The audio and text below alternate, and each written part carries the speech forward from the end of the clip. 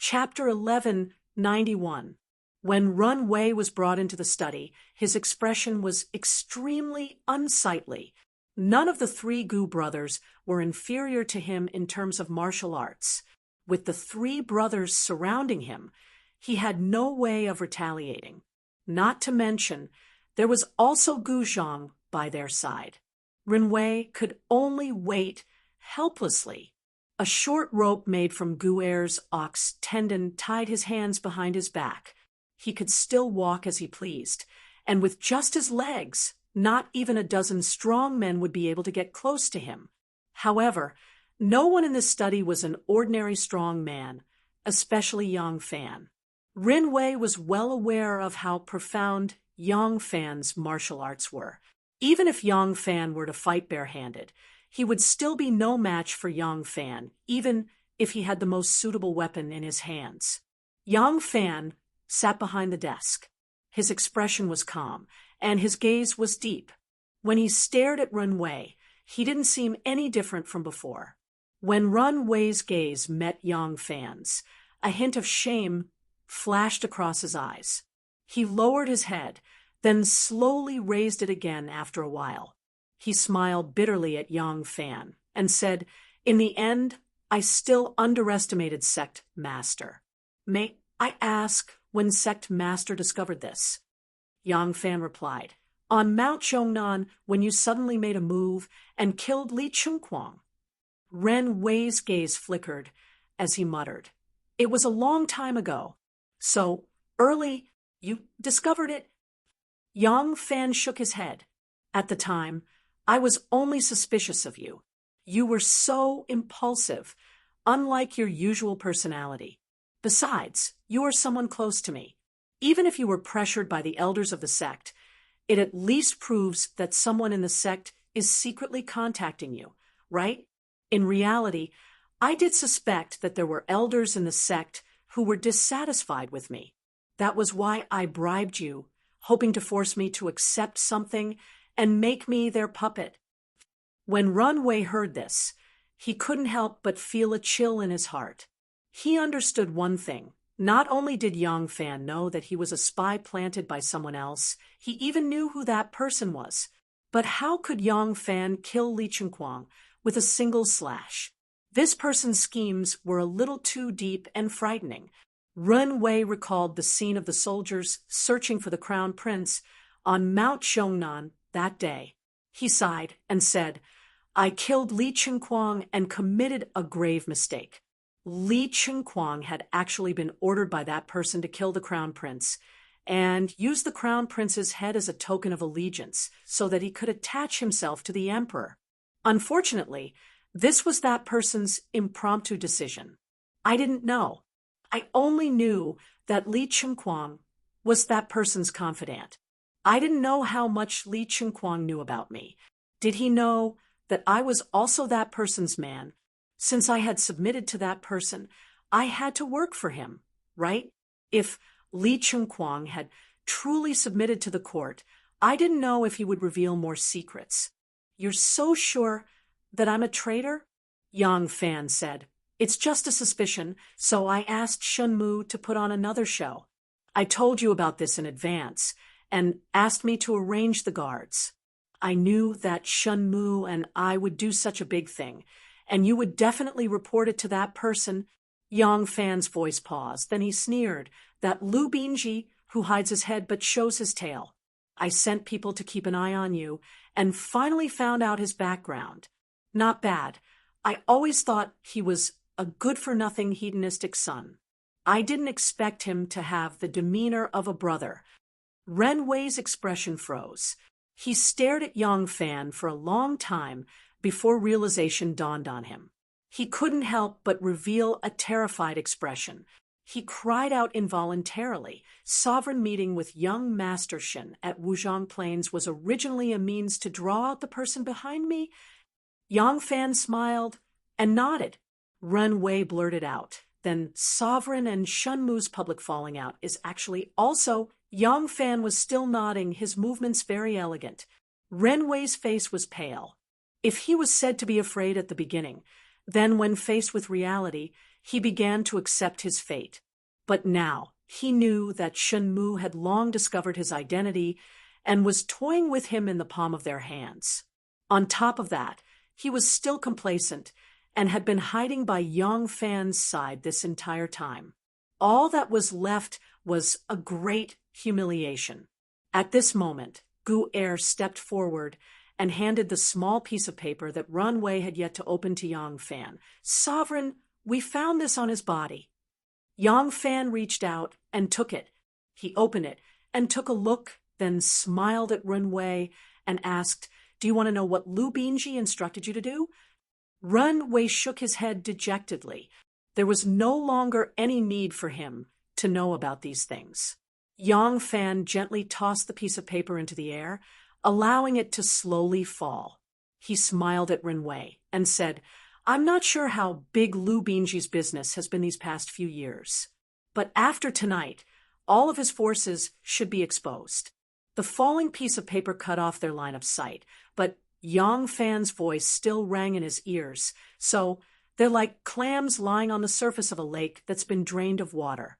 All I have to do is pick them up one by one in advance. Ren Wei closed his eyes in pain. He could hear Yang Fan asking, "Why did you betray me? What did Lu Binji promise you?" Ren Wei shut his mouth tightly and shook his head vigorously.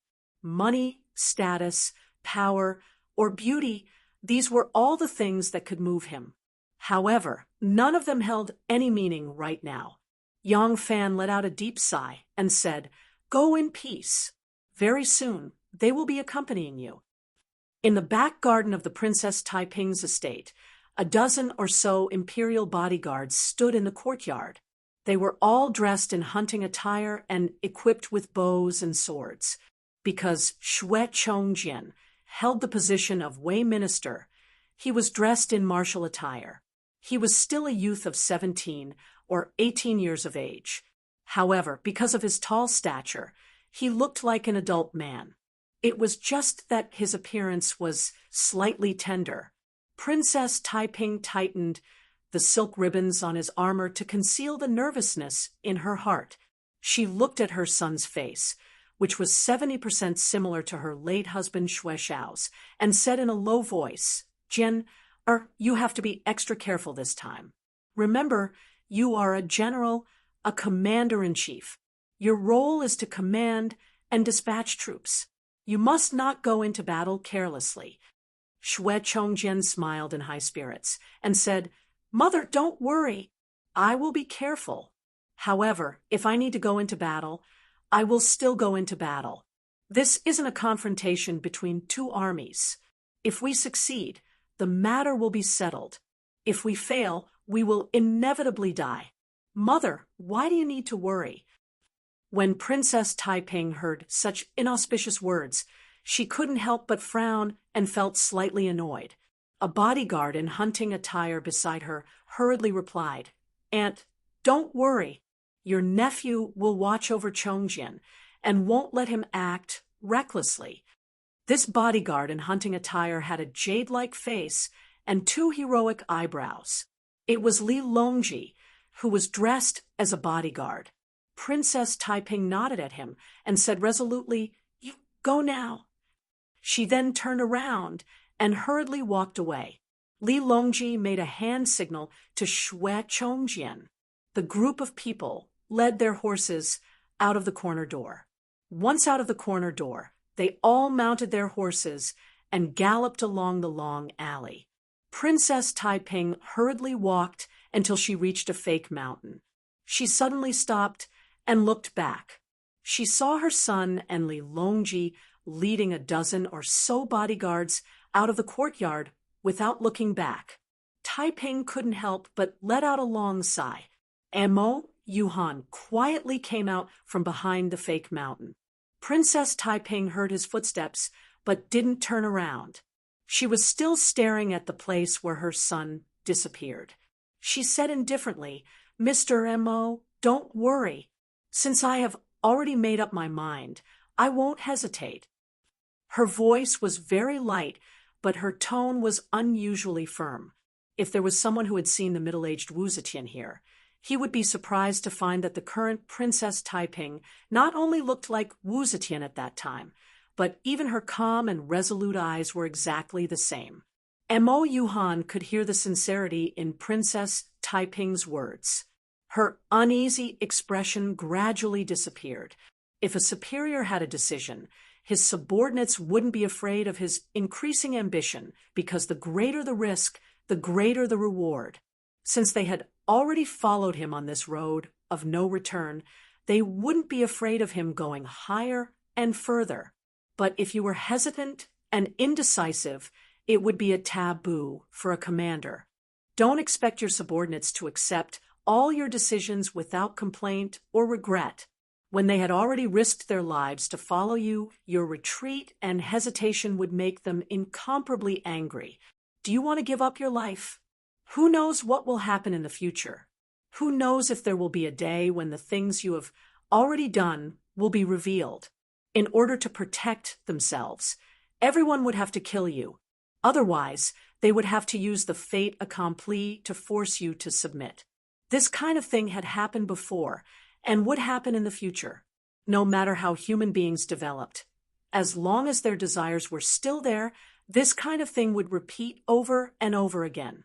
Perhaps the form would change, but the essence would never change. Li Longji and his group were all disguised as Xue Chongjian's bodyguards.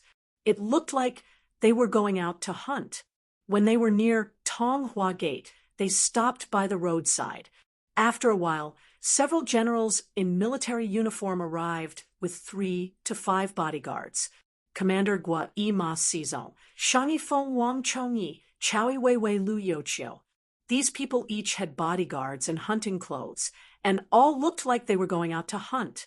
These people were all like-minded friends that Xue Chongjian had made in the name of Li Longji. It was almost dusk, and Tonghua Gate was located to the east of the palace. Although there were few shops around, it was not a place where the common people lived. Merchants and travelers did not come and go through this gate, so the streets were very deserted. They all knew what they were going to do today. They were all rather nervous, but they also found it hard to restrain their longing and excitement. Seeing that everyone was present, Li Longji pulled his wide-brimmed hat back to his brow and whispered, "Let's go." Chow Weiwei whispered, "Wait, Royal Prince, have you reported such an important matter to the Prince of Xiang?" Li Longji glanced in the direction of the Prince of Xiang's estate and whispered, "We are doing this to serve the country. If we fail, we can just die for the country. There's no need to implicate my father. Moreover, my father is kind and has a gentle personality. If we report it today, it will be fine if father approves, but if he disapproves, it won't be good." Everyone nodded and left the Tonghua sect with Li Longji. After leaving Tonghua Gate, they rode along the official road for around 5. Li, seeing that there was no one else on the road, they suddenly turned their horses and charged north into the wilderness. They took a circuitous route for around 10 li, their horses drenched in sweat. When they arrived at an elm grove near the Imperial Army's camp, they saw 3 people and 3 horses waiting at the foot of the grove. The person at the front was Yang Fan, and behind him were Li Ida and Wang Maozhong. Chapter 1192. Li Longji stopped his horse from a distance and dismounted. He quickly walked towards Yang Fan, cupped his fists, and greeted, "Great General!" Yang Fan smiled and cupped his hands. "Your Highness, was the journey smooth?" Seeing Yang Fan's extremely calm expression, Li Longji miraculously calmed down. He nodded at Yang Fan, and his smile became much more relaxed. Yang Fan said cheerfully, "All right, let's go to the Forbidden Court now." The political power in the imperial court had been purged by the Zetian dynasty and Li Xianchao, and was now cleaner than ever. The Wei faction was outshining the rest, and Li Longji had no support at all. Under such circumstances, Yang Fan and Li Longji had no choice but to be cautious. Today was the day of the coup, and very few people knew about it beforehand. There were dozens of them, and they were too obvious a target to enter the barracks. If they attracted the attention of others, the coup would probably be aborted. However, as the leader of the coup, Li Longji couldn't leave the barracks. Given the current communication conditions, he couldn't remotely control them. Therefore, they chose the Imperial Gardens supervisor as the former enemy command center of the coup. The Imperial Gardens supervisor was stationed at the north of the palace, and there was only one non-military organization among them, the Imperial Gardens supervisor. There were hundreds of gardeners in the Imperial Gardens supervisor who were responsible for the maintenance of the flowers and plants in the royal gardens and palace. The Imperial Gardens supervisor was located close to the north wall of the palace, and on its left and right were the barracks of the Imperial Gardens supervisor and the Imperial Gardens supervisor. The name of the Imperial Gardens supervisor was Zhong Xiaojing, who had long been bribed by Xue Chongjian. However, his official position was too low, and he couldn't play any other role in this coup. His biggest role was to provide a safe and convenient command center for Li Longji. Therefore, even he didn't know about today's coup. The Imperial Gardens supervisor's gardener often saw Xue Chongjian drinking with Supervisor Zhong.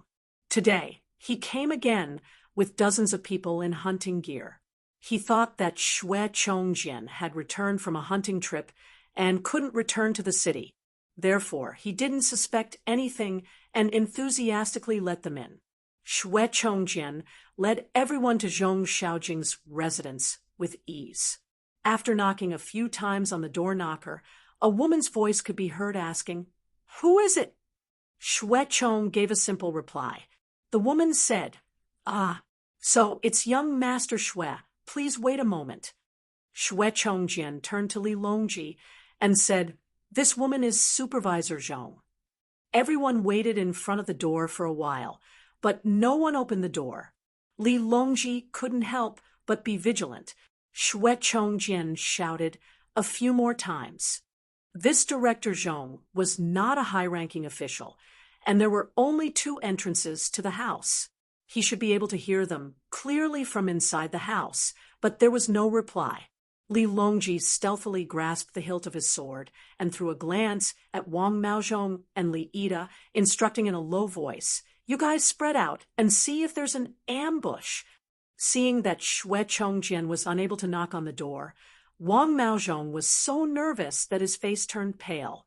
As soon as he heard Li Longji's order, he immediately gestured to Li Ida and led a few people to scatter in all directions. Pretending to be calm, he secretly observed the situation. Li and said, "Li Xue Longji, Fan and Li Longji glanced at the gardeners who were strolling around the forbidden garden and said in a low voice, "That won't do. There are still a few hours before we make our move. There are several hundred people in this forbidden garden. Once someone notices that something is wrong, we won't be able to control so many people." Xue Chongjian cursed, "That old Zhong. What is he up to?" In the main hall of the Zhong residence, Zhong Xiaojing is standing upright with his forehead drenched in cold sweat. At this juncture, he is afraid. His heart is indeed on Li Tang's side. In addition to Xue Chongjian's friendship with him, he has the mentality of a gentleman dying for a bosom friend. In addition, he also has the desire to bestow his wife and son to him. Hence, he agreed to serve the Prince of Linzi. However, he did not know that today is the day of the crisis. He also did not know that his residence will be under the command of the King of Linzi and was not mentally prepared. Just now, when Madame came to report the news, Zhong Xiaojing hurriedly went to the front hall and peeked through the crack of the door. Looking at the attire and expressions of the people outside, he knew that the day has finally come. Once the door is opened, he will be on the same boat as the Prince of Siam. Thinking about the consequences of failure, especially with the example of Crown Prince Li Zhongjuan's failed rebellion, Zhong Xiaojing suddenly felt an inexplicable panic. He is only a lowly official in charge of the gardens, and is responsible for taking care of the flowers and grasses. How can he remain calm when faced with such a major event? For a moment, Zhong Xiaojing's heart was in turmoil, and he could not make up his mind. Zhong Xiaojing's wife, Madame Su, has always been deeply in love with her husband. She did not hide the fact that her husband is seeking refuge with the king of Linzi. Looking at her husband's expression, she understood that the king of Linzi is going to start a rebellion tonight. Seeing her husband's unwillingness to make up his mind, Madame Su went to him and gently called out, "Husband!" Ah! Zhong Xiaojing regained his senses and looked at his wife in a daze. Madame Su solemnly explained, "Husband has an agreement with the king of Lin Zi. Even if you turn them away today, if they fail, do you think that husband can escape death? Even if you sacrifice yourself for the country, the deities will secretly protect you. At this point, husband must not hesitate any longer." Listening to his wife's advice, Zhong Xiaojing carefully thought about it and agreed with her reasoning. Actually, from the day he agreed to serve the king of Linzi, he is already on the same boat as the Prince of Xiang and can no longer leave. Zhong Xiaojing gritted his teeth and affirmed, "Wife is right. Your husband will go and welcome the prince." Outside the courtyard, Li Longji and the rest have been waiting for Zhong Xiaojing for a long time. Knowing that something unexpected has happened, they are stuck in a dilemma. Not to mention Xue Chongjian, Lu Youqiu, and the rest. Even Li Longji's face is somewhat pale. Even the usually calm and composed young fan could not help but frown, thinking to himself, could it be that this is an unfavorable start, and before the rebellion can be launched, the halberds will sink into the sand? At this moment, the door bolt clanged loudly, and the courtyard doors opened. Standing at the entrance, Zhong Xiaojing squeezed out a smile and loudly exclaimed, "Ah, I am taking a bath. Sorry for making young Master Xue wait. Please, please, please come in." This group of people has been standing at the entrance for a long time, and many of the gardeners have started to notice them. Some of them are even whispering to each other. Now that Director Zhong personally came out to welcome them, these people's suspicions were dispelled, and they dispersed. Li Longji secretly heaved a sigh of relief and hurriedly instructed a guard beside him, "Go and call Ida and Mao Shong back." He then followed Xue Chongjian into the courtyard. Zhong Xiaojing's house has only 2 entrances, and the courtyard is not small. In the spacious courtyard, there are chickens and ducks and a few plots of vegetables, giving the atmosphere of the countryside. After the courtyard doors are closed, Xue Chongjian reported to Zhong Xiaojing, "Director Zhong, our uprising will take place tonight. This is the Prince of Linzi. Hurry up and pay your respects." Zhong Xiaojing saw a handsome young man dressed like a guard nodding and smiling at him. He hurriedly kneeled on the ground and greeted, "Zhong Xiaojing pays his respects to your Royal Highness." Looking at his expression, Li Longji can tell that the bathing is just an excuse. However, this is a matter of life and death, and it is normal for him to be conflicted. Since he is willing to open the door, it means that he is ultimately on his side. Therefore, Li Longji didn't expose him. He just went forward to help him up and comforted him. Director Zhong is loyal to the country and has a high sense of righteousness. Our Li family will never forget your loyalty. If we succeed, we will definitely reward you generously. Zhong Xiaojing also knows that the reason he gave earlier is not very credible. Moreover, Li Longji's words are sincere, and without any intention of deceiving him. Zhong Xiaojing felt ashamed and did not dare to continue the conversation. He passionately invited everyone into the courtyard. Just as Li Longji was about to follow Zhong Xiaojing into the courtyard, Li Ida suddenly barged in with a few guards. Seeing Li Longji, he reported, "Royal Prince, Wang Maozhong is missing."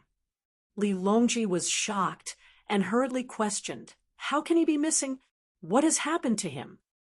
Li Ida's expression is a little strange. He stammered. Someone saw him just now. He led a horse and quietly left the Forbidden Park supervisor's gates. What? Shui Chongjian, Zhong Xiaojing, and the others paled. Shui Chongjian anxiously tugged on Li Longji's sleeve and said in fear, "This is bad. Sen Lang, let's go." Li Longji was dragged 2 steps away by him. Suddenly, he grabbed the other's wrist and stood firmly in place. Shui Chongjian anxiously asked, "San Lang, what are you doing?" Li Longji's brows furrowed, and he lightly shook his head. "We can't leave." Shui Chongjian stamped his feet. "Why can't we leave? If we don't leave now, when Wang Maozhong leads House Wei's troops here, we won't be able to live." Zhong Xiaojing was so frightened that his teeth chattered. He said in a trembling voice, "Yes, yes. Since they haven't arrived yet, Royal Prince, you should leave quickly. Oh, this one also has to leave with Royal Prince. Wife, quickly pack up your belongings." Li Longji said, solemnly, "House Wei won't come to capture us." Lu Yoqiu asked in bewilderment, "How can Royal Prince be so sure?" Li Longji said, "Wang Maozhong is a servant of my residence and has served me since he was young. I know him best. He doesn't have any ulterior motives, but he's as timid as a mouse. If I'm not mistaken, he's running for his life because Director Zhong opened the door a little late and thought that something had happened." Li Longji laughed bitterly. "If he stays, we'll have one more helper. If he escapes, we'll just lose a pair of fists.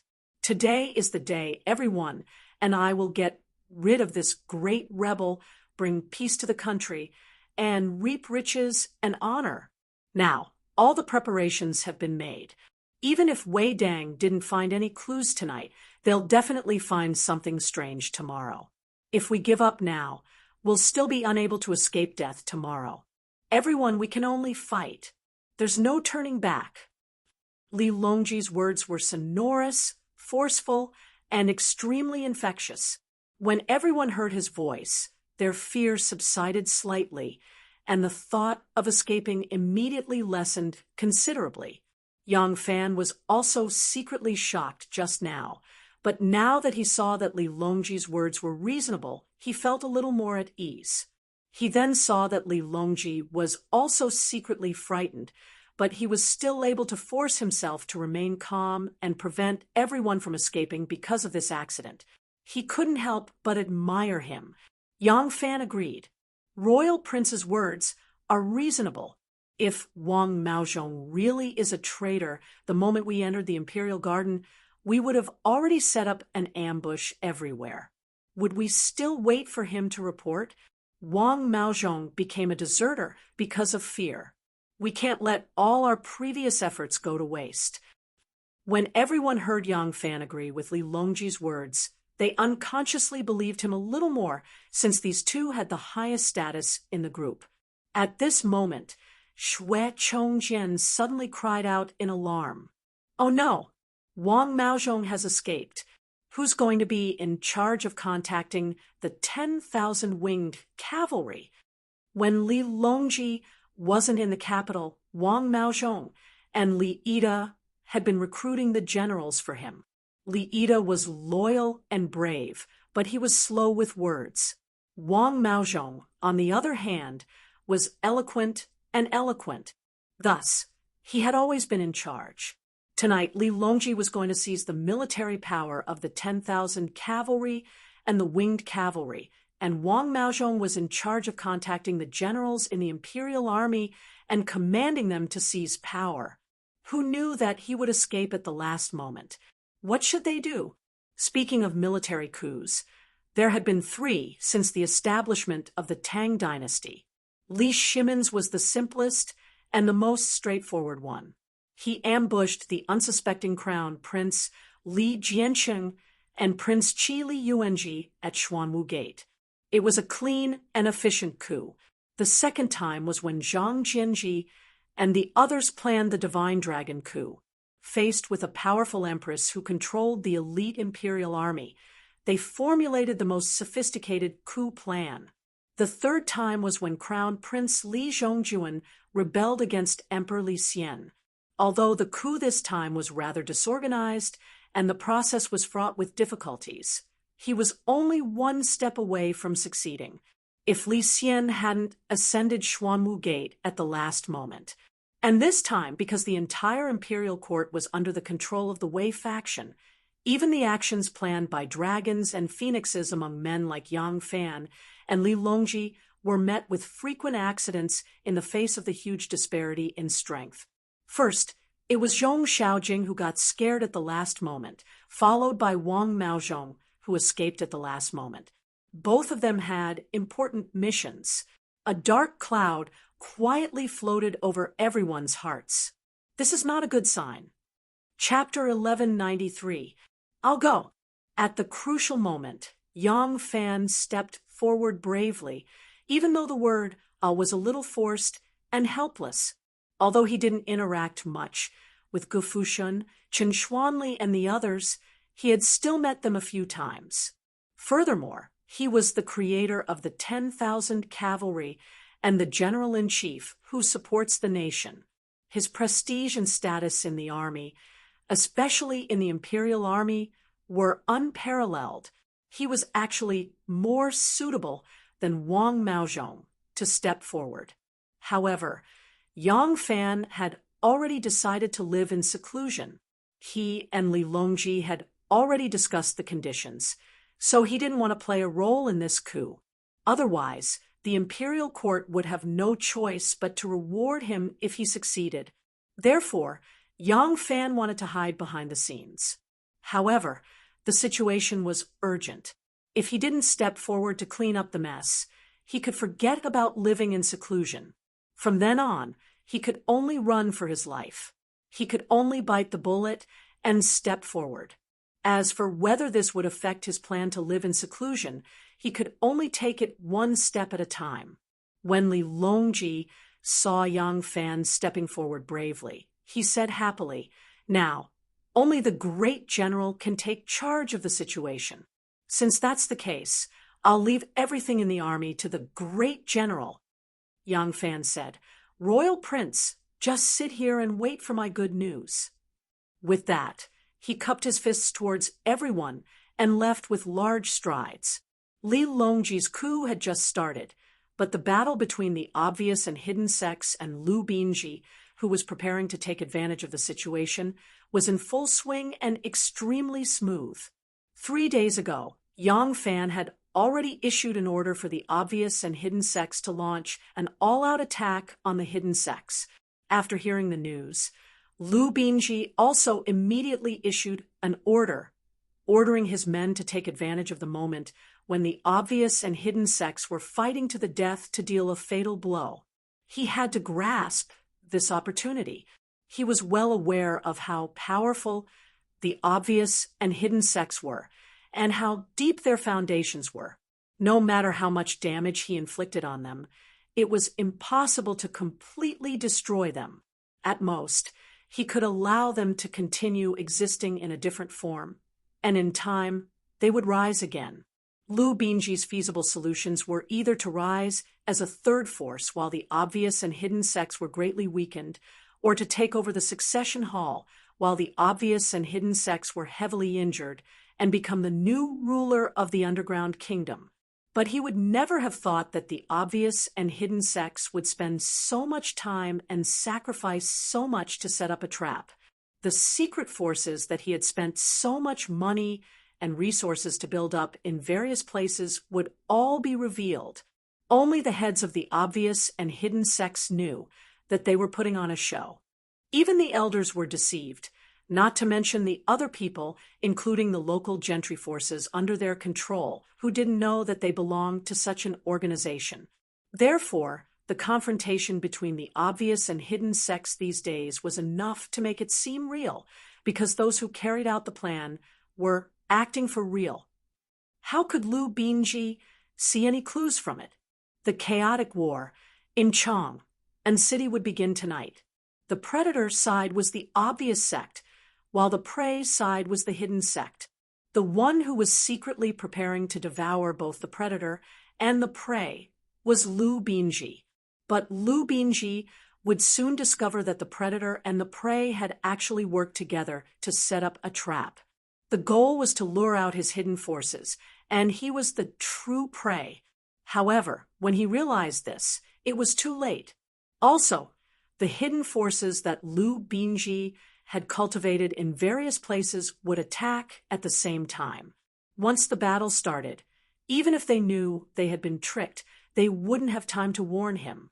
In the enormous Chong, a city that was as orderly as a chessboard, countless chess pieces started to act according to the tasks that their superiors had set for them.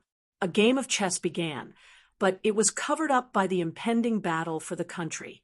The teams of the obvious sect that were in charge of the operation finally opened a brocade bag, according to the orders of their superiors.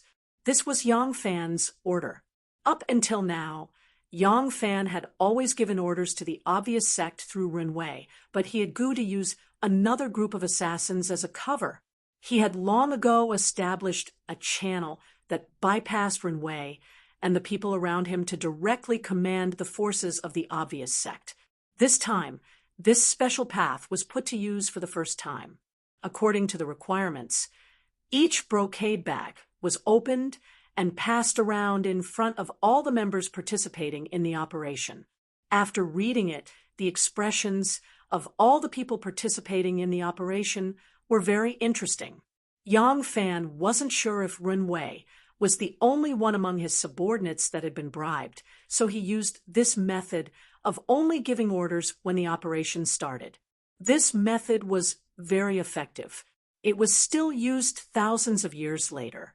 This way, even if there were people in the obvious sect that had been bribed by Lu Binji, they would not be able to ruin the plan. In reality, there weren't many people under Yang Fan that had been bribed. More accurately, there was only Ren Wei. The people that had caused the conflict between the two sects were just being used by others. They didn't even know who was using them or what their goal was. Lu Binji's return this time could be said to be full of schemes. He was very careful in his actions. If he bribed too many people, if someone betrayed him or refused to be bribed, he could only eliminate them, and it would be hard to keep the secret. Also, his goal was to cause conflict between the obvious and hidden sects and reap the benefits without doing anything. He didn't want to overthrow the obvious sect and usurp power. The difference in fighting meant that he didn't need to take a great risk to bribe too many people. The people of the obvious sect looked at the sect master's plan. While they felt strange, they still strictly followed the sect master's orders and started to act. They attacked the members of the hidden sect that they had confirmed beforehand, and Shun Mu strictly carried out his promise to Yang Fan, fully cooperate. Caught off guard, the hidden sect suffered heavy losses. Lu Binji's people followed the time and place that Ren Wei provided and patiently hid at the side, playing the role of the Oriole. When the Mantis and Cicada's side suffered a crushing defeat, and the other side won a Pyrrhic victory, they excitedly jumped out. Then, they discovered to their shock that the people who had suffered a crushing defeat and the Pyrrhic victory suddenly became lively. The people who were limping suddenly moved, as though they were flying. The people who were on the verge of collapse suddenly became lively, and the people who had fallen to the ground suddenly came back to life. They had all jumped into the trap of death. In front of the flying mount camp, a junior colonel was anxiously waiting and occasionally looked into the distance. He was Gu Fushan's trusted aide and had been sent to receive Wang Maozhong. Seeing that the sky was getting darker and darker, and that it was hard to see anything more than 100 steps away, but Wang Maozhong was still nowhere to be seen, this junior colonel was burning with anxiety. Just at this time, Yang Fan walked over from the other side. This junior colonel didn't think that someone would come from the direction of the Imperial Gardens and jumped in fright when he heard the footsteps. He hurriedly turned around and saw that it was the person who had seen his general with Wang Maozhong. He hurriedly went forward and asked, "Where is Sir Wang?" Yang Fan said, Wang Maozhong did not come for some reason, so I went to see General Gu. The order that the junior colonel had received was to receive Wang Maozhong into the camp. Gu Fushun had repeatedly reminded him not to make any mistakes. Now that Wang Maozhong was nowhere to be seen, and the other side had changed people, he couldn't help but hesitate. Yang Fan said, "What are you hesitating for? Just bring me there. Once General Gu sees me, he will understand everything. I am only one person. Are you afraid that something will go wrong?" The junior colonel had seen Yang Fan come with Wang Maozhong. After a moment's thought, he had no choice but to agree and bring Yang Fan into the camp. Gu Fushun was also waiting anxiously, because he had something on his mind. He hadn't eaten much of his dinner. The junior colonel shouted from outside, "General!" Gu Fushun, who had been sitting there all this time, jumped up and dashed to the door. Lifting the tent flap, he grumbled, "Why did you only—" As soon as he saw Yang Fan, Gu Fushun was stunned and couldn't continue. How could Yang Fan tell the truth and disturb the morale of the army? He smiled slightly and said, "This is an important matter.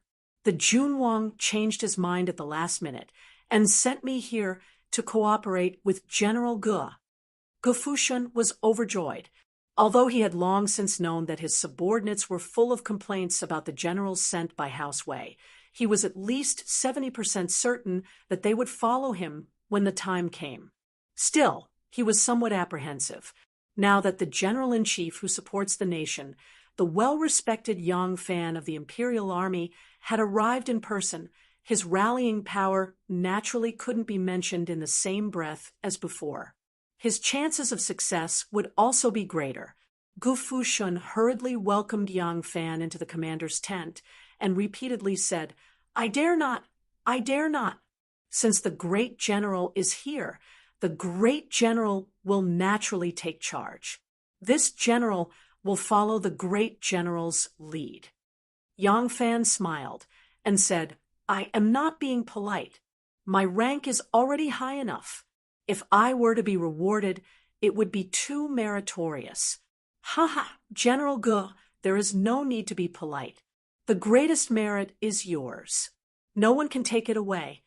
Yang Fan talked cheerfully and wittily. Gu Fushun's nervous mood also relaxed. When he heard that Yang Fan didn't want to compete with him for merit, he was even more grateful. Yang Fan entered the tent and sat down. He asked, "How are the preparations over here?" Speaking of this operation, Yang Fan was also helpless. In the previous two coups, he was a participant in one and a resistor in the other. Therefore, he was very familiar with the inside story. In both coups, a large number of high-ranking generals participated and civil officials cooperated in the planning. Now, the situation was very different. The Wei clique had already taken control of all the important positions. Not a single civil official in the imperial court had participated. Yang Fan's greatest reliance was the 10,000 cavalry. However, because the middle and lower ranking officers of the 10,000 cavalry were his former subordinates, after Empress Wei established the winged cavalry, some of the important missions were transferred to the winged cavalry. He also exchanged some of the 10,000 cavalry with the winged cavalry officers. If Yang Fan wanted to take action now, he couldn't do it without the cooperation of these winged cavalry officers. However, it was precisely because the entire Yulin Royal Guards was a mix of good and bad people that many of the middle and lower ranking officers hadn't been clearly roped in beforehand. Therefore, he couldn't be sure that they would definitely participate in the coup. Now, Yang Fan could only rely on the control these middle and high-ranking officers had over the army and the resentment that the soldiers of the three armies had towards the incompetent generals sent by the Wei family for bullying and humiliating them. Only at the moment of the uprising could he announce the coup. There were undoubtedly many variables, and the risks were extremely high. After Zhong Xiaojing's wavering and Wang Maozhong's absconding, Even Yang Fan didn't dare to be so optimistic about the future. Gu Fushun said in a low voice, "Apart from me, Generals Chen Xuanli and Xiong Mingwei's trusted aides, the soldiers of the three armies are still unaware of this matter. This general intends to go kill a few of the Wei family's Yulin royal guards tonight before calling the three armies to revolt." Yang Fan nodded and said, "What a good plan to catch bandits. First capture the ringleader. When the time comes, this general will go with you." Chapter 1194. Yang Fan and Gu Fushun were sitting under the tent. Just one more watch, and they would raise their sharp knives and charge into the tent to take the general's head. If they succeed, they would be bestowed the title of Marquis and Prime Minister. If they fail, their families would be destroyed. At this time, it was clear that they were not in the mood to talk about romance. However, if they did not talk about this, the two men sitting opposite each other became a very boring thing, especially at this time of extreme psychological torture. Yang Fan saw that Gu Fushun was fidgeting restlessly, his huge buttocks twisting and turning, causing the stool under his buttocks to creak. He could not help but ask with a smile, "Somewhat nervous?" Gu Fushun's rough face showed a trace of embarrassment. He spat on the ground to hide his embarrassment and said with an embarrassed smile, "I have been in the army for more than 20 years. From a soldier to today, I have fought hundreds of battles on the battlefield. I have taken at least 100 lives. I did not expect that I would be so nervous today. I really have no prospects." Yang Fan said with a smile, "General Gu is certainly not afraid of death. However, if this matter fails, not only will you lose your own life, you will also implicate your family. This is very different from dying on the battlefield. It is normal for you to be a little uneasy." Gu Fushun saw that Yang Fan was calm and composed. He could not help but praise, "Great General is indeed great General. Although in terms of age, Great General is younger than me, but Great General's ability to be calm and composed is something that I cannot compare to." Yang Fan smiled faintly and thought, "If I had not made arrangements for my family, I am afraid I would be sitting on pins and needles like you." He sighed and subconsciously looked in the direction of the palace. There was a part of his concern there. After today's matter, he had fulfilled his wish for the country. After making arrangements for the future of his comrades, he could go far away from Jianghu hand in hand with her. After a moment of silence, the two of them closed their eyes and rested. On the second watch, the sound of the clapper had just sounded. Gu Fushun's body shook, and he suddenly opened his eyes. He saw Yang Fan sitting cross-legged on the ground with his hands gently placed beside his legs. His breathing was deep, and he was motionless. Gu Fushun felt ashamed and closed his eyes again. At a quarter to the second watch, Yang Fan suddenly opened his eyes, and Gu Fushun opened his eyes almost at the same time. Their eyes met, and both of them stood up. Gu Fushun said solemnly, "The time has come. Great General, let's move." Yang Fan said, "How do you plan to begin?" Gu Fushun replied, "Naturally, we will lead our personal guards and charge into the main camp with Chen Xuanli, Xiong Mingshan, and Li Xianfu." Yang Fan said, "This plan isn't feasible. Once we make a move, we'll alarm the entire army. The flying cavalry battalion will have to fight to the death first. Once the news is leaked, the palace will know about it and make preparations in advance. Our chances of success will be slim." Gu Fushun was stunned. "Then what does the Great General mean?" Yang Fan said, "I've thought about it just now. Given your status and the flying cavalry battalion's usual situation, as long as we can enter the main camp, taking the heads of Weibo, and the other two will be as easy as taking something out of our pockets. Why do we need to go to war?" Yang Fan hung his saber at his waist and said in a carefree manner, "Let's go." Gu Fushun hurriedly made some adjustments and instructed someone to inform Chen Xuanli and the rest of the changes in the plan. Then he gave Yang Fan a set of imperial bodyguards' clothes and boldly rushed to the main camp. Halt! Who's there? When the soldiers guarding the main gate saw people coming from afar, they immediately raised their spears and shouted. When they saw Gu Fushun walking over under the moonlight with an imperial bodyguard, they hurriedly greeted, "Commander Gu, it's already so late. Why aren't you sleeping?" Gu Fushun coughed and said, "I have something to report to General Wei Bo." A platoon commander was surprised and said, "At this time? I'm afraid General Wei is already asleep. Does Commander Gu have something urgent to report?" Gu Fushun's face darkened, and he reprimanded, "Do I need to report anything to you?" The platoon commander didn't dare to contradict him and awkwardly retreated to the side. Gu Fushun snorted coldly and walked past with his head held high. Yang Fan followed suit. The platoon commander gloomily said to himself, "I'm just afraid you'll go at the wrong time and be taught a lesson by General Wei. Seriously, why do you have such a bad temper?" The residences in the main camp were also arranged in rows. However, Wei Bo and the other important generals' residences were located in the officers' quarters. The high-ranking generals all had their own residences with front and back courtyards. This was the Imperial Army's main camp, so there was naturally no need for security inside. As a result, the two of them didn't see a single soldier along the way. When Gu Fushun arrived at Wei Bo's residence, he originally wanted to climb over the wall and enter.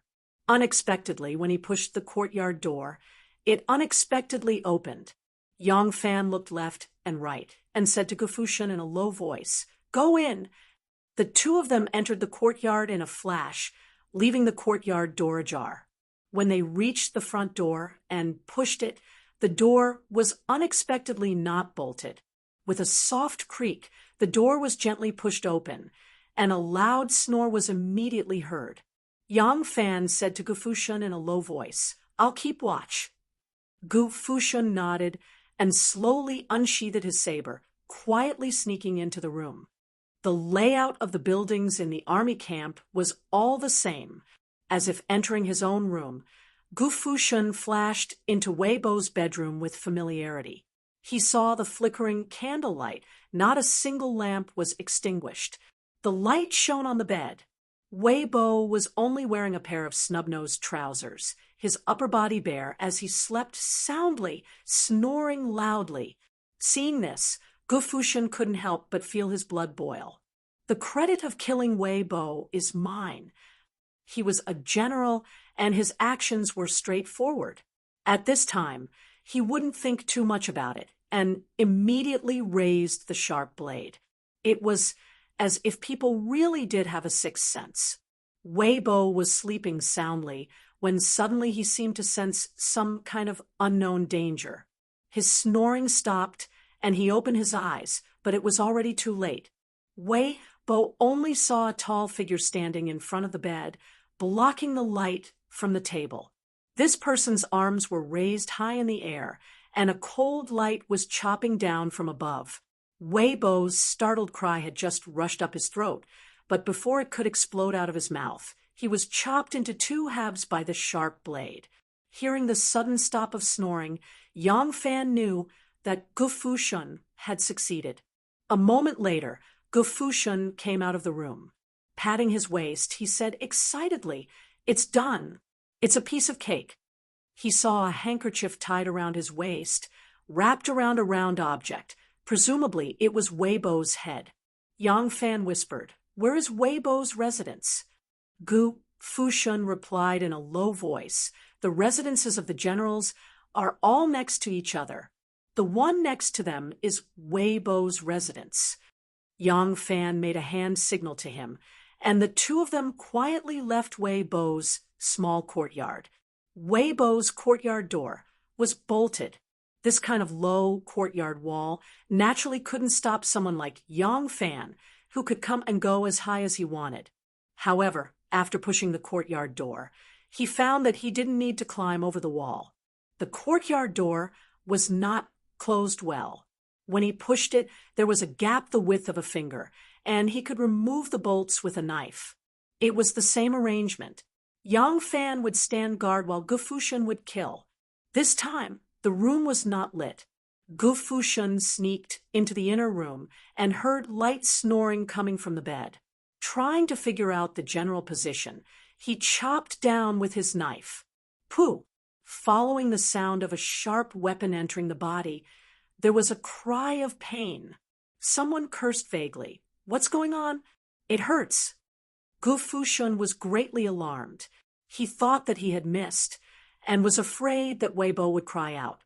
He immediately pounced forward, the knife in his hand chopping down viciously. Ugh! With a muffled grunt, the cursing turned into a soft groan. Gu Fushun pulled out his knife and stabbed again. After stabbing 6 or 7 times in succession, he finally stopped with a head full of cold sweat. He panted heavily in the dark for a long time before he finally found a table and used a match to light a lamp. He moved the bed to take a look and couldn't help but spit. Bad luck! No wonder he had missed. There was more than one person on the bed. Lying on the outer side was a young man with delicate features. He was completely naked, had fair skin, a slender waist, and narrow buttocks. His head had already been separated from his body. Because the knife had been too fast, this person's expression was very serene, and he was still in a sleeping posture. However, when contrasted with the pool of blood on the bed, it looked somewhat frightening and strange. On the inner side of the bed was Wei Zhuo. Wei Zhuo was also completely naked. Gu Fushun's knife had pierced through the young man's body and pierced through his chest. The previous few stabs had also pierced through the young man's body and pierced into his body. His chest and abdomen were a bloody mess. Wei Zhuo's eyes were wide open in anger, and his face was filled with horror. He was already dead. There was a knife wound on his cheek. The wound was not deep, but it was dripping with blood. It was likely that Gu Fushun's knife had also cut his cheek when he chopped off Qing's head. In the army, there were soldiers with delicate features and delicate features. Often, they would be played by veterans or their superiors. Gu Fushun had been in the army for a long time and was no stranger to this kind of thing. He just didn't expect Wei Zhuo to have this kind of hobby. Even though he had killed Wei Zhuo, Gu Fushun was already drenched in cold sweat. He hurriedly pulled out his sharp knife and chopped off Wei Zhuo's head. He wiped the blood on the bed and wrapped it in the sweat towel around his waist before leaving in a hurry. Seeing him come out, Yang Fan couldn't help but frown. "What took you so long?" Gu Fushun smiled bitterly. "There was an accident. Grand General, don't worry, it has already been resolved." Hearing this, Yang Fan didn't ask any more questions. Following Wei Zhuo's lead, the two of them once again rushed towards Gao Cheng's residence. Gao Cheng was Empress Wei's nephew. This person had always been addicted to alcohol. Today, he was completely drunk. Not to mention that Gu Fushun was extremely careful when he sneaked in. Even if he boldly barged in, lit the lamp, and helped Gao Cheng position himself in the most suitable position to receive a knife, Gao Cheng still wouldn't wake up. Gu Fushun very smoothly chopped off Gao Cheng's head. Wrapping the 3 heads together in a sweat towel, he slung it over his shoulder and slipped into the courtyard like a melon thief. Seeing that he had succeeded again, Yang Fan was also delighted. "Come, let's go to the commander's tent and beat the drums to gather the generals." After obtaining the heads of Wei Bo and the other 2, Gu Fushun no longer had a higher position than him in the Flying Mount Battalion. Instantly, his courage grew, and he and Yang Fan headed straight for the commander's tent. The commander's tent naturally had soldiers on duty. At this moment, Gu Fushun had revealed his true intentions and naturally did not hold back. He was a flying Mount Lang general, and if he insisted on barging into the commander's tent, those soldiers didn't dare to use force and could only helplessly let him pass. But these soldiers also didn't dare to take responsibility and could only send someone to inform Weibo. How could they know that Weibo's head was currently in Gu Fushun's hands? Gu Fushun barged into the commander's tent under the illumination of the torches. He took a look at the painting of a fierce tiger descending the mountain behind the commander's desk. He threw the cloth wrapping the 3 heads under the commander's desk with a thud. He shouted to the soldiers on duty who had followed him into the commander's tent, "Go, beat the drums to gather the generals." The soldiers in the Middle Army were directly under Wei. Weibo had always been strict in managing the army and frequently used torture. Who would dare to carelessly listen to other people's orders? A platoon commander braced himself and said to Gu Fushun, "General Gu, this lowly officer doesn't dare to obey." Gu Fushun snorted and said, "I know you don't dare, so I won't make things difficult for you. I'll do it myself." Gu Fushun rushed to the tent and took down a pair of drumsticks from the drum stand. With a dong sound, he struck the drum, which was as tall as a man. Bam, bam, bam. Gu Fushun finished beating the drums. He paused for a moment, then suddenly changed the rhythm and started beating the charging drum. Those commanders who heard the sound and rushed over looked at each other in dismay. They didn't understand what kind of madness General Gu was going through. The drums had to be beaten 3 times in a row. After 3 rounds, those who did not arrive within the time limit would be beheaded. But there had never been anyone who beat the drums 1 time and then beat the charging drum right after. The rhythm of the 2 was different. Those who had been in the army for a long time could tell the difference. Someone thought to himself, "I heard General Gu hasn't been very successful lately. General Weibo is going to transfer him out of the Imperial Army very soon. Could it be that he is too depressed and has lost his mind?"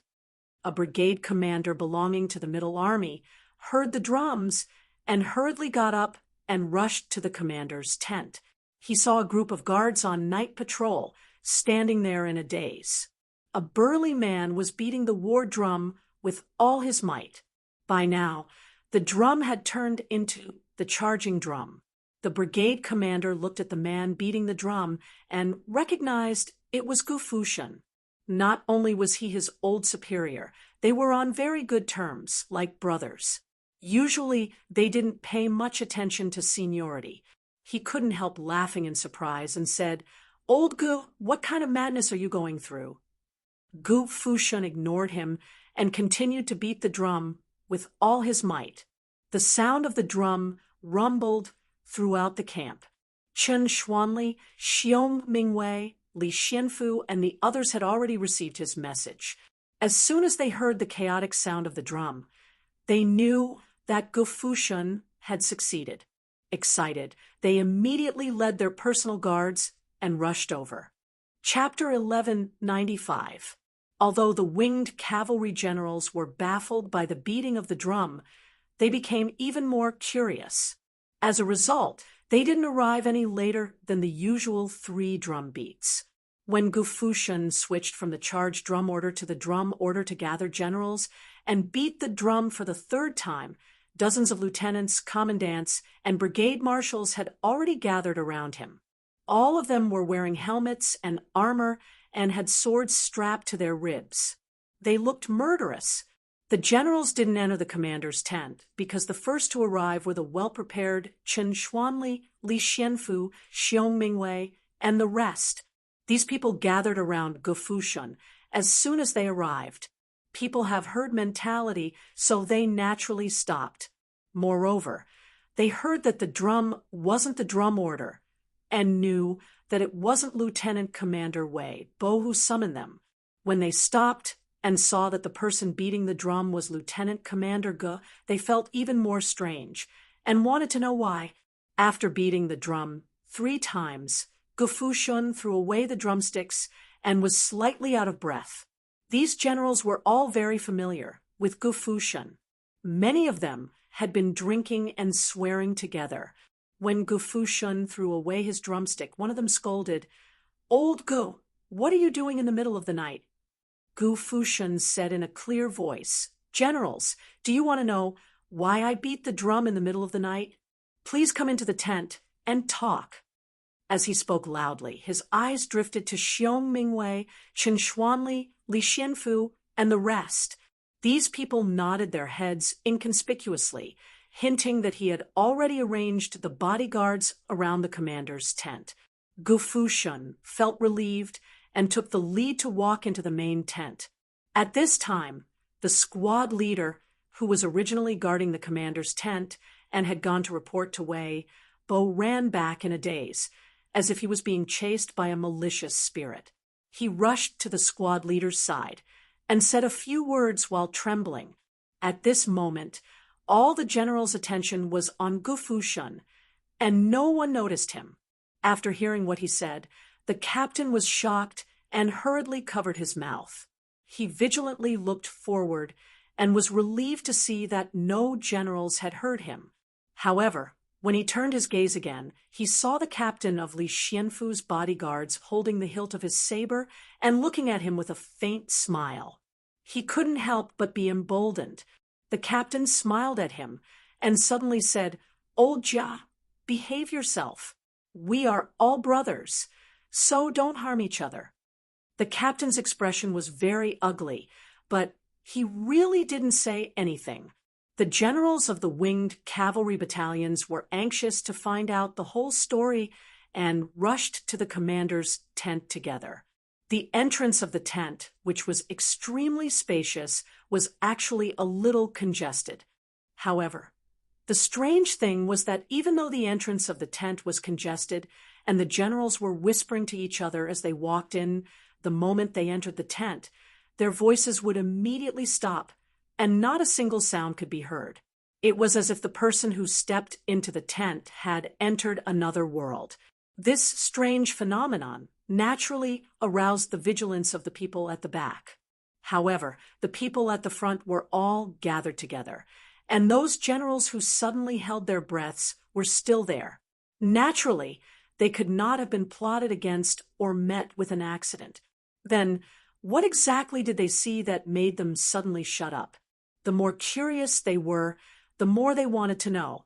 The people behind them squeezed forward even more. But as soon as they had reached the front, they stood silent, like those who had entered the tent before them. Gradually, all the generals entered the commander's tent. However, they didn't stand solemnly on the left and right as usual. Instead, they huddled together and stared straight at the table. They saw Commander-in-Chief Wei Bo, Wei Zhuo, and Gao Chong, the two deputy generals. The three winged cavalry commanders appeared uniformly on the table. One of them glared angrily, one was startled, and the last one had his eyes closed and was sleeping peacefully. However, there were only their heads, only 3 heads. They were not standing behind the table, but were placed on top of it. Behind the table, there was a huge painting of a ferocious tiger descending the mountain. It was a majestic and gorgeous tiger with a vigorous tail that was like a hook in the sky. The tiger's head was huge, and its eyes were wide open. It seemed to be glaring at the 3 heads on the table, and its fangs were sharp and awe-inspiring. Below the tiger stood a young man in a military uniform. His eyes were bright like stars, and there was a smile on his lips. With his hands clasped behind his back, he stood calmly behind the table. Although there were dozens of generals in the tent and 3 bloody heads on the table, he was calm and composed, as if he was admiring plum blossoms in the snow. Although he was only wearing a military uniform made of coarse cloth, his graceful bearing and disdainful demeanor outshone all the domineering generals in armor and helmets. It was as if he was naturally above everyone else since he was here. All the high-ranking generals in the winged cavalry camp recognized him. He was the general-in-chief who supports the nation in the Tang dynasty, Yang Fan. Today, I am the one who gathered all the generals. Yang Fan opened his mouth to speak. He was the general-in-chief who supports the nation and the commander-in-chief of the 3 armies of the Tang dynasty. Naturally, he was qualified to do so. Yang Fan continued, "All of you are generals of the Tang dynasty and receive the salary of the Tang dynasty. You should be loyal to the Tang dynasty. Today, the Wei family is monopolizing power and holding the young lord hostage. All of us are willing to serve Prince Linzi as the commander-in-chief. In the name of His Royal Highness, Prince Xiang, we will mobilize the imperial guards and restore Li Tang's rule. This is the duty of our soldiers. Will all of you obey?" The winged cavalry was led by Wei Bo, Wei Shuo, and Gao Chong. The 10,000 cavalry was led by Wei Xian, Wei Jie, and Wu Yanxiu. All of them were controlled by members of the Wei family. However, Yang Fan was not worried about the 10,000 cavalry. With Chu Kuanga, Huang Xuchang, Ma Qiao, and other valiant generals, as well as Su Liang and Lu Maofeng, the outcome of the battle could be determined. Yang Fan was worried about the winged cavalry.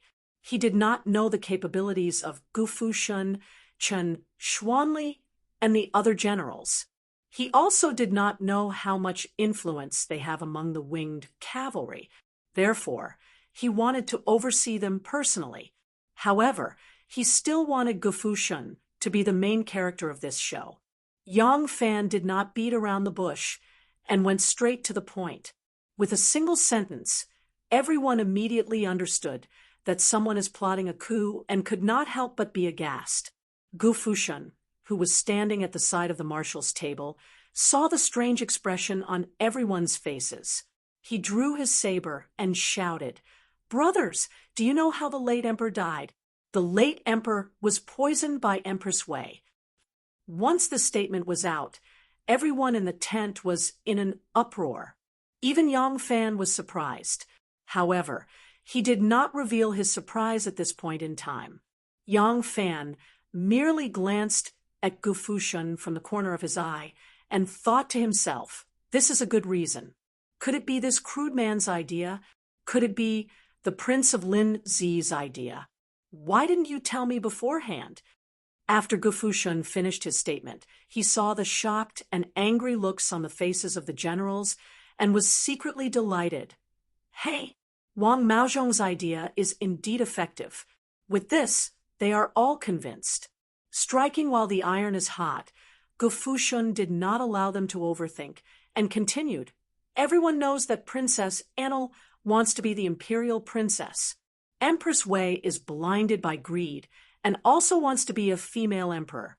These women, instead of serving their husbands and giving birth to children, they want to create chaos in the world.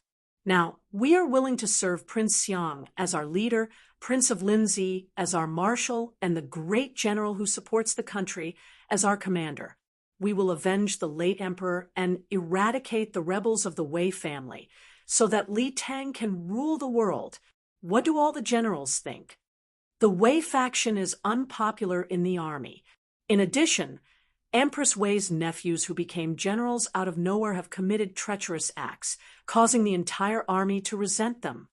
Now that the bloody heads of Wei Bo, Wei Shuo, and Gao Chong are on the table, the winged cavalry generals could not help but be tempted. However, taking this step is a matter of life and death.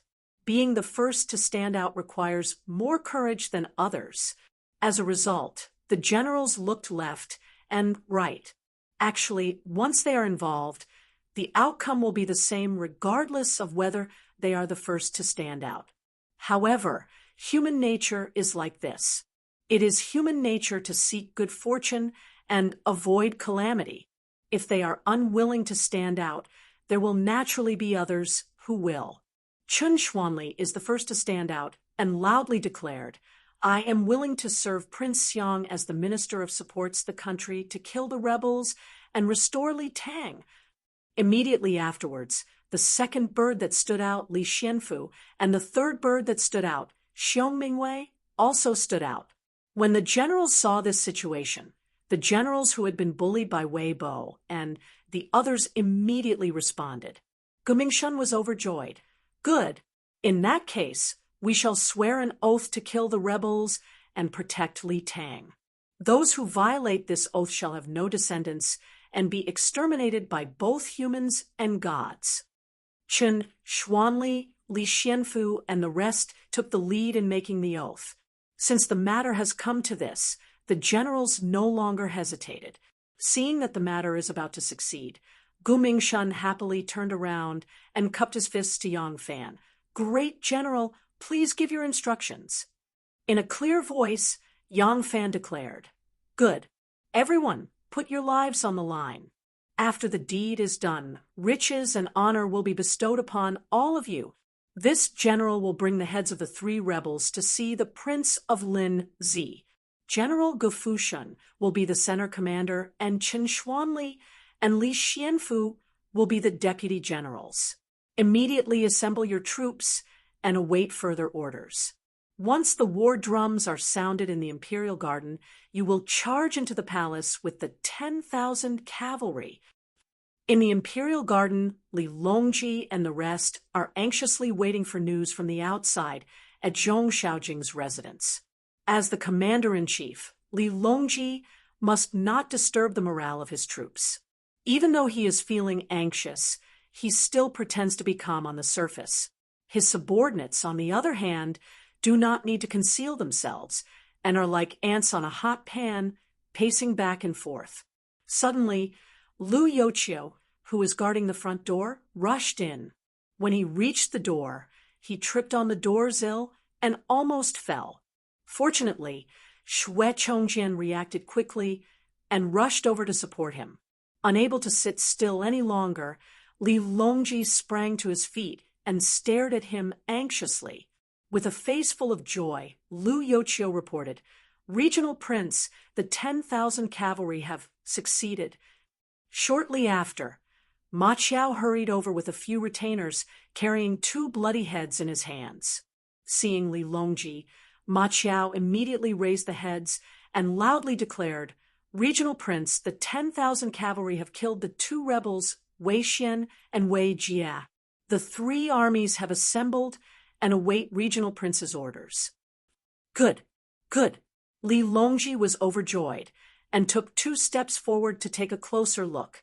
Recognizing Wei Xian and Wei Jia's appearances, he could not help but burst into laughter. Li Longji faced the sky and laughed twice. Suddenly, his laughter stopped, and he asked anxiously, Where is Wu Yanxiu? Did he escape? Ma Qiao hurriedly assured, Regional Prince, do not worry. Wu Yanxiu did not escape. She is not in the army tonight. Wei Jia told me that Wu Yanxiu secretly entered the palace tonight and is fooling around with Princess Annal. Chapter 1196. Li Longji was relieved when he heard that the news hadn't been leaked. Even though there was still no news from the winged cavalry, Run Baqian already had the tens of thousands of them under his control. As such, he felt much more relaxed.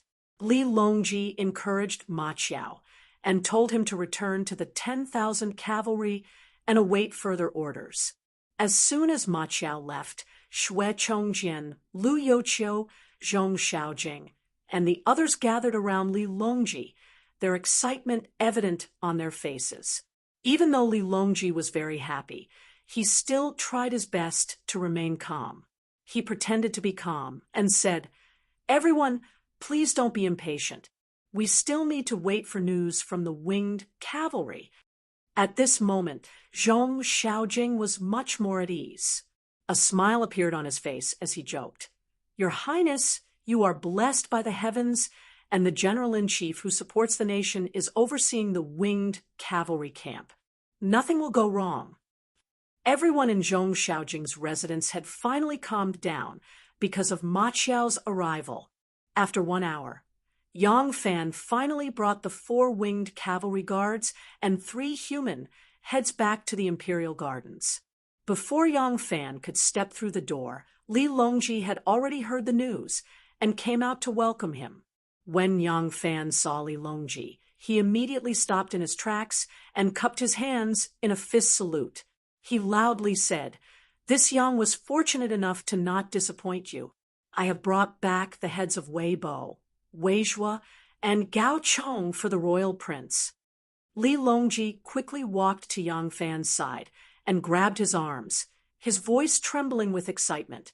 "Good, good, good. Great General, we've finally succeeded." Yang Fan smiled and said, "It's done. Now, we only need to wait for the regional king's command before we can send out the troops. How are things going on with the 10,000 cavalry?" Li Longji said repeatedly, "It went smoothly. Everything went smoothly. The 10,000 cavalry have already succeeded." When Yang Fan saw Li Longji's excited face, he reminded him, "Royal Prince, time is of the essence. Quickly give the order." Li Longji was reminded by Yang Fan's words. He quickly turned around and said, "Ma Xizong, beat the drums." "No, I'll do it myself." Li Longji rushed forward and picked up the drumsticks. Standing in front of the drum, he slowly raised his right arm and suddenly stopped. He took a deep breath and saw his chest slowly bulging. He swung his right arm down forcefully. Dong, dong, dong, dong, dong, dong. The rapid beating of the drums pierced through the quiet night sky and rapidly spread into the distance. In the flying cavalry camp, Gufushun heard the beating of the war drums coming from the imperial garden. He unsheathed his saber with a chung sound and shouted, "Everyone, today is the day to make contributions. We will kill our way into the city and kill the Wei clique, no matter if they are men or women, old or young, as long as they are taller than a horsewhip. We will kill them all without mercy. Charge!" Gufushun led his troops and took the lead in charging towards the palace. According to the plan, the Flying Mount Battalion would be responsible for attacking Xuanda Gate and entering the Taiji Palace from the East Palace.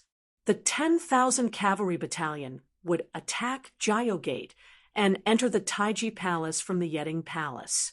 The reason for this arrangement was that the palace was not the same as before. Due to the death of the late emperor, he had not yet been buried. The mourning hall was located in the palace, so there was 1,000 bull guard in charge of guarding the mourning hall. At the critical moment, this 1,000 bull guard could very well become a variable in the coup. Moreover, even though Xuanwu Gate was under the control of the 10,000 cavalry, Yang Fan had learned from the failure of the Crown Prince's rebellion. In order to prevent Empress Wei from escaping with the young emperor, he and Li Longji led these 100 elites to enter through Xuanwu Gate. After the flying cavalry and 10,000 cavalry successfully entered the Taiji Palace, the flying cavalry loudly shouted the signal at Lingyan Pavilion. Li Longji, who was stationed at Xuanwu Gate, heard the news and immediately rushed over to join them. This way, the three routes formed a triangle. The emperor's resting palace, Ganlu Hall, was at the center of these three routes. This way, Empress Wei could not escape. Ganlu Hall was originally the resting palace of the emperor, but even though Li Zhongmao had ascended to the throne, he could only live in the East Palace. According to Empress Wei, the late emperor died in the empress's resting palace, Lizheng Hall. If she stayed in Lizheng Hall, she would often think of him and be too sad, damaging her phoenix body. As a result, she moved into Ganlu Hall.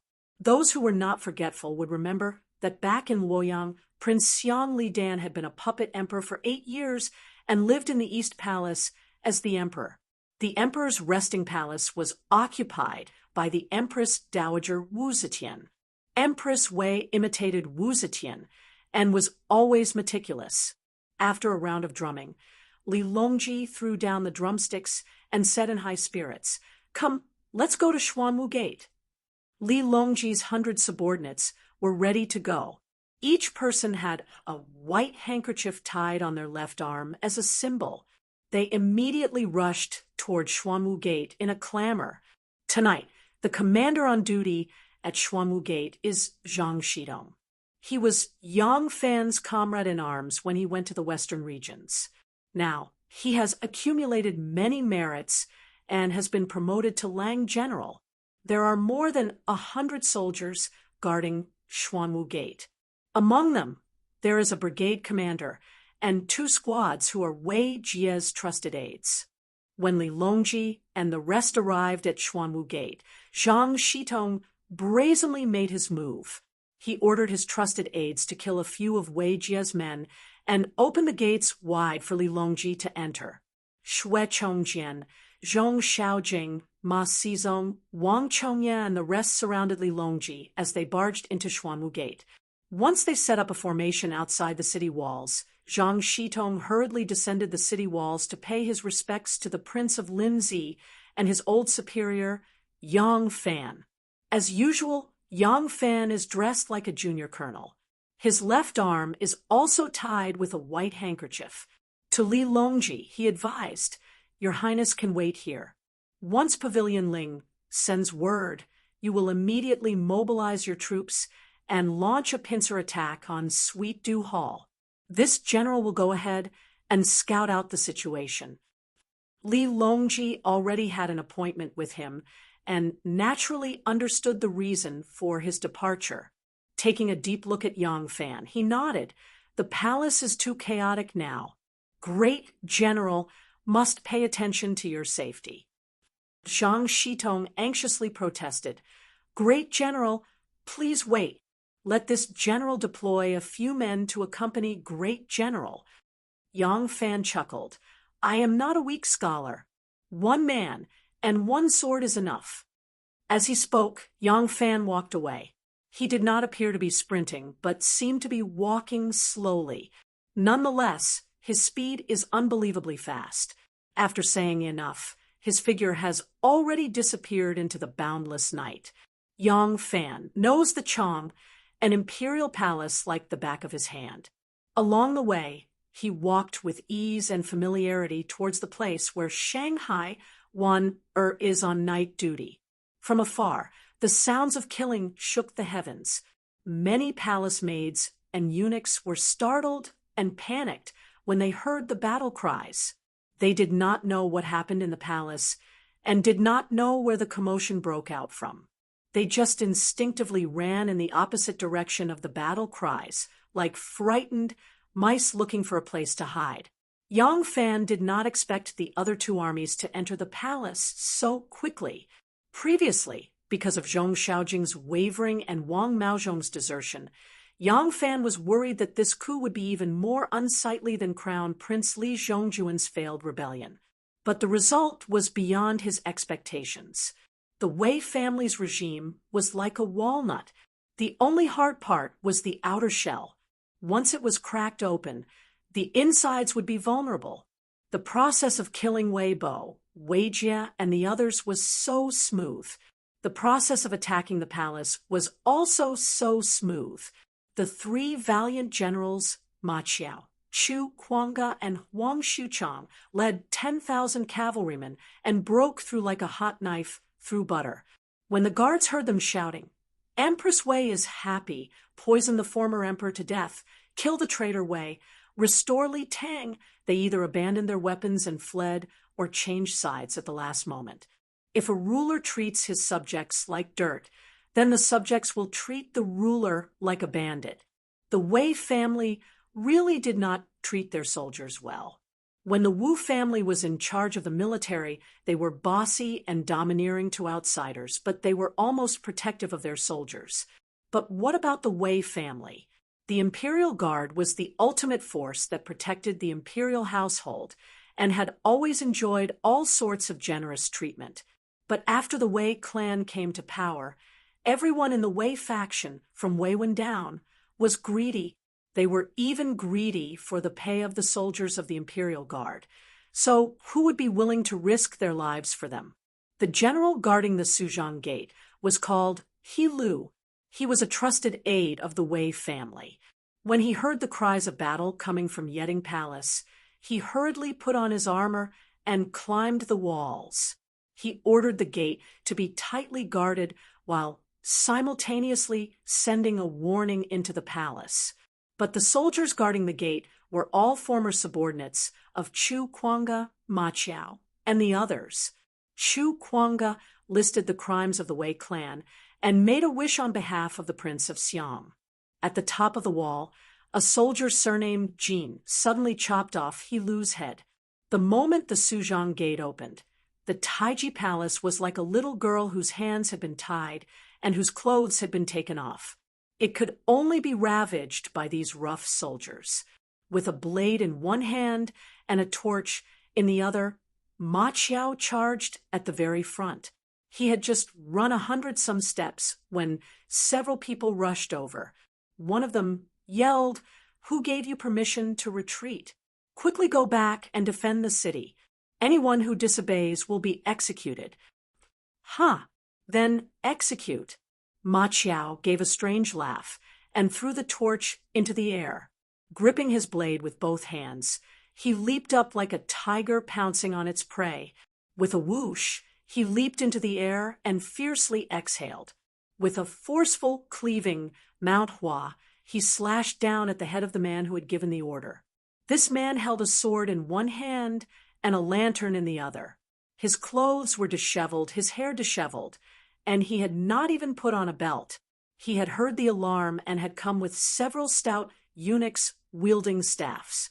They were just about to rush to the Suzhong gate to supervise the battle. When he saw a group of people rushing over, he thought that the defenders had escaped. The Suzhong gate was one of the palace gates leading into Taiji Palace. The walls were extremely high, and the palace gates were thick and heavy. Even if the defenders did not move and allowed them to attack, it would not be a matter of time for the people outside to rush in. How could they break in so quickly? Therefore, he instinctively thought that the newcomers were routed soldiers. He did not expect that these routed soldiers would actually dare to fight with him. He saw the man pouncing down from the sky like an eagle swooping down from the void. The sharp blade in his hand turned into a shadow, carrying with it a sharp whistle. He was so frightened that he gave a strange cry and raised his sword to meet the attack. The blade was light and agile. How could it collide with the edge of the blade? Moreover, Ma Qiao was holding the blade with both hands. His strength was great, and his momentum was heavy. In his haste, the man could only raise his sword with one arm to block. With a crack, the scabbard tilted. In the midst of a miserable cry, 4 fingers, and the sheathed sword fell to the ground. Before the sword fell to the ground, the saber had already smashed the sword away and cleaved squarely on the top of the man's head. Ma Qiao had learned superior saber techniques from Yang Fan, so his saber technique was extremely brilliant. The saber went all the way to the man's chest and was stuck by his sternum. A large head was cleaved in half by Ma Qiao's saber. The fat eunuchs following behind the man were stunned at first when they saw this scene. Then they let out a few sharp howls, threw away their rods, and ran away. As they ran, they screamed, "The prince consort is dead! The prince consort is dead!" At this time, Chu Kuanga and Huang Xuchang led their men to catch up. They lit a torch and illuminated the scene. Although the man with disheveled clothes and disheveled hair had been split in half from his brow to his chest, and there was a lot of blood splashed on his face, they could still see the 2 halves of his face. Chu Kuanga cried out, "Ah, it's Wu Yanxiu! Brother Qiao, you killed Wu Yanxiu. You've done a great service." It turned out that the first palace after entering Suzhong Gate was by Fu Hall. Princess Anna was currently living here. Wu Yanxiu had entered the palace tonight to make love with his wife and then stayed in the palace. Although this was against the rules, no one dared to control him. After hearing the alarm, Wu Yanxiu hurried to Suzhong Gate to supervise the battle. She didn't expect that she would be killed by Ma Qiao's saber. As soon as Ma Qiao heard that Wu Yanxiu had died to his saber, he couldn't help but laugh. Huang Xuchang enviously called out, "You've already taken the lead. You're not allowed to fight with me for the next one." Having said that, He exerted strength in his legs and rushed to the front. Chapter 1197. The place where Li Xian's coffin was placed was the Divine Dragon Hall. The Divine Dragon Hall was to the left of the Hall of Dew, but because of the size of the palace, it was 3 or 4 li away. There were about 400 soldiers of the 1,000 Ox Guard stationed here. In the palace, this could be considered an extremely powerful force. These 400 people were the ceremonial guards of the Son of Heaven's mourning hall, but the weapons they used were all real, just wrapped in a layer of white silk. Thus, once they entered battle, they would be of great use. After Gu Fushun, Chen Xuanli, Li Xianfu, and the others entered the palace from the Xuanda sect, the greatest test they had to face was this ceremonial guard that guarded the Son of Heaven's coffin, the 1,000 Ox Guard. Gu Fushun killed his way in, and it was even smoother than Chu Kuanga and Ma Qiao's group. Along the way, they almost didn't encounter any decent resistance. Occasionally, they would fight, but it wasn't because the palace guards were sincerely protecting their master, but because they didn't know where to run and instinctively fought back. This kind of sporadic resistance naturally couldn't stop Gu Fushun's group. They didn't stop until they reached the Divine Dragon Hall. Here, they encountered the 400,000 Ox Guard that had already assembled. Seeing that the 1,000 Ox Guard was in a tight formation, Gu Fushun immediately stopped his men from moving. The two sides were separated by nearly 20 paces, forming a tight formation. Sabers and spears were raised, and the atmosphere was extremely tense. It seemed like a fight could break out at any moment. Gu Fushun took 5 steps forward with his saber and shouted, "Empress Wei," and Enlu, in order to be the Empress Dowager, and Empress Dowager brazenly poisoned Emperor Xian to death. My 10,000 cavalry and flying cavalry, under the orders of His Highness the Prince of Xiang, who assists the government, want to kill the Wei faction. Your 1,000 Ox Guard is in charge of the Imperial Saber and attendants, and you are the Emperor's personal army. Now that the Son of Heaven has died, are you willing to join us in killing the rebel and protecting Li Tang, or are you going to defy the heavens?" Gu Fushun's words immediately caused an uproar among the 1,000 Ox Guard. The soldiers of the 1,000 Ox Guard didn't know if Gu Fushun's words were true or false, but after the Son of Heaven's sudden death, there was much criticism among the people. Hearing Gu Fushun's words, they couldn't help but somewhat believe him. If it was just based on Gu Fushun's words, even if they half believed and half doubted him, it would not immediately destroy their morale. But what was worse was that they were guarding the emperor's coffin and had just provoked a bellyful of anger. Organizing the emperor's funeral was a lucrative job. The people of the Wei family would not let go of such a good opportunity. This matter was taken over by the brother-in-law of Empress Wei's nephew, Wei Bo. The ceremonial soldier was guarding the coffin in the palace. He was also in charge of the food and lodging. Not only did he not deliver the 3 meals on time, making the soldiers' stomachs rumble with hunger. Furthermore, the food was often cold. Today, he was even more excessive. He actually sent some leftovers that had been eaten by others without even heating them up. How could the soldiers of the 1,000 Ox Guard endure this? They began to make a ruckus, but they were humiliated by the royal relative who had nothing to fear. Due to the other party's power, they could do nothing. However, this hatred continued to accumulate in their hearts. Now that they heard Gu Fushun say this, new and old hatred immediately surged into their hearts. Gu Fushun saw that his words had caused the hearts of the 1,000 Ox Guard to waver, and their morale to plummet. He couldn't help but be secretly happy. He hurriedly made a gesture with his hand behind his back. Chen Xuanli had known him for a long time and immediately understood when he saw the gesture. He immediately ordered the soldiers to advance. The flying cavalry saber and shield bearers held a saber in one hand and a shield in the other. They used their sabers to strike the surface of the shield rhythmically. With every step they took, they shouted, "Execute the rebel! Protect Li Tang! Execute the rebel! Protect Li Tang!"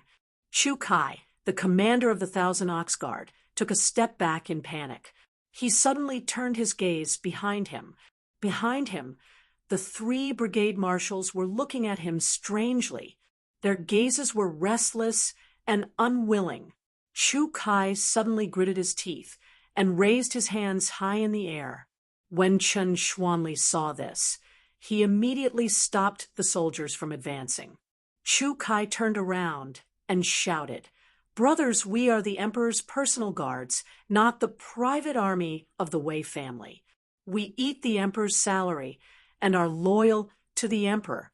I want to rebel with the brothers of the 10,000 cavalry and flying cavalry. What do you say?" The 400 warriors of the 1,000 Ox Guard were silent. A moment later, the 3 brigade marshals suddenly raised their arms and shouted, "Rebel against her! Rebel against her! Rebel against her!" Tonight was destined to be an unforgettable night for Empress Wei. Although she had 2 young and handsome lovers, she had never slept together and played the absurd game of a threesome. But tonight, she called for Ma Qinka and Yang Jun to serve her in bed with some shyness and some apprehension. She finally had a different taste. Emperor, this is the right of an emperor. Empress Wei, who was as soft as mud, lay paralyzed on the bed. She looked at her 2 lovers with seductive eyes. The shyness unique to women had completely disappeared. Madame Wei, was not inferior to Wu Zetian. Everything that Wu Zetian had, she also wanted to have. Wu Zetian had enjoyed too, so she wanted to have Ma and Yang. When Wu Zetian ascended to the throne, she was already in her 60s. She was only in her early 40s. She still had a lot of time to enjoy. She was confident that she could create an even greater glory than Wu Zetian and not let Wu Meinyang monopolize her beauty. Ha, ha, ha. Thinking of her pride, Empress Wei couldn't help but laugh. Yang Jun asked jokingly, "Why is Nyang Yang laughing?" Empress Wei said intimately, "Isn't it because I am being served by you, my enemy, that I am abnormally beautiful? That's why." Before Empress Wei could finish, a eunuch disregarded the order to enter the palace and ran in a panic. With a thud, he knelt on the ground and shouted in panic, "Nyang Nyang, something bad has happened. The palace has changed. The palace has changed." When Empress Wei heard of the palace change, her already limp body somehow found strength and sat up. She asked with a pale face, "Who is rebelling?" The eunuch said in a trembling voice, "Nubi doesn't know. News came from Suzhong Gate that the 10,000 cavalry have rebelled and are attacking the palace gates." Empress Wei finally realized that she was completely naked and quickly pulled over the thin blanket to cover her body. Yang Jun was a martial artist and had great courage. He immediately jumped to the ground, not caring that he was naked. He said urgently, "Nyang Nyang, quickly change your clothes. This subject will protect Nyang Nyang for a while." For a moment, the 3 of them didn't care that there was still a eunuch kneeling on the ground and hurriedly searched for clothes. Empress Wei didn't need the palace maids to serve her. She hastily put on her clothes and really looked ugly. After they had put on their clothes, they were led out of the palace by the eunuch. They saw many of the palace maids and eunuchs in the hall of suite do scurrying around like ants on a hot pan. Empress Wei was furious and was about to curse when she was dragged up by Yang Fan and rushed out of the hall with her feet barely touching the ground. By this time, Suzhong Gate had been breached. Ma Qiao, Chu Kuanga, and the others were attacking by Fu Hall, but the east side was a sheet of silence. Yang Jun made a prompt decision and said, "Nyang Nyang, the 10,000 cavalry rebel army is on the west side. The Shunlong Hall on the east side has 400,000 ox guards. We only need to let them stand guard, and it will be enough to ensure Nyangnyang's safety until the troops to rescue the emperor arrive. Let's go to the Shin Long Hall. What they didn't know was that the direction of the Shinlong Hall was abnormally silent right now was because the 1,000 ox guards had just rebelled and were joining forces with the winged cavalry. They were also acting as the vanguard, attacking Sweet Dew Hall. Yang Jun and Ma Chinka supported Empress Wei and hastily fled. Behind them, many palace maids and eunuchs also chased after them like stray dogs. When they reached a long and spacious courtyard between the Hall of Sweet Dew and the Divine Dragon Hall, suddenly they saw the torches ahead like a dragon, moving swiftly towards them. Machinka was shocked and cried out involuntarily, "Oh no, there are also rebels here." Yang Jun took a closer look. Under the light of the torch, he saw many people wearing mourning belts on their waists and mourning scarves on their heads. The weapons in their hands were also wrapped in white silk. He could not help but was greatly delighted. "It's not a rebellion," he said. "It's the 1,000 ox guards who have come to rescue the emperor." Empress Wei was so frightened by Ma Chinka's words that her face paled and she almost fell to the ground. Hearing Yang Jun's words, her spirits rose again.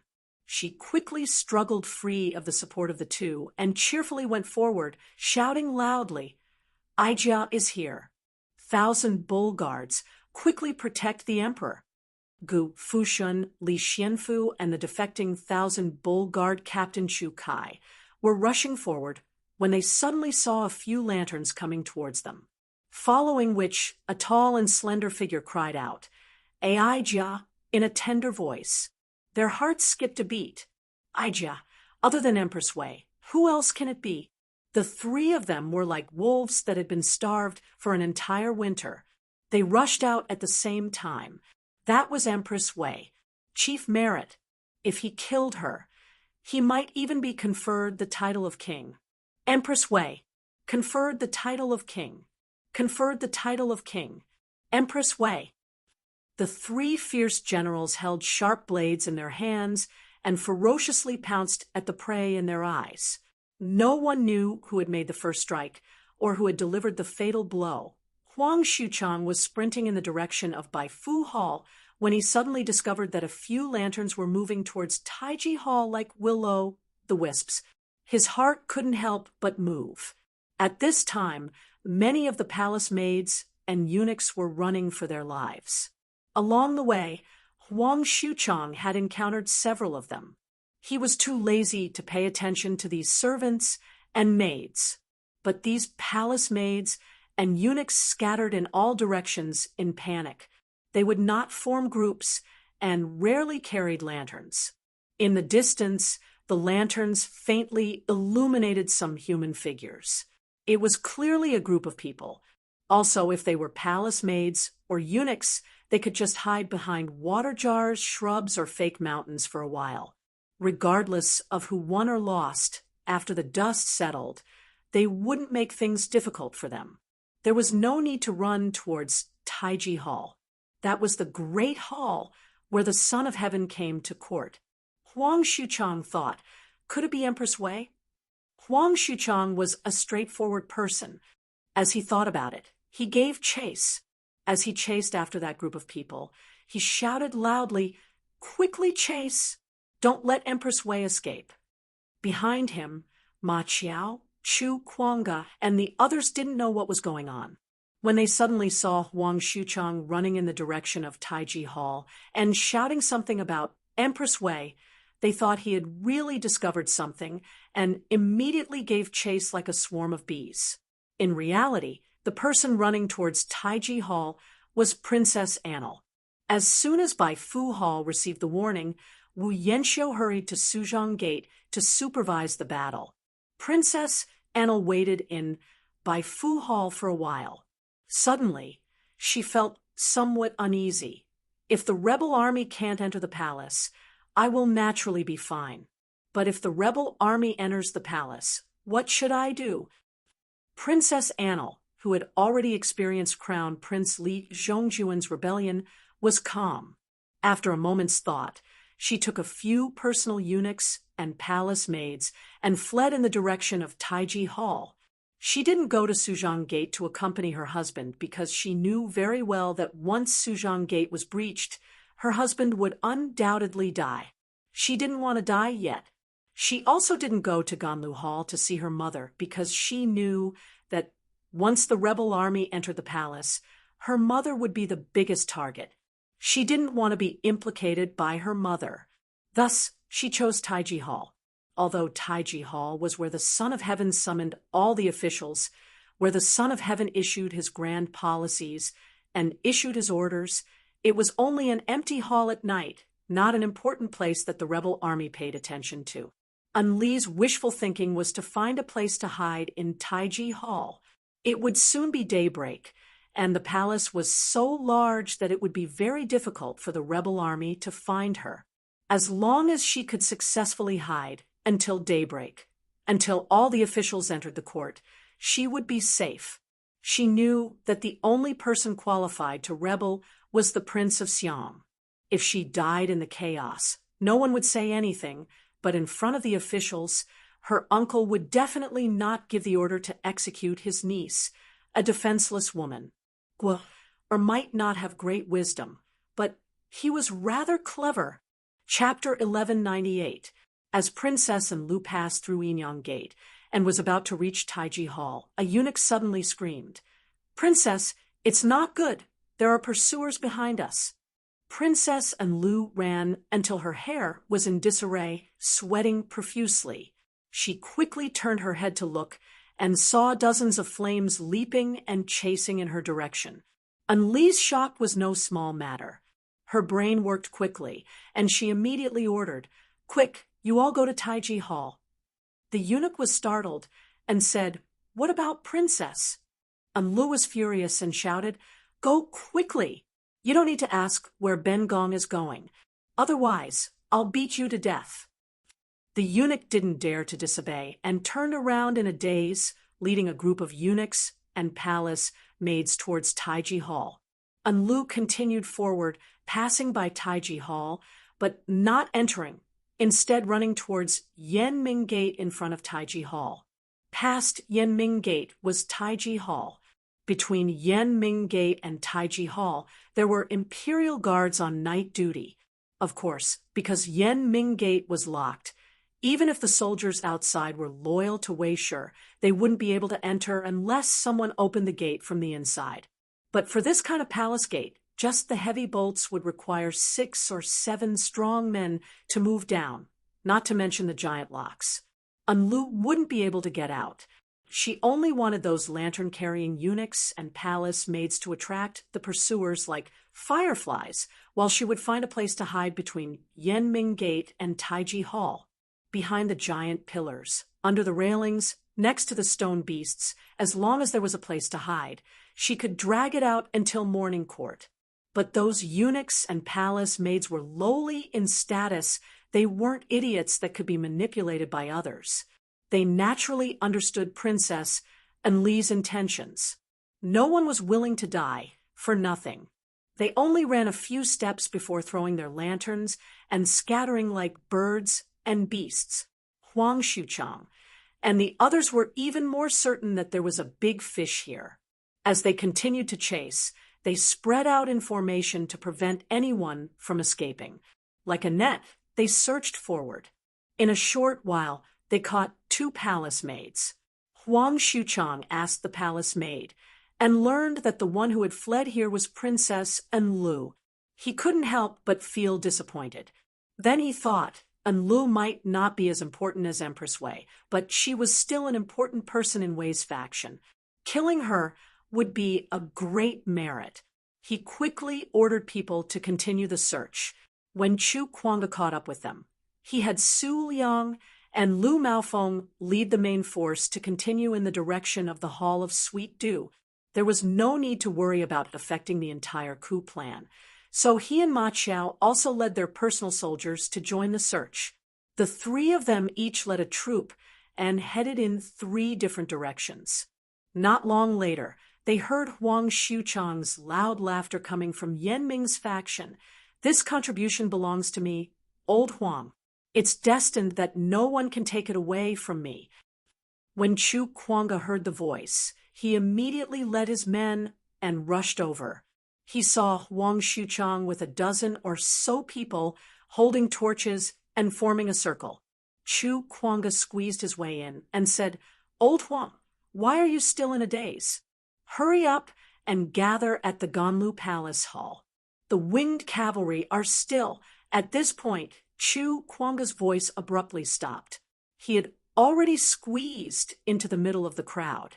What he saw wasn't a corpse, but a person kneeling and a beauty kneeling on the ground. Anlu escaped from Baifu Palace in a hurry and didn't even wear her clothes neatly. She was only wearing a white undergarment made of the most expensive and silky mermaid muslin. There weren't any patterns or other colors on it, and it didn't need any other adornments because the person wearing it was the most beautiful woman in the world. The mermaid muslin was thin and translucent, and her jade-like body was faintly discernible. She was kneeling on the ground. Her soft and beautiful hair and soft clothes stuck to her curvaceous and delicate body, outlining her soft and graceful curves. She was extremely beautiful. Chu Kuanga finally understood why Huang Xuchang was in a daze. Who could bear to lay a hand on such a woman? Even though he knew very well what she had done and that her peerless beauty was just a shell, he still couldn't bear to lay a hand on her. Li Guerre knelt on the ground and deliberately lowered her small waist, making her slender waist as thin as a hook and making her round buttocks even more round and graceful. She knew how to show her beauty very well. Her hands were on the ground, but her face was raised. Her incomparably beautiful face was extremely pale. She timidly knelt there, like a harmless jade rabbit, whoever her delicate and pitiful eyes swept over. That person couldn't help but drop the knife in their hand. Not only could they not bear to lay a hand on her, they couldn't even bear to point their sharp weapons at her.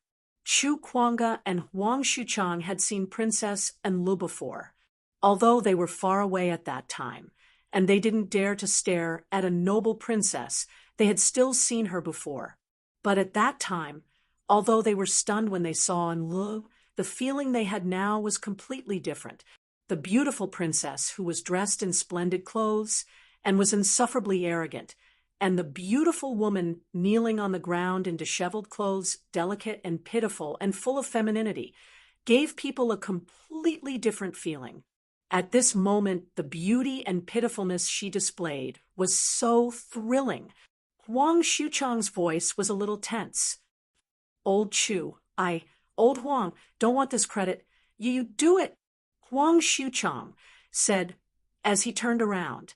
Not only could he not bear to see Chu Kuanga kill people, he could not even bear to say the word kill to this extremely perfect woman. "General," two crystal-clear tears suddenly rolled down Enli's jade dimples. She sobbed and said, "Enlu is just a harmless and weak woman. Those princes and princes can fight if they want to. Why must they implicate an innocent woman like me? General, do you have the heart to raise a butcher's knife against me?"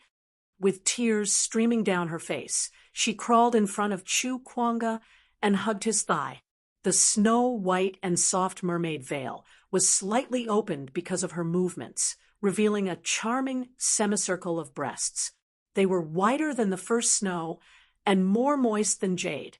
Under the flickering light of the torch, just one look, and it seemed as if a delicate fragrance could be smelled.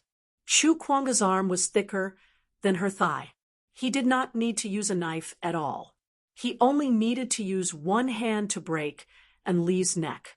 However, the tendons on his arm tightened like a green snake, and he still could not pull out the knife in the sheath. Chu Kuanga retreated 2 steps in a sorry state, broke free from her hands, raised his head, and looked at the bright stars in the sky. His Adam's apple swallowed hard, and with great difficulty, He ordered, "Dai Chonghua, you do it." Dai Chonghua was the captain of his bodyguards. At this moment, he was standing beside him. Dai Chonghua listened to Chu Kuanga's order, and the knife suddenly flashed with brilliance under the light of the torch. It was obvious that he could not even hold the knife steadily. Dai Chonghua did not dare to disobey, but when he saw Princess and Li's sad, desolate, and extremely beautiful eyes, he could not do it. Military orders were like a mountain, and her beauty could even resist a mountain. When Dai Chonghua was young, he had heard a story from his grandfather. It said that in ancient times there was a demoness, Deji, who brought disaster to the imperial court. King Wu captured her when he conquered Zhou, but no one could bear to kill her. Dai Chonghua had always thought that this was a very funny legend, but now he finally believed that such a woman really existed in this world. Dai Chonghua turned his head and ordered his subordinates, "Do it! Kill her!" A few loyal bodyguards who killed without batting an eye looked at each other in dismay. They were either holding knives or spears, but no one was willing to take the credit. Princess and Li's heart relaxed, and she was secretly pleased. These men could not resist her charm in the end. Their lives could be saved. She had absolute confidence in her beauty. She believed that with her beauty, she would always be successful in front of men, except for that blind young fan.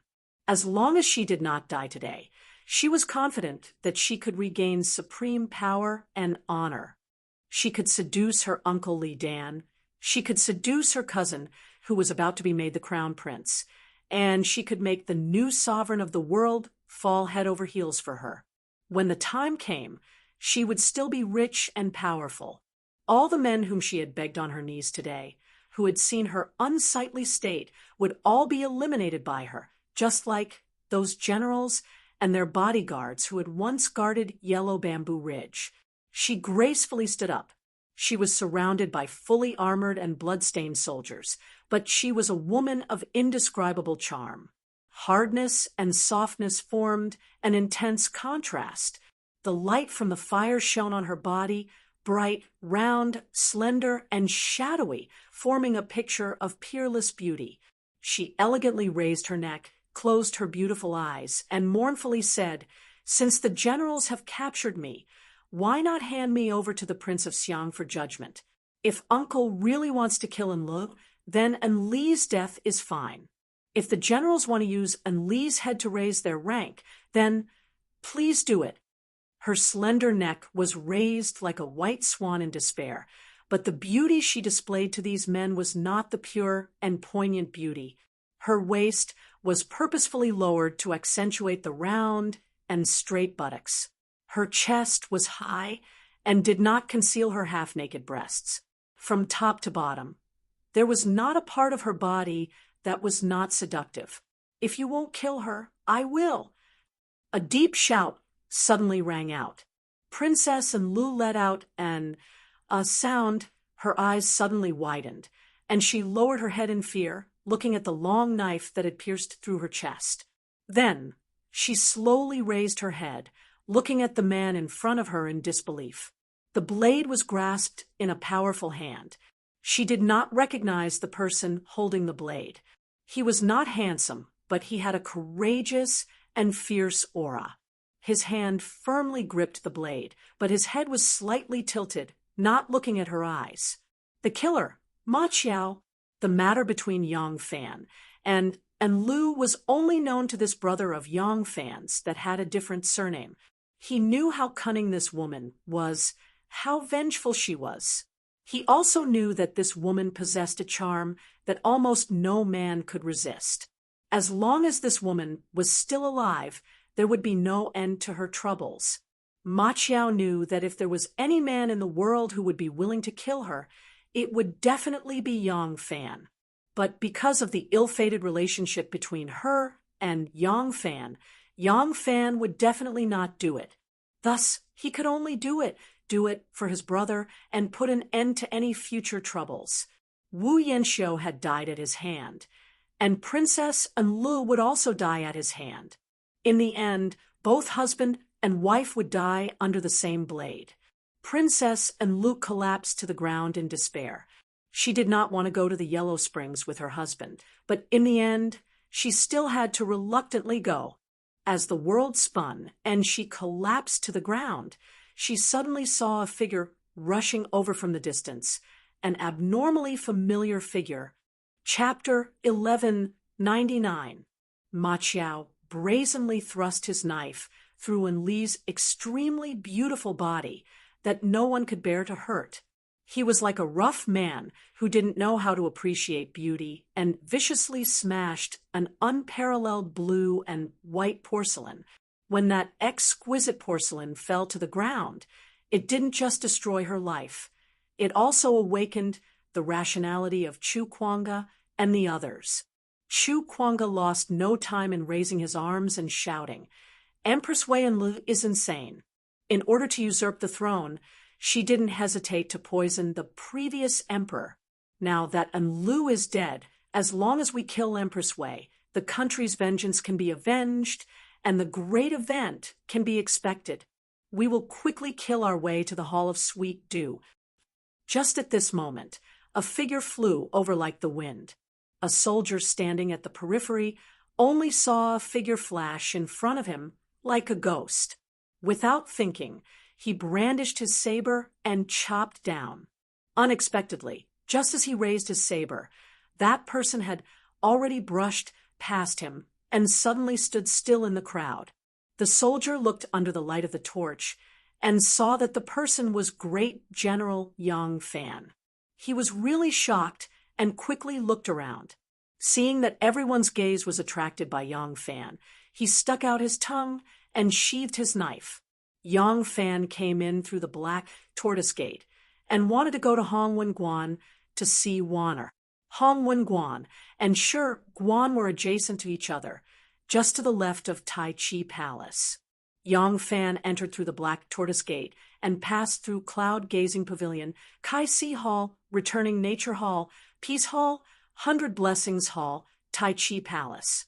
He walked in a straight line until he turned left here and was Hongwen Guan, where Wana was on duty. When Yang Fan arrived, he saw dozens of generals holding torches in a circle. They all had a white handkerchief on their left arm. He knew that they were the soldiers of the 10,000 cavalry, so he came to investigate. Great General. When Chu Kuanga and Huang Xuchang saw Yang Fan, they were extremely happy. Yang Fan nodded to them and looked at Enlil, who was lying on the ground. What entered his eyes was a shocking patch of red, and he immediately froze.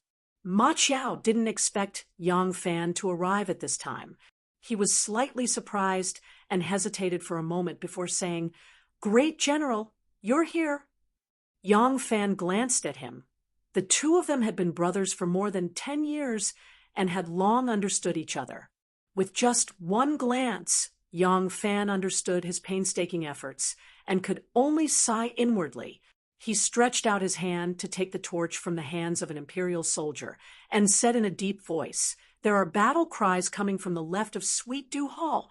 All of you quickly go and provide support." "Yes," Ma Qiao acknowledged and lowered his head to look at Enlil. Seeing that she was on the verge of death and her face was as pale as a sheet of paper, he knew that it was impossible for her to survive. Only then did he feel relieved and shouted, "Brothers, let's go and support our winged cavalry brothers." Dozens of imperial guards followed Ma Qiao and flew away. Yang Fan slowly squatted down and looked at Enlil with some pity. Enlil's face was abnormally pale. That deliberate act of seduction had long since disappeared. Because her beautiful face had lost all color, it gave off a desolate feeling. "Erlang, am I going to die?" Enlil, who was lying on the ground, saw Yang Fan and asked with difficulty. Yang Fan's gaze fell on her chest. Seeing that bloody wound, his eyes suddenly narrowed. Even though he did not answer, his eyes had already explained everything. Enlil understood. She quietly gazed at Yang Fan and suddenly mournfully said, I am afraid of suffering. I am afraid of death. In this world, I only love one person, and that is myself. I want to have all the glory and splendor in this world, but she smiled bitterly and said, when I have no choice but to die, I realize that what I am afraid of is not scary, and what I love is not cute. What I have always wanted is actually flowers in the mirror and the moon reflected in the water. Yang Fan believed that what she said was the truth. At this time, there was no need for her to lie. But Yang Fan also knew that this was just a kind of realization she had when she was about to die. If she could survive, if she could once again have the power and wealth she wanted, she would definitely return to her old ways and even become worse. But Yang Fan did not want to say anything harsh to her. No matter what, she was really going to die. At least at this moment, she had really thrown away vanity, ruthlessness, greed, and lasciviousness. At this moment, she was real. You don't believe me? Even at her last breath, and Li's senses were still sharp. She noticed Yang Fan's silence. Yang Fan shook his head and said in a low voice, "You understand what you should not pursue, but do you understand what you should pursue?" Lu looked at Yang Fan with a perplexed expression. After a while, she slowly shook her head and said, "It wasn't my will to come to this world, and it wasn't my will to leave this world either. I don't understand why I had to come to this world. I don't know." She was a princess of the Tang dynasty, but when she was born, she was on a bumpy road to Fangzhou. Her father was so down and out that he could only use his own clothes as a swaddling cloth to welcome her when she was born. She was a princess of the Tang dynasty, but when she died, she lay on the stone steps in front of Taiji Palace. Other than Yang Fan, no one saw her off. No one had taught her how to be a person. Even in death, she did not understand how to be a person. I didn't kill my father. And Lu felt that her life was like the blood that flowed out of her body. It was about to flow to the end. Her eyes were so heavy that she could not open them. But she struggled with all her might and used the last of her strength to defend herself. Yang Fan nodded deeply and said in a low voice, "I know." And Lu suddenly opened her eyes. Even though she was on the verge of death, when she used her most beautiful eyes to stare at him, there was still a kind of breathtaking beauty that made one's heart palpitate. "You believe me?" Yang Fan nodded again and said in a low voice, "Perhaps this is the only truth that you and I have ever said since we met, but I believe you." Lu smiled, her eyes beginning to scatter. It was as if she could see through Yang Fan's face and see an even more distant place. "I really want to return to the day we first met. I promise, no matter if I am a good woman or a bad woman, I will never lie to you again. Forever." The smile blossoming on her incomparably beautiful face froze, still dazzling the world. Empress Wei thought that her savior had come, but she had not expected that the regime that she had thought to be as stable as Mount Tai would collapse at the first blow. Even the 1,000 bull guards that guarded the coffin of the previous emperor could change sides at the last moment. She struggled free of Machinka's support and walked forward alone. Originally, she had wanted to maintain the dignity of the Empress Dowager in front of the soldiers. Unexpectedly, the 3 generals that rushed forward did not bow to her, but brazenly raised the butcher's knives in their hands. It was impossible to determine who had made the first strike in this chaotic darkness. People could only confirm that the last person to put away his knife was Chu Kai. Chu Kai had changed sides halfway, and naturally wanted to appear more resolute than the others. When Chu Kai put away his knife, Empress Dowager Wei, who had always dreamed of following Wu Zetian's path, had been chopped into pieces. Someone as noble as her had died lower than a pig. Ma Qingke and Yang Jun saw this scene, and were so frightened their souls almost left their bodies. A moment later, Yang Jun was the first to react and immediately ran. Ma Qingca, who had reacted slightly slower, was killed by the swarming 1,000 bull guards. After Gu Fushun chopped off Empress Wei's head, he immediately rushed to Lingyan Pavilion. He ordered people to loudly send out the signal. Li Longji, Xue Xingzhan, and the others who were guarding the Black Marshal Gate heard the signal and immediately started to attack in the direction of Sweet Dew Hall. By the time Li Longji arrived at Sweet Dew Hall, Su Yang, Lu Maofeng, Gu Fushun, Chen Xuanli, and the 1,000 bull guards had all arrived and successfully joined forces with Sweet Dew Hall. Gu Fushun rushed in front of Li Longji and presented Empress Wei's head with both hands, shouting, "Jun Wang, the head of the rebellious consort Wei sure is here." Ah, when Li Longji saw Empress Wei's head, he couldn't help but be overjoyed. With the death of this core member of the Wei faction, tonight's coup would be 70% successful. At this time, Ma Qiao, Chu Kuanga, and Huang Xuchang also arrived and presented him Wu Yanxiu's head, informing him of Princess Anli's death. Li Longji's heart was greatly reassured. He immediately ordered the armies to use Sweet Dew Hall as the center to sweep out the remnants of the Wei faction. He also ordered the Southern Yamen Imperial Army to start moving and encircle the ministers of the Wei faction. Li Longji might be young, but he was methodical in giving orders. When the generals received their orders and left, Xue Xingzhan excitedly came out of the rear palace. He had already found the emperor's imperial seal. Li Longji took the imperial seal with him and immediately led his bodyguards to Taiji Hall. When he arrived, Lu Youqiu brought young Emperor Li Zhongmao from the Crown Prince's palace. Li Zhongmao was a 15-year-old youth who lived in Fangzhou. Although his circumstances improved later because he was the son of a concubine, he was not favored by Empress Wei, and in Lu, so he was oppressed deeply. Even as the emperor, he was still a puppet, so he had no opinions of his own and was timid. Compared to his cousin Li Longji, he was far inferior. "Junwang, I have found the young emperor," Lu Youqiu whispered to Li Longji. "Now that the palace is in a mess, do you want to—" Lu Youqiu put his palm together like a knife and made a cutting gesture. Hearing this, Li Longji's heart palpitated. If young Emperor Sheng Mao died in the chaos, Li Xian's line would only have Prince Qiao, Li Zhongfu, who was far away in Lingnan.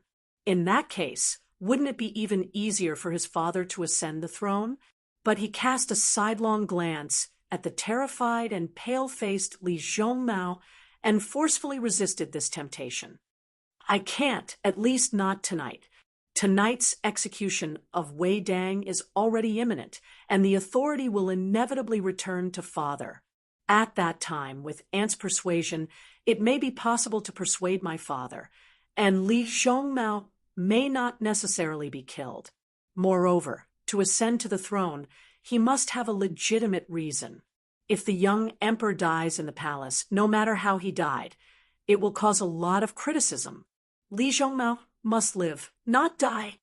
Thinking of this, Li Longji said resolutely, "No, protect the young emperor." Lu Youqiu was stunned, but seeing Li Longji's resolute expression, he did not dare to say anything else and could only agree. At this time, the sky was just beginning to brighten, and the sounds of fighting in the palace had gradually stopped. Except for a few soldiers who were still searching the palace, the operation to wipe out the Wei faction had begun to spread out of the palace. It seemed that Chu Kuanga, Li Xianfu, and the others had each led a group of soldiers to hunt down Wei Wen, Ji Chuna, Zong Chuk, Zhao of Wen, and the other Wei faction's diehard followers.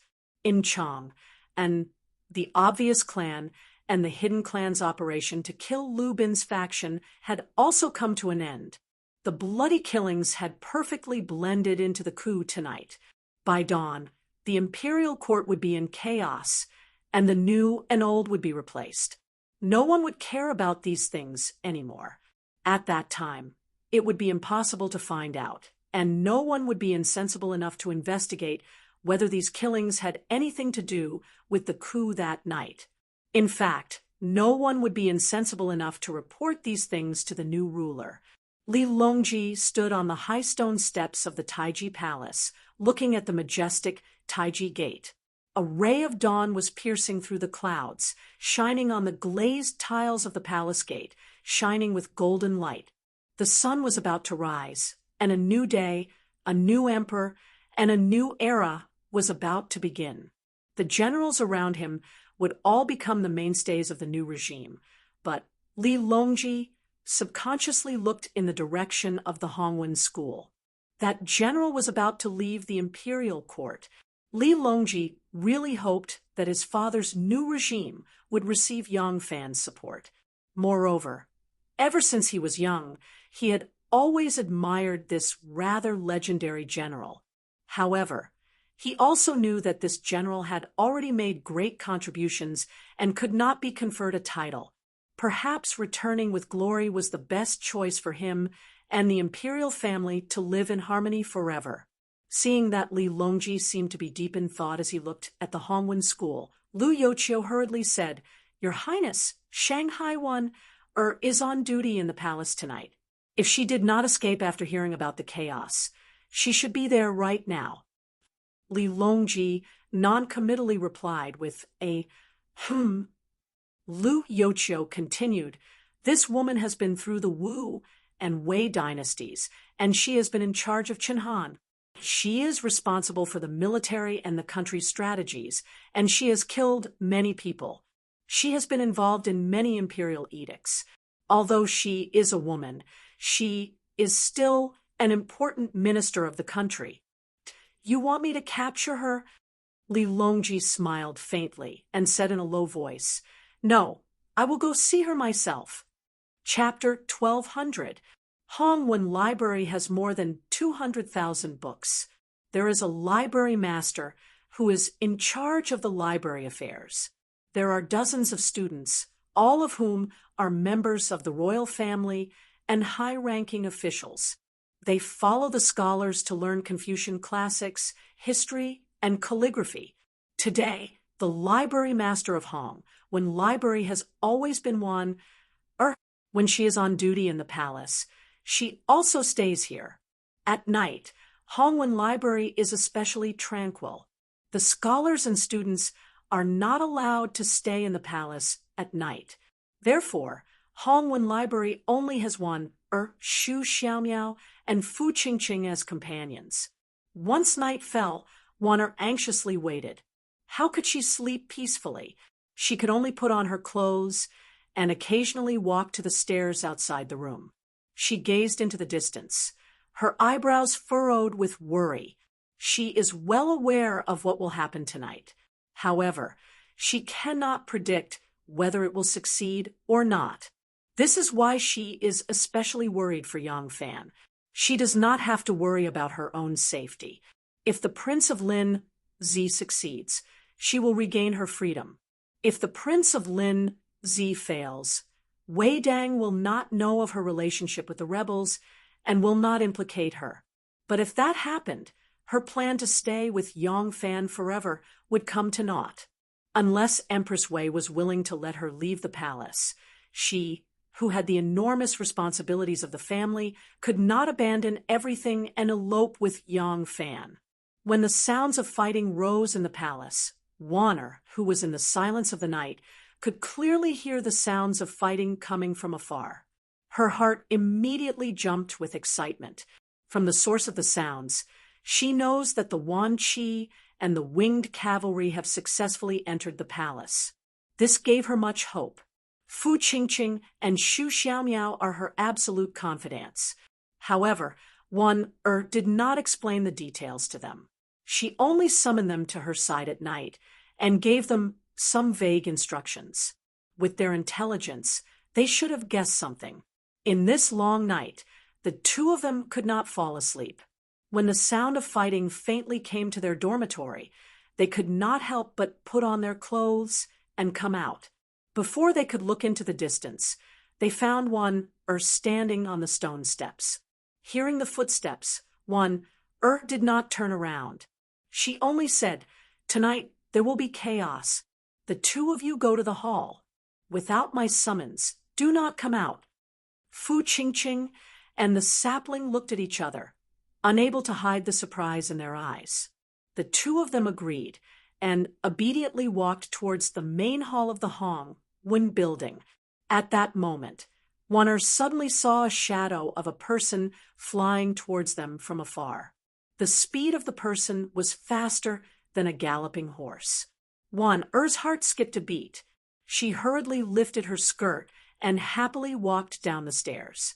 Shangguan hurried to the door to greet him. She had just called out one word when, under the illumination of the 2 rows of lanterns under the door of the Hongwen building, she suddenly discovered that the person who was flying over was not Yang Fan. Her heart thumped, and she immediately stopped talking. Warner's reaction was very quick. As soon as the word "two" came out of her mouth, she realized that the person who came was not Yang Fan. Although she was shocked, she immediately changed her words.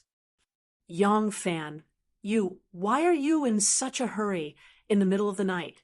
As it turned out, the person running for his life was the Guanglu Shaoqin Yang Jun, who had abandoned Empress Wei and escaped. Yang Jun saw the 1,000 bull guards rush forward and excitedly cut down Empress Wei to the ground. He was scared out of his wits and immediately turned to run. He didn't dare to go back to the inner palace and ran towards the front hall. He knew that the palace doors were locked and he couldn't get out.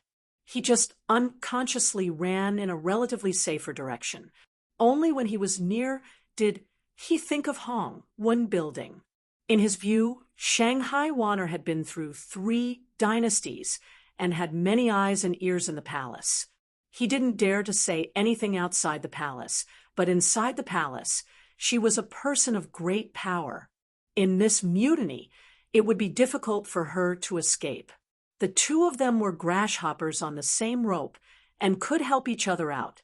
Wana had wanted to call out, "Erling," but luckily she reacted quickly and immediately called out, "Yang Fan." In his panic, Yang Jun thought that she had blurted out, "Ah," and the shock on Warner's face was definitely not fake, so he didn't suspect anything. For Warner to be neatly dressed and standing at the door in the middle of the night was illogical, but at this time it made sense. The sounds of fighting could be heard here. As long as one wasn't sleeping too deeply, they would be able to hear it. Yang Jun saw Warner. He hurriedly said, "Shangguan Zhaorong, it's not good. The 1,000 cavalry, flying cavalry, and 1,000 bull guards have all rebelled. The Empress has already been killed, and the soldiers are burning and killing everywhere. Let's quickly escape." Ah, how could it be like this? Warner turned pale with fright and said in a trembling voice, "The Empress has been killed? What should we do? Who is rebelling?" Yang Jun smiled bitterly and said, "Things happened in a hurry. Yang still doesn't know who is rebelling. Let's first escape from the palace and then discuss." "Escape from the palace? How can we escape?" Warner's face was full of difficulty. She furrowed her brows and thought hard. In Yang Jun's eyes, Shangguan Zhaorong was anxious and worried. Naturally, she was thinking hard of a way to escape. He didn't know that Warner was secretly complaining and didn't know how to get rid of this uninvited guest. It was difficult for Warner to send him away if she randomly pointed out a place for him to escape to, but she refused to leave. Yang Jun would most likely guess that she was also a member of the rebels. Besides, she didn't have any place to point him to. In a while, Yang Fan would arrive. No matter how stupid Yang Jun was, he would understand the role she played in this coup. At that time, it would be very dangerous. Or she would be held hostage by Yang Jun. What should she do? Yang Jun was at his wit's end.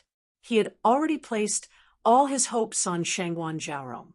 Seeing her pacing back and forth, her expression fluctuating, Yang Jun couldn't help but ask anxiously, "Zhaorong has no way?" Shanghai Warner suddenly had an idea. She raised her head and said to Yang Jun, Yang Xiaoqing, please come with me. Inside Hong Wenguan, Xu Xiaomiao and Fu Qingqing were secretly worried. Suddenly, they saw Wanner hurriedly walk in with a man following closely behind her. Looking closely, they couldn't help but be shocked. Although this person was also surnamed Yang, he wasn't Yang Fan. Fu Qingqing and Xu Xiaomiao looked at each other and thought, what is going on? Could it be that after all this, Zhao Rong isn't going to elope with General Yang, but with this Guanglu Xiaoqing? Zhao Rong and General Yang even had a child. When did she get together with this Guanglu Xiaoqing? The two girls were confused and looked at Wanner with a strange gaze. Wanner didn't have time to pay attention to them. She just walked quickly to a row of bookshelves. There were more than 200,000 books in the hall, and they filled up the bookshelves. There were boxes on the ground. Inside were some books that had been borrowed, returned, or had just been collected and hadn't been organized yet. Wanner casually opened a box and said to Yang Jun, Yang Xiaoqing, quickly take out the paintings inside. You can hide inside. Hearing this, Yang Jun was immediately suspicious. I hide in a box? What about you, Zhao Rong? Wanner calmly said, no matter who wants to rebel, they are plotting for the world. Wanner is a woman and harmless, and the new dynasty has just been established. The system and etiquette will inevitably need Wanner. Perhaps I can deal with it. Yang Jun originally didn't want to hide in a box. He felt that once he did, he would be at the mercy of others and wouldn't be able to fight back. Hearing Wanner's words, he became even more worried. He coldly said, if that's the case, how do I know that Zhao Rong won't betray me? Wanner sullenly said, Wanner's life or death depends on whether the rebels want to use Wanner. You, Yang Xiaoqing, don't have that much weight. Betraying you will allow Wanner to live. Wanner is only helping you to leave a path of retreat. If Steward Wei can reverse the situation, you can also prove Wanner's innocence. Why be so suspicious? Yang Jun saw that Wanner was angry and hurriedly smiled. Shangguan Zhao Rong, please forgive me. This Yang is like a bird startled by the twang of a bough. I can't help but be paranoid. If my words have offended you, please forgive me. However, it really isn't appropriate for me to hide in a box. Wanner angrily said, this isn't appropriate. That isn't appropriate. What do you want? Wanner doesn't have the strength to truss a chicken and has nowhere to go. She can only sit and wait for the Prince of Xiang's will. The chaotic army will arrive soon. Yang Xiaoqing, do not harm me. Let him run for his life. Yang Jun said, there's nowhere to run. This Yang can only gamble this once. In the end, I still need to borrow Zhao Rong's strength. However, this Yang really can't follow the method of hiding in a box. Why don't we do this? Yang Fan turned from the right Yanming Gate to the Great Literature Hall. When he thought about Enli's death, he couldn't help but sigh. When he arrived at the Great Literature Hall, he saw that the palace lanterns were hung high and the main door was wide open. It was quiet and there was no sign of activity. He couldn't help but wonder, Wanner is a little too calm. The palace is already in an uproar, but she still hasn't come out to visit? Yang Fan grew suspicious and became a little more cautious. Taking a deep breath, he charged into the Great Literature Hall. Creak! Yang Fan pushed open the door. His eyes flashed as he saw 4 figures. Before he could lock onto Wanner's charming face, he heard Wanner's surprised voice. Great General Yang, why are you here? Just what has happened in the palace? Yang Fan's heart instantly sank. At this juncture, Wanner would never be in the mood to joke around with him. For her to say this, something must have happened. Yang Fan looked over and immediately found something strange. The nervousness in Wanner's expression was not feigned. When she met his gaze, Wanner very skillfully gestured to him, as if telling him to look behind her. Yang Fan's gaze immediately swept behind her. There were 3 people standing behind Wanner. He recognized two of them, Fu Qingqing and Xu Xiaomiao. The other person was slightly taller than Fu Qingqing. She stood with her head bowed. Because there was only one lamp in the room, and it was placed in a corner, the light was dim. It was impossible to see her appearance clearly. There's something wrong with this person. Yang Fan's heart jumped. He slowly walked forward and pretended to say, Shangguan Zhaorong, to tell you the truth, Empress Wei committed regicide in order to seize the throne. We were ordered by the Prince of Xiang, who assists the government, to execute the Wei clique tonight and restore Li Tang. The general situation has already been decided. Shanghai Wana let out in shock, but a happy smile appeared on her face, completely at odds with the shock in her voice. It was a pity that Yang Fan was standing behind her and had no way of noticing. Yang Fan continued, Zhao Rong has been in charge of managing Qinhan. Most of the military and state edicts have come from Zhao Rong. His Highness, the Prince of Xiang, holds her in high regard. After the clouds are dispelled and the sun is seen, he will assuredly place Zhao Rong in an important position. Thus, Yang was sent here in advance to guard against any harm from the rebels. As Yang Fan spoke, he approached Shanghai Wana, wanting to suddenly restrain the unfamiliar palace maid behind her. However, the palace maid seemed rather timid and quietly hid behind Wana.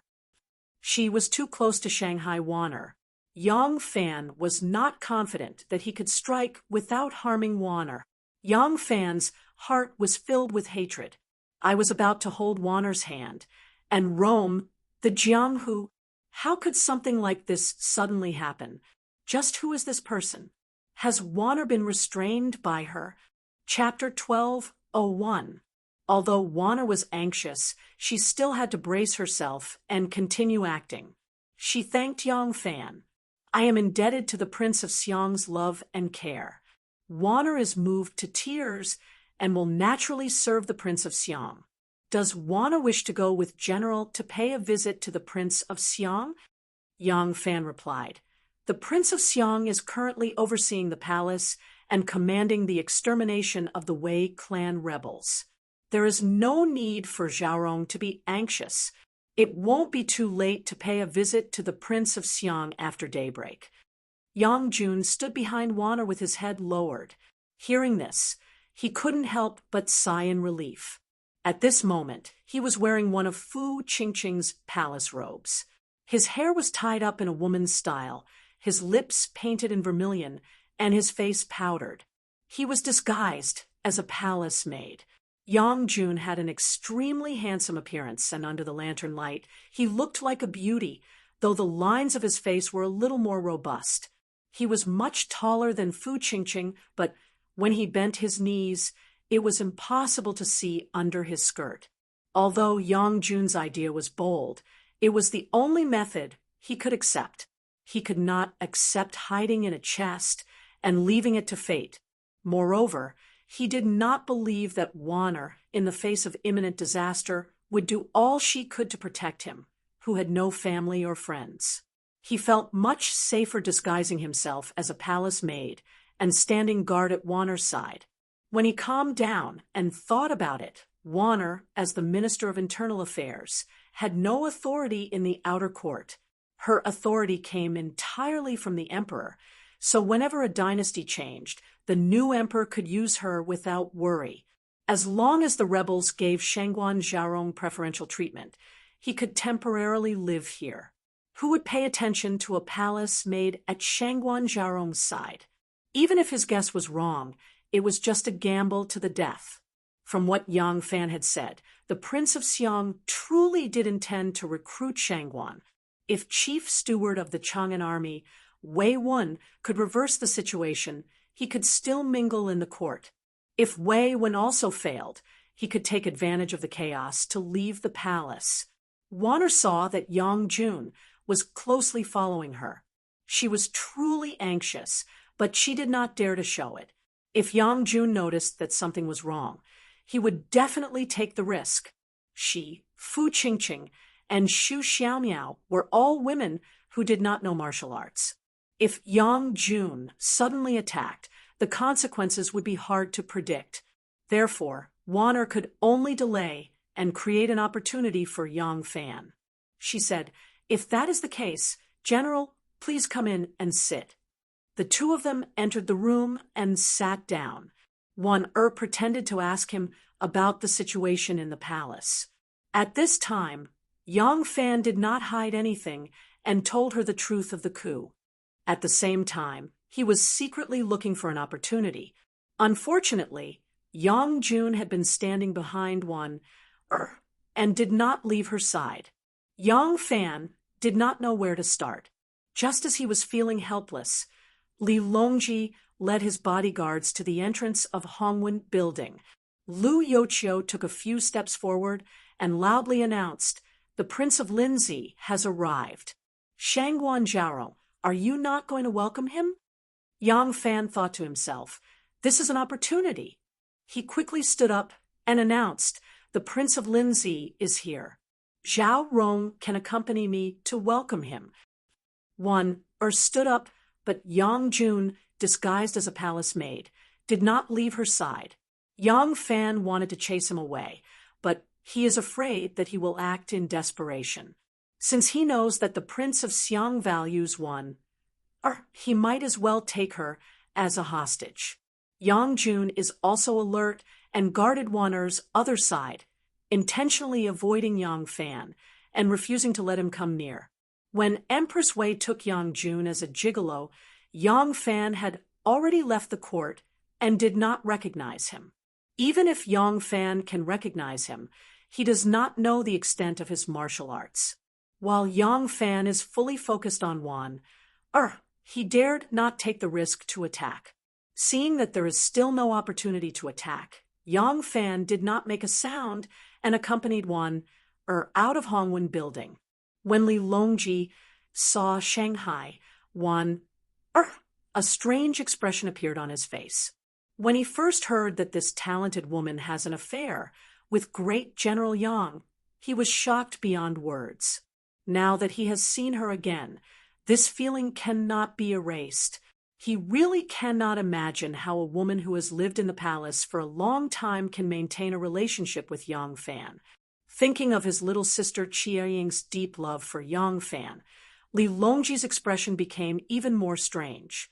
Ever since Shanghai, Wan Er came out, Lu Youqiu has been observing Li Longji's expression. He wants to ascertain whether Li Longji wants to kill or recruit Shanghai, Wan Er. Since he was appointed as Li Longji's strategist, he instinctively wanted to figure out his superior's intention to please this young and promising prince. In the end, when Shanghai Wan Er gracefully prostrated herself in front of this young prince, Li Longji's expression became inexplicably strange. It does not look like he has a murderous aura, and does not look like he thinks highly of her. Instead, his eyes are seriously assessing Wan Er. Lu Youqiu's heart skipped a beat, and a bold idea popped into his head. Could it be that Prince's feelings for Shangguan Zhaorong? Lu Youqiu subconsciously looked at Shanghai Wan Er. Her figure is lithe and graceful, her features pretty. Her facial features and posture are actually maintained as a 20-year-old girl. It is said that men who lost their mothers at a young age are usually in love with older and more beautiful women.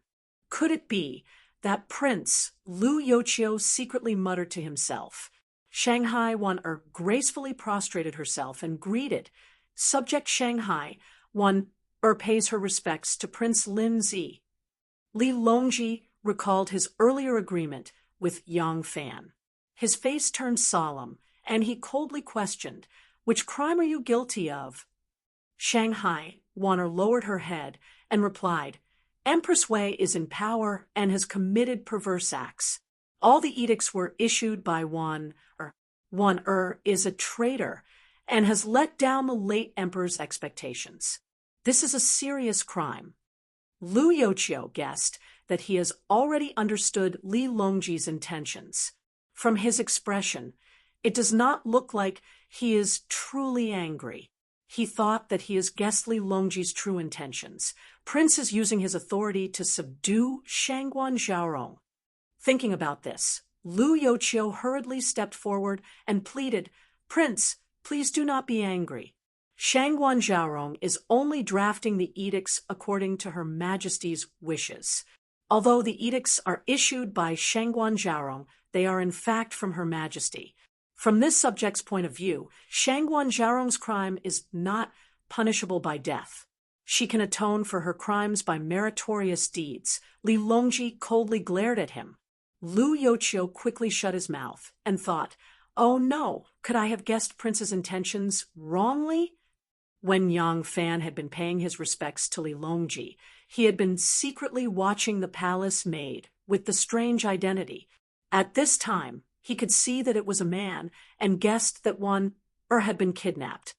However, that person had also knelt along with one and there was a small sapling between them. Yang Fan was not certain. What Yang Fan needed now was a chance to act. Seeing that person's defenses were tight, he said, "Prince, this subject has just chatted with Shangguan Zhaorong and understands Zhaorong's difficulties.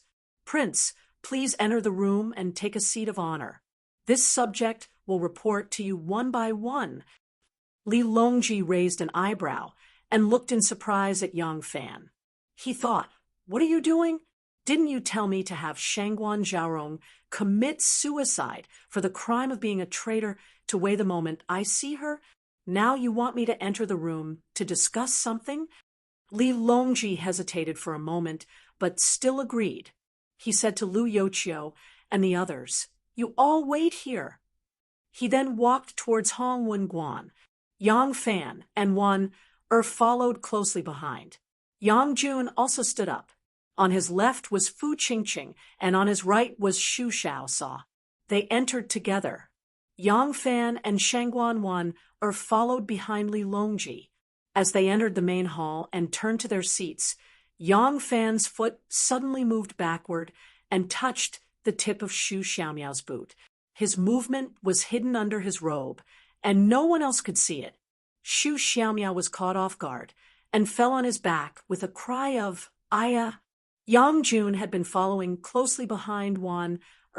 As soon as Xu Shaosao fell, he was immediately alarmed.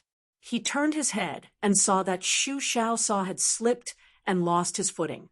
The energy that he had accumulated dissipated. Yang Fan took the opportunity to turn his head in surprise. His eyes were on Yang Fan. He saw Yang Fan's shoulder tighten and then relax. Taking advantage of the moment when his energy was dissipated, Yang Fan made a decisive move. He spun his body and fiercely punched towards Yang Fan's ribs. Yang Fan had been accumulating energy for a long time. Now that he had finally found an opportunity, how could he be merciful? He punched out and heard a "kacha" sound. Yang Jun was sent flying through the air by this punch. He fell more than 3 zhang away and hit a pillar before falling heavily onto the green brick floor. As soon as Yang Fan punched out, he couldn't stop himself from giving a muffled grunt. He felt the bones in his palm were about to crack. The pain was unbearable. He was shocked. Could it be that this fellow has practiced some kind of defensive martial arts like the Golden Bell Shield? Why is this punch like iron and stone? How could Yang Jun have such a high level of martial arts? His martial arts were admittedly not bad, but compared to Yang Fan, he was still far from it. The main reason Lu Binji chose him to enter the palace was because of his good looks. Lu Binji was not sure what kind of man Empress Wei would like, so he chose Ma Qingke, who didn't know any martial arts, but had an elegant and graceful bearing. He also chose the handsome and masculine Yang Jun. Lu Binji's skill was inferior to Yang Fan's, and he was bending his knees to conceal his height. When Yang Fan suddenly attacked, he had no way to dodge. However, even though Yang Fan's punch was fierce and could have broken at least 3 of his ribs, it shouldn't have sent him flying so far. However, he had a sharp blade hidden under his robe. Yang Fan's punch just happened to hit the blade. This punch was too tyrannical. It actually broke the blade, and the broken blade cut Yang Jun's ribs. Yang Jun was sent flying by the punch and hit heavily on the pillar before falling to the ground. With a wah sound, he spat out a mouthful of blood.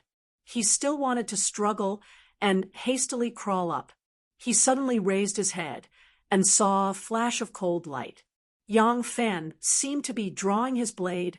A line of blood suddenly appeared between Yang Jun's eyebrows.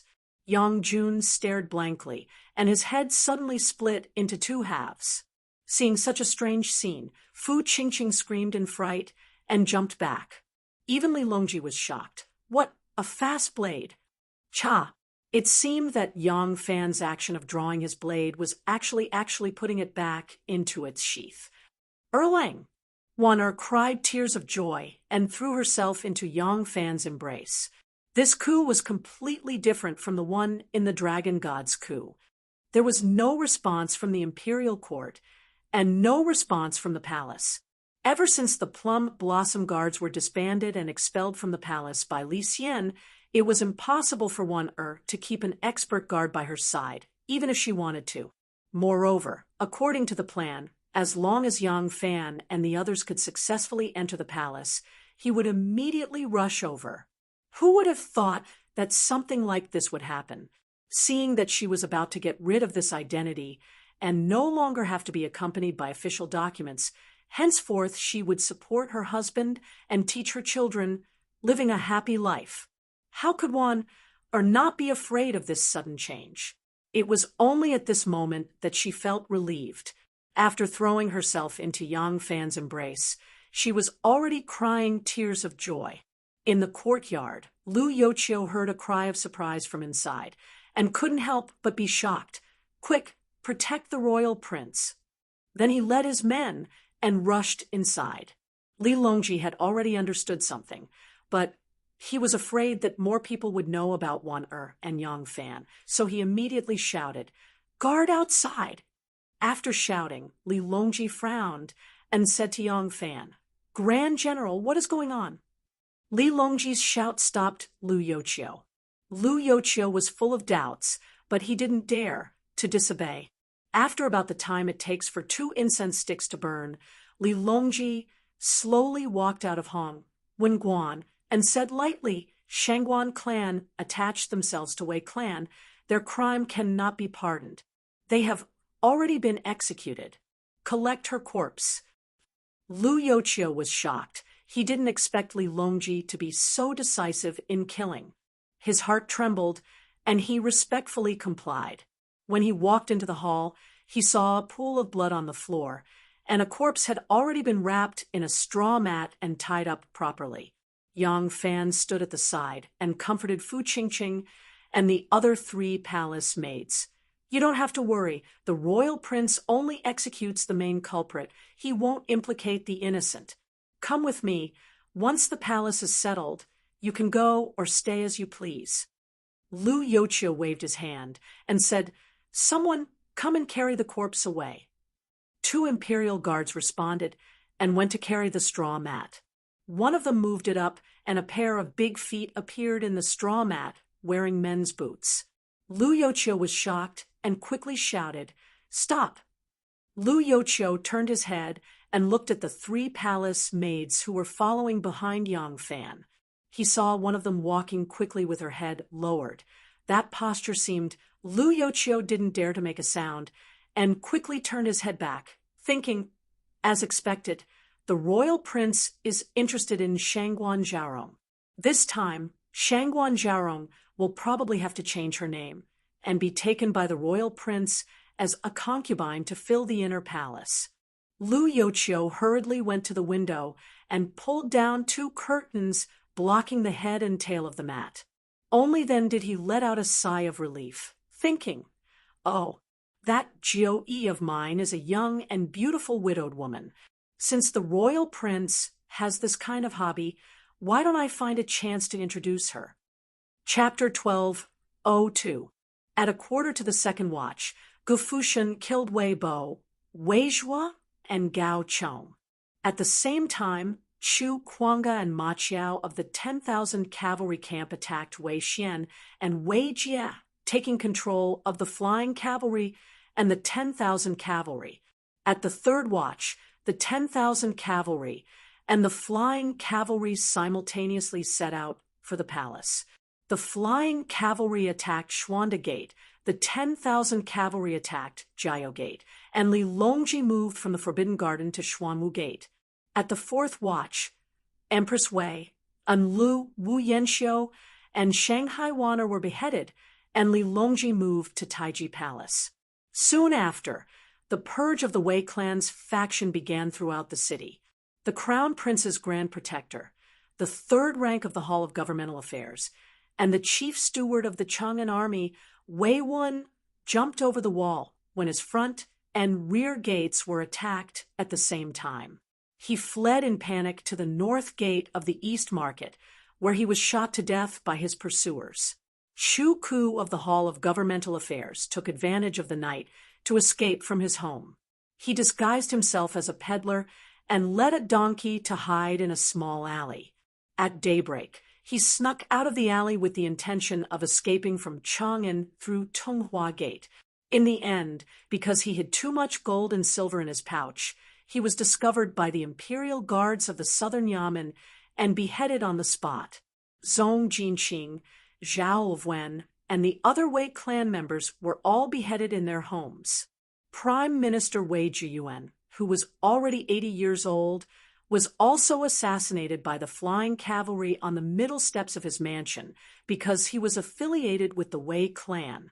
The chief secretary Li Yong had married Empress Wei's widowed sister, and the imperial censor Dou Tsongyi had married Empress Wei's wet nurse. They usually boasted about this to others, but when they heard of the shocking change in the palace and Empress Wei's execution, they decisively killed their wives and rushed to the Prince of Xiang's estate with their heads, hoping to survive. By daybreak, the purge in the city was nearing its end. Assistant Minister of War Cui Riyong, in order to express his loyalty to the Prince of Xiang, sent troops out of the city to kill the Wei clan of Fanchuan.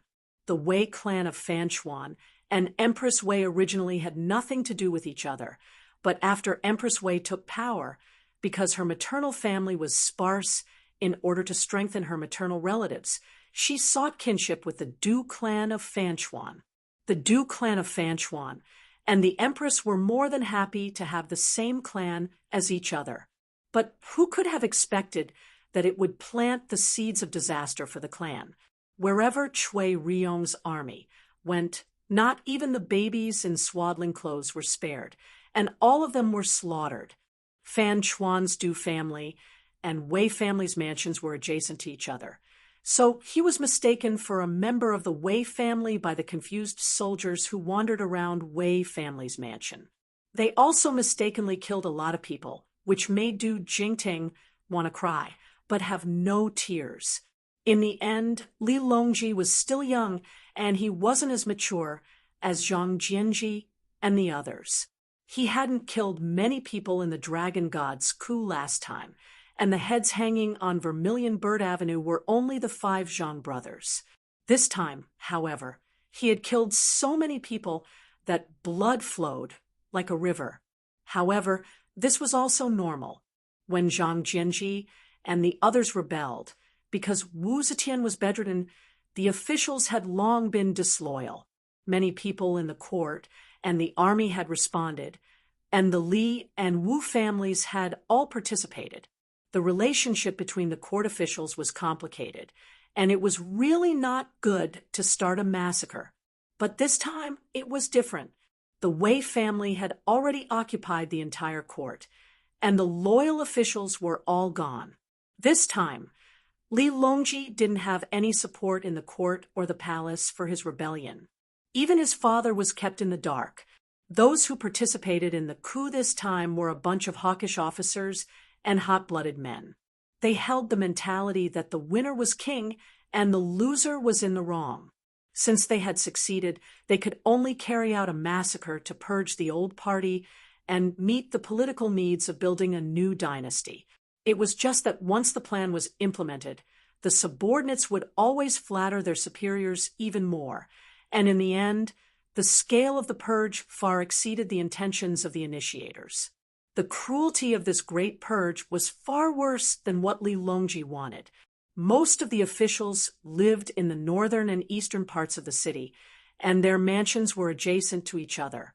When they saw the bloody massacre, they couldn't help but be terrified.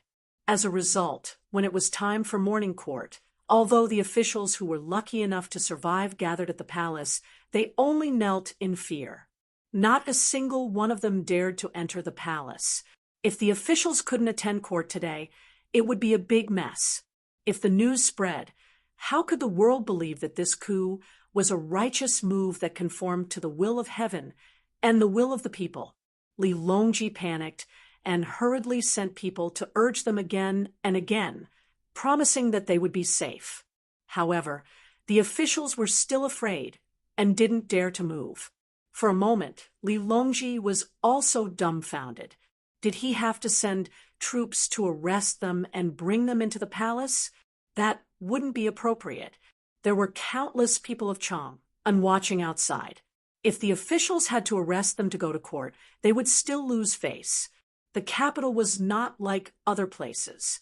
In small places, a county magistrate could make the people tremble with fear. But the capital was an important place, and there were many civil and military officials. The people of Chang were used to it, so they were not afraid. They all gathered there to watch the show. Only then did Li Longji realize that the massacre had gone too far. For a moment, he couldn't think of a way to comfort the officials. It was Liu Youqiu who came up with a plan. Why don't you go to the Prince of Xiang's residence and ask your father to come forward? The Prince of Xiang is a person of virtue and prestige. If he comes forward, the officials will definitely be reassured. Li Longji suddenly understood. At the beginning, he didn't want his father to come forward because he knew that his father was indifferent and didn't care for power. He was worried that his father wouldn't accept his nephew's abdication of the throne, so he wanted the officials to go to court and force Li Zhongmao to abdicate. Once this was established, he would lead the civil and military officials to welcome his father's ascension. Now that the situation was out of control, he could only ask his father to clean up the mess. The cavalry was like a dragon, escorting Li Longji straight to the Prince of Xiang's residence. There were more than 1,000 retainer knights. At this time, Chang was in turmoil. No one could guarantee that the remnants of the Wei clique could be completely purged in such a short time, so Li Longji naturally had to be especially careful about his safety. The front of the Prince of Xiang's residence was currently empty. There wasn't a single servant, and the cinnabar gate was tightly shut, not even a crack visible. 2 people were kneeling on the stone steps in front of the gate. One was Secretary Li Yong, the other was Imperial Censor Do Songyi. The 2 of them had their heads bowed to the ground, not even daring to raise them. However, if one were to get a closer look, one would assuredly be shocked because there was actually a head placed in front of each of them. The head in front of Li Yong had a head of black hair.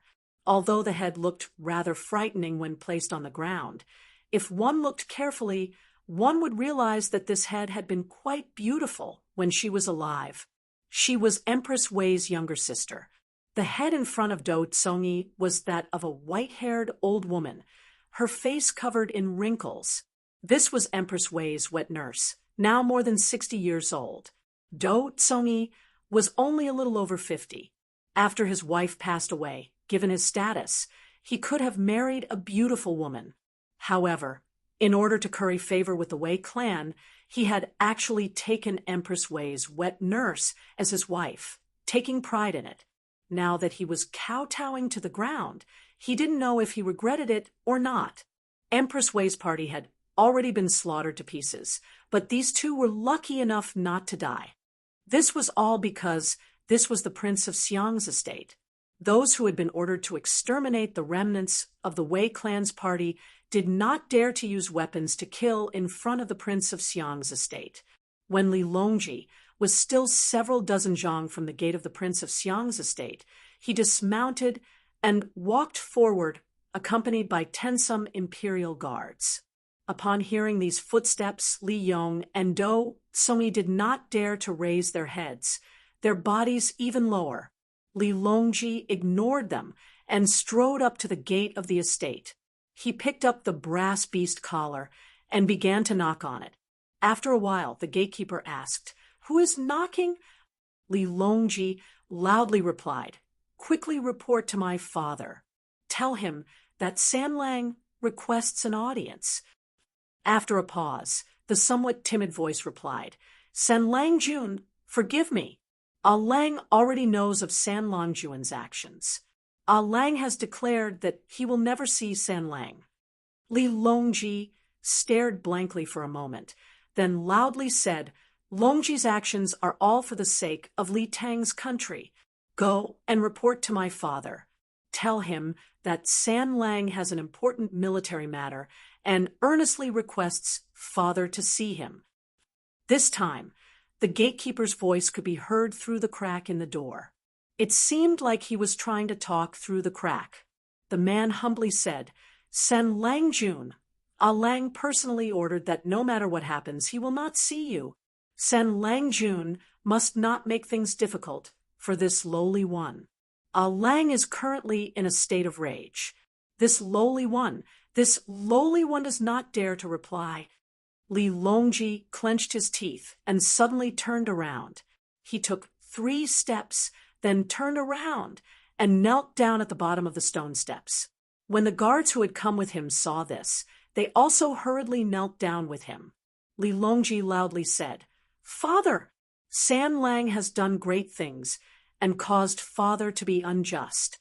This is Sanlang's fault. No matter how father punishes him, Sanlang is willing to accept the punishment. However, the traitor way has been eliminated and the entire world is watching. I hope that father can think of the country of our ancestors and come forward to maintain the situation. Sanlang pays his respects here.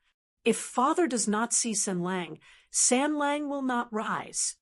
There was still no movement from inside the door. Li Longji also acted up and knelt there without moving. After the time it takes for 3 incense sticks to burn, there was still no movement from the Prince of Xiang's estate. However, there was a commotion at the end of the long alley. The imperial guards parted to the sides, opening a path for an ox carriage to slowly drive over. One of the guards kneeling behind Li Longji turned his head to look. When he saw the characters on the carriage, his expression immediately lit up. He hastily crawled 2 steps forward and whispered, "Your Highness, look, Princess Taiping is here." When Li Longji heard this, he could not help but be overjoyed. He turned his head and sure enough, he saw 2 old oxen leisurely walking over, pulling a luxurious light carriage. The carriage stopped in front of the Prince of Xiang's estate. The coachman jumped down and put down the steps. The carriage door opened, and Princess Taiping, dressed in splendid attire, gracefully like a tender and beautiful peony, slowly walked down from the carriage. Li Longji turned around and bowed his head, saying, "Sanlang pays his respects to Aunt." Princess Taiping gave him a slight nod. Without stopping, she ascended the stone steps and shouted towards the door, "I am Taiping and wish to see my royal brother. Open the door." Hurried footsteps could be heard from inside, presumably someone rushing inside to report. After a while, the hurried footsteps returned, and the gate of the Prince of Xiang's estate opened with a bang. Li Dan, dressed in the robes of the Swallow residents, hurriedly came out to greet her. "Ling Yuat, why have you come?" Princess Taiping saw that he had arrived, but ignored him. Instead, she turned around and raised her hand to help Li Longji up, amiably saying, "Sanlang, please rise." Li Longji gazed at his father, not daring to rise. Princess Taiping glanced at her brother and coldly snorted. "Get up. Let's see if he dares to scold you." Li Longji hesitantly got up. Princess Taiping sternly said, "The survival of the clan is all thanks to you. If the spirits of my Li Tang's ancestors in the underworld will also be proud of you." Li Dan slightly frowned and grumbled, "Ling Yue, how can you shield him like this? This little brute is extremely daring. Your brother is annoyed at his recklessness, yet you still praise him." Princess Taiping glared at him and said discontentedly, "Elder brother, if our Li family had a few more reckless people like him, we wouldn't have fallen to such a state today. Longji, this child, is more promising than you and me." Li Dan smiled bitterly. He could act like a father in front of his son, but in front of his younger sister who had cared for and sheltered him for many years, he did not have the slightest bit of confidence. Princess Taiping grabbed Li Longji's arm and said, "Come, let's go inside and talk." Princess Taiping did not allow any explanation. She grabbed Li Longji's arm and walked away. As soon as she stepped over the threshold, she looked back at Li Dan and teased, "What, elder brother, as the master of this residence, is unwilling to come in?" Li Dan smiled bitterly and could only obediently follow in. Chapter 1203. Li Dan truly did listen to his twin sister, Taiping. Taiping had been doted on by Wu Zetian since childhood and had a strong personality.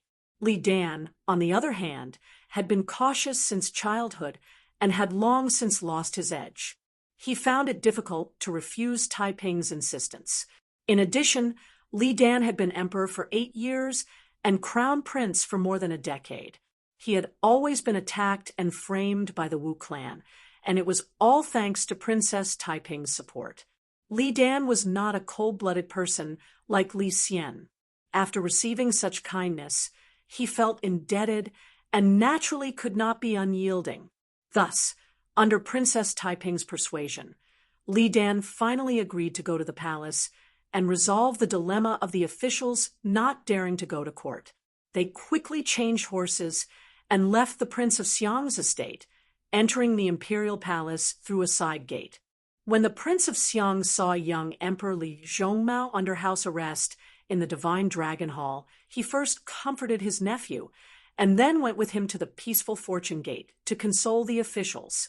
Young Emperor Li Zhongmao stood on the walls and saw countless officials kneeling before him.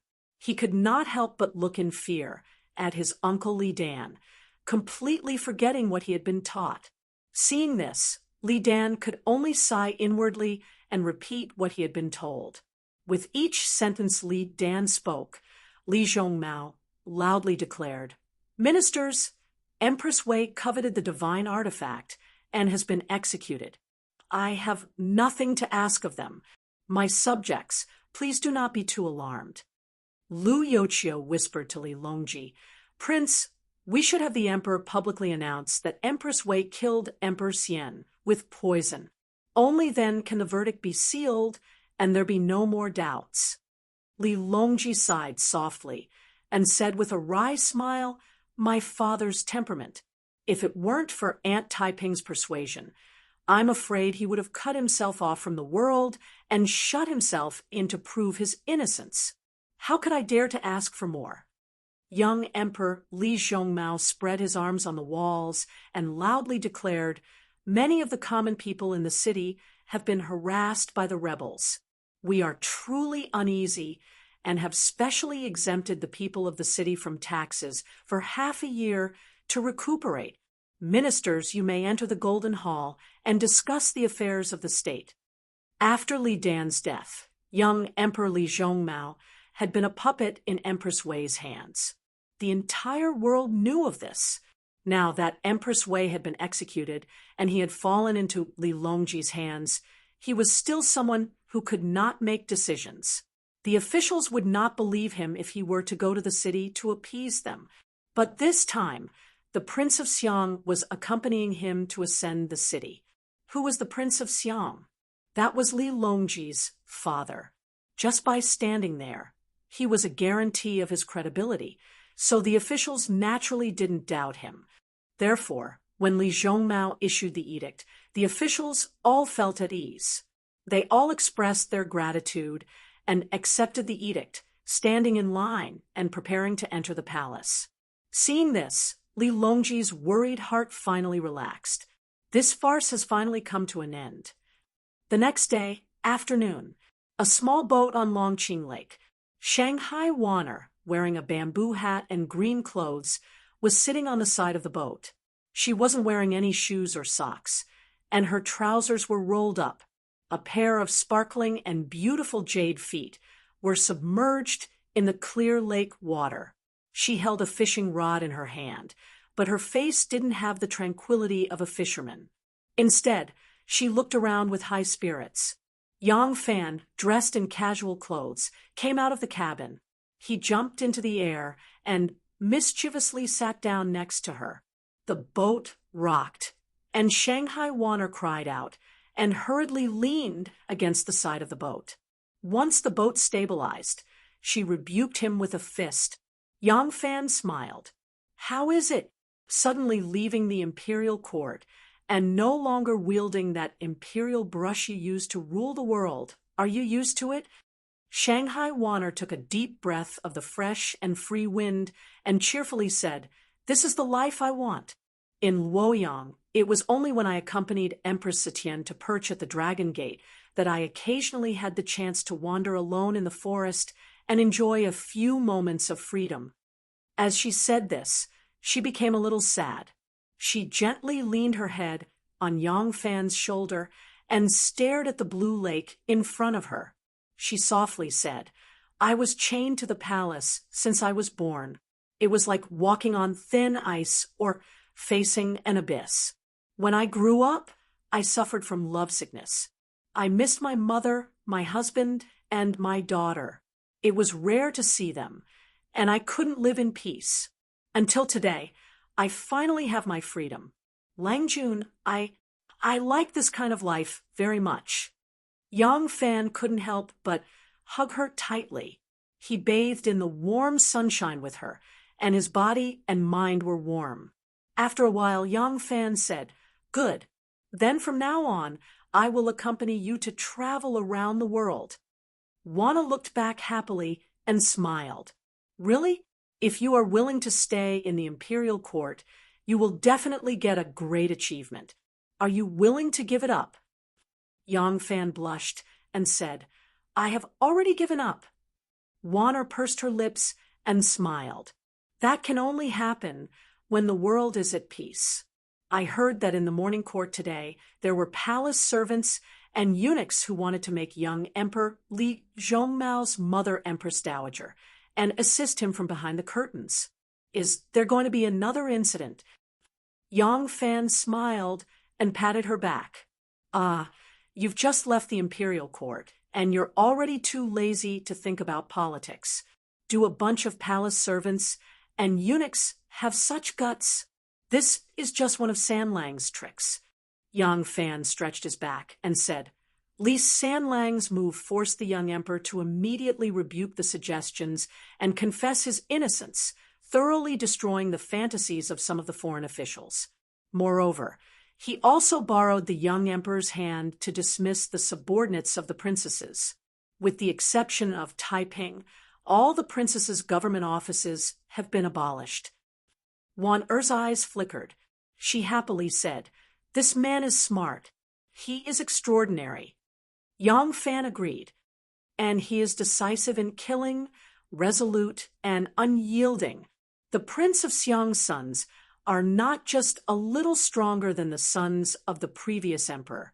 Li Longji rode out of Princess Taiping's estate in high spirits. Li Longji and his subordinates discussed the matter. They all felt that they should strike while the iron was hot and directly support the Prince of Xiang as emperor. But the Prince of Xiang was already indifferent to fame and wealth, and even hated it. It would not be easy to persuade him. If there was anyone in the world who could persuade the Prince of Xiang to change his mind, it was Princess Taiping. So Li Longji once more visited Princess Taiping and obtained his aunt's promise. When he left the estate, Li Longji was filled with joy. Stop! Who's there? Chong, and had just experienced a period of turmoil and could not be considered peaceful. Thus, Li Longji had brought quite a few bodyguards with him to visit Princess Taiping. Although they could not compare to the imperial patrol, the bodyguards were still like wolves and tigers. Unexpectedly, just as they left Princess Taiping's house, a person suddenly rushed out of the gate. The bodyguards paled in fright, thinking that it was an assassin. They immediately unsheathed their swords and spears. Don't attack! Don't attack! Royal Prince, I'm Maozhong, I'm Maozhong. Li Longji did not panic. He reined in his horse, but when he suddenly heard that person shout, Li Longji couldn't help but raise his brow and yell, "Bring him over!" The bodyguards parted to the left and right, opening a path. The person who had been stopped immediately ran to Li Longji's horse, his face wreathed in smiles. Royal Prince. Li Longji had heard the voice just now and knew that it was Wang Maozhong. Now, he saw that this person was dressed like a traveling merchant and had a pouch slung over his shoulder. Although his appearance was rather disheveled, wasn't it Wang Maozhong? Li Longji's thick brows shot up as he angrily said, "Bastard thing, you still dare to come back?" Wang Maozhong dropped to his knees and cried bitterly as he kowtowed. "Royal Prince, forgive me, Royal Prince, forgive me."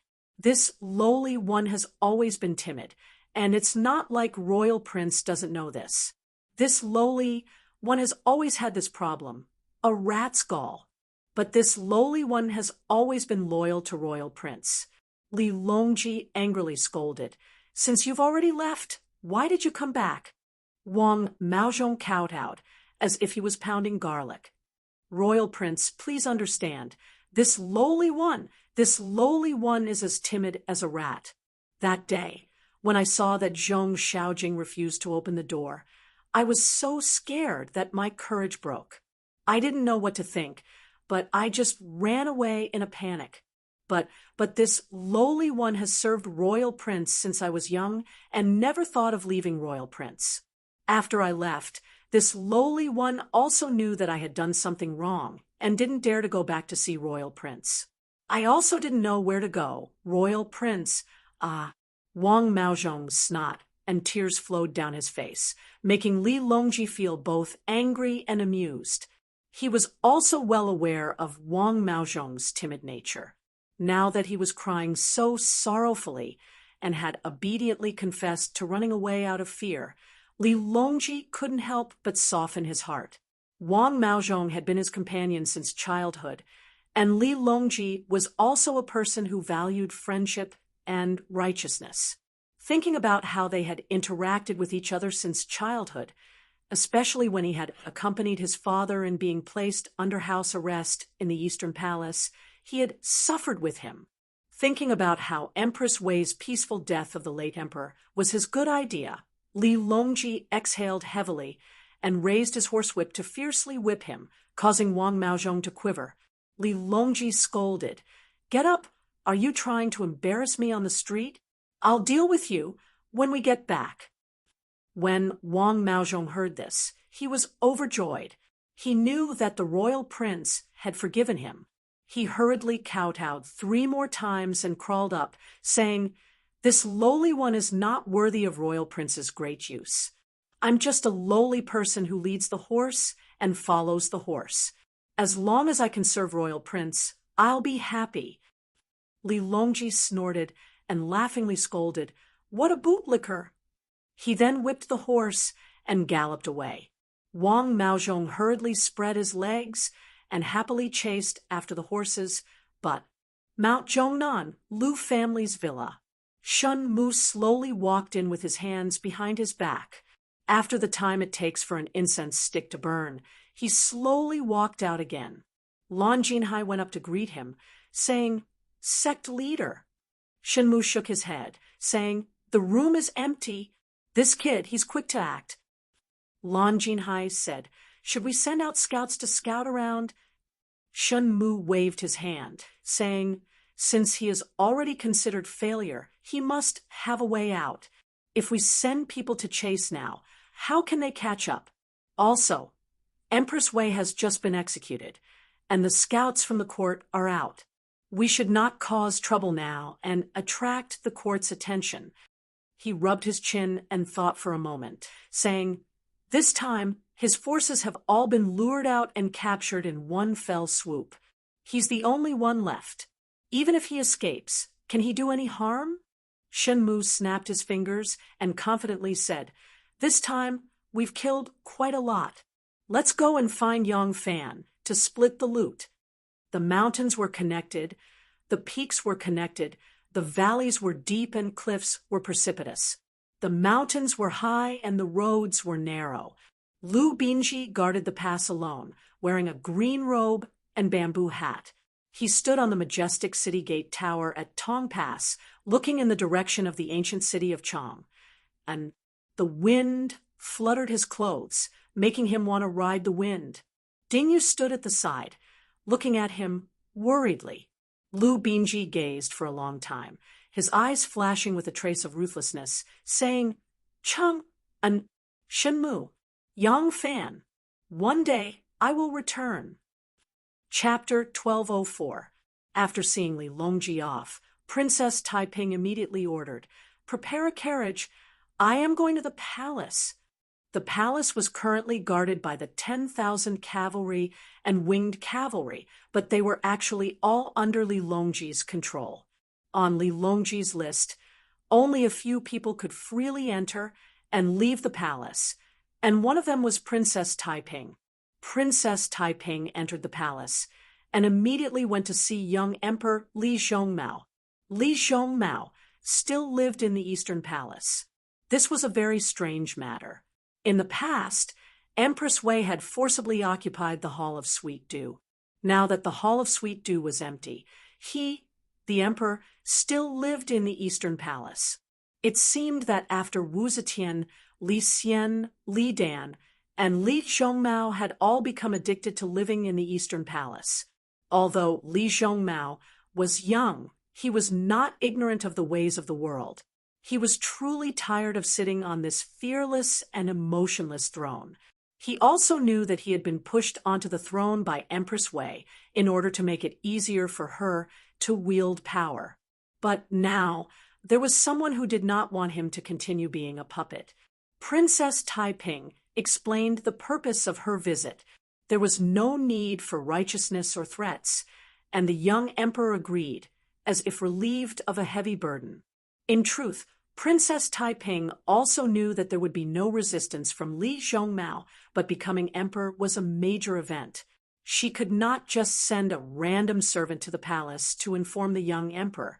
This trip had to be taken. Seeing that Li Zhongmao was very tactful, Princess Taiping slowly said, "Very good. The country of our ancestors needs a promising ruler. You can't shoulder this heavy responsibility, so it's fine if you become a prince of peace. Prepare well. Tomorrow morning, court, abdicate the throne to the Prince of Xiang." Li Zhongmao hurriedly nodded his head in agreement. After Princess Taiping left the Eastern Palace, she wanted to go to the Prince of Xiang's estate. The emperor only needed to say a few words. The real difficulty lay with the Prince of Xiang. Princess Taiping knew very well that her brother was not pretending. He really did not want to be emperor. As Taiping walked, she thought about what she would say when she saw the Prince of Xiang. She suddenly gave a bitter laugh. "You don't want to be emperor, but everyone does everything they can to make you emperor. And I am also of the blood of the emperor. Even if I can be a good emperor, it is only because I am a woman. The heavenly Tao is so unfair." Taiping sighed inwardly, feeling disappointed and indignant. Ever since she had the thought of an emperor in her heart, she felt the great temptation of the throne more and more intensely. Its temptation was omnipresent and irresistible. Regardless of whether one's original intention was to do evil or good, in the end, it could make people become its slaves without hesitation.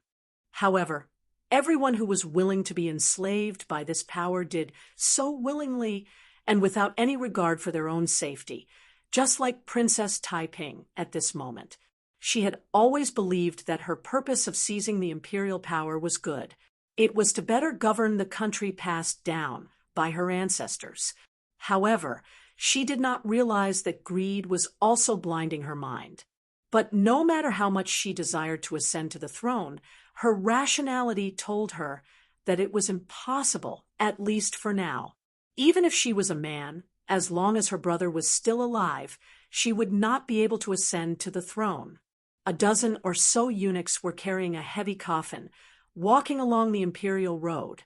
As soon as they saw Princess Taiping, they stopped respectfully and retreated to the roadside. Taiping asked in surprise, "Whose coffin is this? Why hasn't it been cleared out of the palace?" A eunuch hurried to her and respectfully said, "Your Highness, this coffin contains Shangguan Zhaorong." Oh, Princess Taiping's body shook. She looked at the coffin with a complicated expression and said, "The Zheng family still hasn't sent someone to collect the corpse." The eunuch replied, "Yes, perhaps it is because there are too many things in the palace. The Zheng family doesn't dare to inquire about Shangguan Zhaorong's whereabouts. Or perhaps it is because Shangguan Zhaorong has been labeled as a rebel, and the Zheng family is afraid." Princess Taiping had a bitter feeling in her heart. Even though she did not know Yang Fan's plan, she was very clear that Shanghai Wan did not die. There was no need for any other reason. Just from Yang Fan's reaction, it could be seen. Wan is with him right now. Princess Taiping first felt a wave of sadness, followed by jealousy and hatred. For a moment, her heart was filled with mixed feelings, and she could not tell what it is. Taiping was in a daze, and the eunuch did not dare to move. He stood obediently in front of her. After some time, Taiping regained her senses and plainly said, "Carry the coffin out of the palace. It is not a good idea to stay here forever. I will be responsible for burying Shangguan Zhaorong." The eunuch hesitated. This about Prince Lin, Z. Princess Taiping's phoenix eyes flashed with anger and a murderous aura appeared.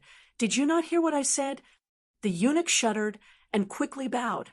"Yes, your servant obeys." Princess Taiping took another look at the coffin and walked forward.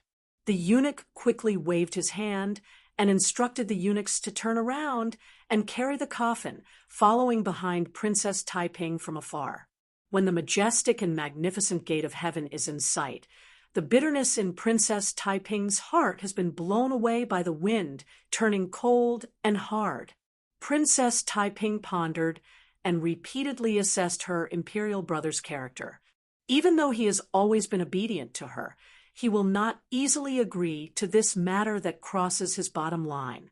Therefore, when they arrived at the Prince of Xiang's residence, she did not directly state her purpose of visit like she did with the young emperor. Princess Taiping only expressed to Li Dan that she was worried about young Emperor Zhong Mao's ability to govern the country. Li Dan did not care about this. He was dressed in coarse clothes and looked like a gardener. He excitedly played with the flowers and plants that he had ordered people to find. After listening to Princess Taiping's explanation, Li Dan laughed. "You need not worry about this. Our Tang dynasty has been through many trials and tribulations. Ever since Imperial Father passed away, we have been through a lot. The young emperor may be of mediocre talent, but our Tang dynasty has been through a lot and needs time to recuperate. It is not a bad thing for the Son of Heaven to rule." When Princess Taiping heard what he said, she couldn't help but secretly rejoice that she didn't directly tell him the idea of supporting him as the emperor. She followed his meaning and said, "What brother said is also reasonable. Maybe I was too impatient. It is just that young Emperor Zhong Mao is in doubt. Coupled with the fact that the Wei faction has just been executed, the court is still in turmoil. As the Prince of Xiang who assists the government and has been entrusted by Emperor Xian's posthumous edict, Elder brother must assist the young emperor in this period of time so that the people of the country can be reassured. Li Dan finished arranging a pot of flowers and patted the dirt off his hands. He smiled. Good. Elder brother will have to work a little harder these days.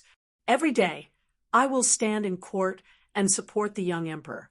In truth, you are 10 times more talented than me, and a woman surpasses a man. With you at court helping the young emperor manage the situation, there is no need for me to work so hard. Taiping smiled and said meaningfully, Elder brother has to go even if you don't want to. After all, elder brother is not a woman. The next morning, Li Xian woke up early and went to court. Since he was helping his nephew consolidate his power, Li Xian put in a lot of effort. He did not expect that his younger sister, son, nephew, and all the civil and military officials of the court had already decided to change the ruler of the country, because it had only been 21 days since the death of Emperor Zhongzong of Tang. Li Xian had not yet been buried. Thus, the young emperor had to sit in the eastern corner of Taiji Palace, facing Li Xian's Zi Palace. The Prince of Xiang, Li Xian, stood at the young emperor's side. Today was the day of the court conference. Princess Taiping, as the only princess in the Tang dynasty who had the authority to open a government office, appoint subordinates, and listen to politics, also attended in splendid attire. She stood at the right side of the young emperor, Li Zhongmao. Many of the officials had long since received the news that the emperor would be replaced. They could not conceal the excitement on their faces. Ever since the Prince of Xiang, Li Dan, accompanied the young emperor, Li Zhongmao, to ascend the throne to appease the officials, the court had temporarily stabilized. However, the officials who had contributed to the coup had not yet been rewarded, and the vacant positions of the Wei clan had not yet been conferred. Originally, the officials thought that the court was busy cleaning up the mess and did not have the time to care about these things. Now, they naturally understood that these were deliberately left behind for the new emperor to express his gratitude to the officials. Now that the new emperor had been crowned, these rewards should be put on the agenda. When the officials entered the hall, before they could bow to the emperor, the dignified and graceful Princess Taiping, who was dressed in a splendid palace gown embroidered with golden peonies and a crown of flowers and pearls, suddenly stepped forward and said in a clear voice, "The country is restless. The emperor is still young and cannot govern the country. For the sake of the stability of the country, the emperor wishes to abdicate the throne to the Prince of Xiang, Li Dan. What do the ministers think?" Li Dan paled when he heard this. Before he could react, the civil and military officials who had already received the news immediately stepped forward and shouted, "This is in accordance with the will of the heavens and the will of the people. We all agree." Li Dan looked at Princess Taiping in shock. Only now did he realize that his sister had already planned this. Those who were slow to react also cheered loudly in support. Those who did not know about this beforehand were all low-ranking officials. Now that they understood what was going on, they also stepped forward. In a short time, hundreds of officials bowed their heads. Unexpectedly, not a single person objected. Young Emperor Li Zhongmao was still a child and did not understand that he should stand up and abdicate the throne. He continued to sit on the couch in a daze, waiting for Aunt Taiping's signal. Princess Taiping turned her head and saw that he was still sitting on the couch in a daze. She found it funny and walked to his side, saying, "Your Majesty, the hearts of the people have already belonged to the Prince of Xiang. It is time for your Majesty to abdicate the throne." With that, she pulled him up, pulled his brother Li Dan over, and pressed him down on the couch. Li Dan suddenly came to his senses and stood up in shock, saying, "Absolutely not." Princess Taiping had already retreated 3 steps and bowed. "Prince of Xiang, the country is in dire straits and needs a wise ruler. The emperor is benevolent and filial, following in the footsteps of Yao and Shun. I am willing to abdicate the throne to protect the Tang dynasty. The Prince of Xiang has a long way to go and must not decline." Li Dan was furious and turned to leave. Lu Yoqiu had already rushed up the stairs with the pre-written abdication edict. He knelt in front of Li Dan and blocked his way. He raised the edict high and said, "The will of heaven and the will of the people cannot be disobeyed. Although the Prince of Xiang wishes to sit high and do good alone, what about the foundation of the ancestors? Today, the hearts of the people and the responses of all the officials, the Prince of Xiang must no longer decline." Gu Fushun, who was now in charge of the winged cavalry, also strode up the stairs and knelt on the other side of the couch. He said loudly, "Today, only the Prince of Xiang's ascension to the throne can convince the people. For the sake of the country, I respectfully request the Prince of Xiang to abdicate the throne." Prince of Xiang to abdicate the throne. The hundreds of officials in the Golden Hall knelt together and announced loudly. Their voices spread throughout the hall. From the Taiji Palace to the Gate of Heaven, countless guards also knelt down and said in unison, "Prince of Xiang to abdicate the throne." Seeing this scene, Li Dan could not help but be at a loss. At this time, Yang Xishuan had already led 4 young eunuchs to rush up the stairs with the dragon robe and imperial crown. They hurriedly helped Li Dan put on the robe and forcefully helped him onto the throne. The hundreds of officials knelt down 3 times and kowtowed 9 times, shouting, "Long live the Prince of Xiang." Princess Taiping and the abdicated young emperor, Zhong Mao, stood beside the throne, listening to the roaring of the mountains and seas. She couldn't help but feel excited. Dethroning an emperor, establishing an emperor, changing the world with just a simple gesture. This feeling of floating in the air made her feel intoxicated. Chapter 12:05. Li Dan wore a yellow robe and became the emperor. Young Emperor Li Zhongmao abdicated and became prince once again. Li Dan's sons became imperial princes, and the officials who contributed to the coup were also rewarded. As for Yang Fan, who had played a major role in the coup because he had an agreement with Li Longji beforehand, his name was not on the report book. Other than some of the main generals who had participated in the coup, no one else knew that he had also participated in the coup. Hearing that Li Xian had ascended to the throne, Yang Fan could not help but sigh in relief. If this coup could not be completely handed over, there could only be 2 outcomes. First, Li Zhongmao would kill the Prince of Xiang's descendants and the officials who had contributed to the coup in order to free himself and regain power, following in his father's footsteps. Second, the officials would get rid of the young emperor and end everything. An incomplete revolution was bound to cause endless trouble. This was the best outcome. The matter in the capital was over, and the matter of dividing the spoils with the hidden sect was also clear. The benefits that the obvious and hidden sects had obtained from Lu Binji could almost completely make up for the losses that the obvious and hidden sects had suffered in the past 2 years of half-truths and half-lies. It could be imagined that Lu Binji had voluntarily handed over the position of clan lord in exchange for a large amount of wealth from the Lu family. He had used this wealth to operate in secret and expand like a rolling snowball, forming an enormous economy that was second only to the obvious and hidden sects. In the end, it had all gone to someone else. After everything was settled, what Yang Fan wanted to do the most was to travel east to Japan with his family. He wanted to take a boat to Japan and visit the monk Huai-yi, who was doing well among the daimyos in Japan. This was only one of the reasons he wanted to travel east.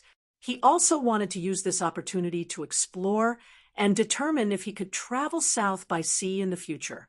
He wanted to visit his senior martial brother in the South Sea and pay his respects to his master's and grandmaster's tombs. He also wanted to move his parents' and sister's tombs there. That was where he had obtained a new life.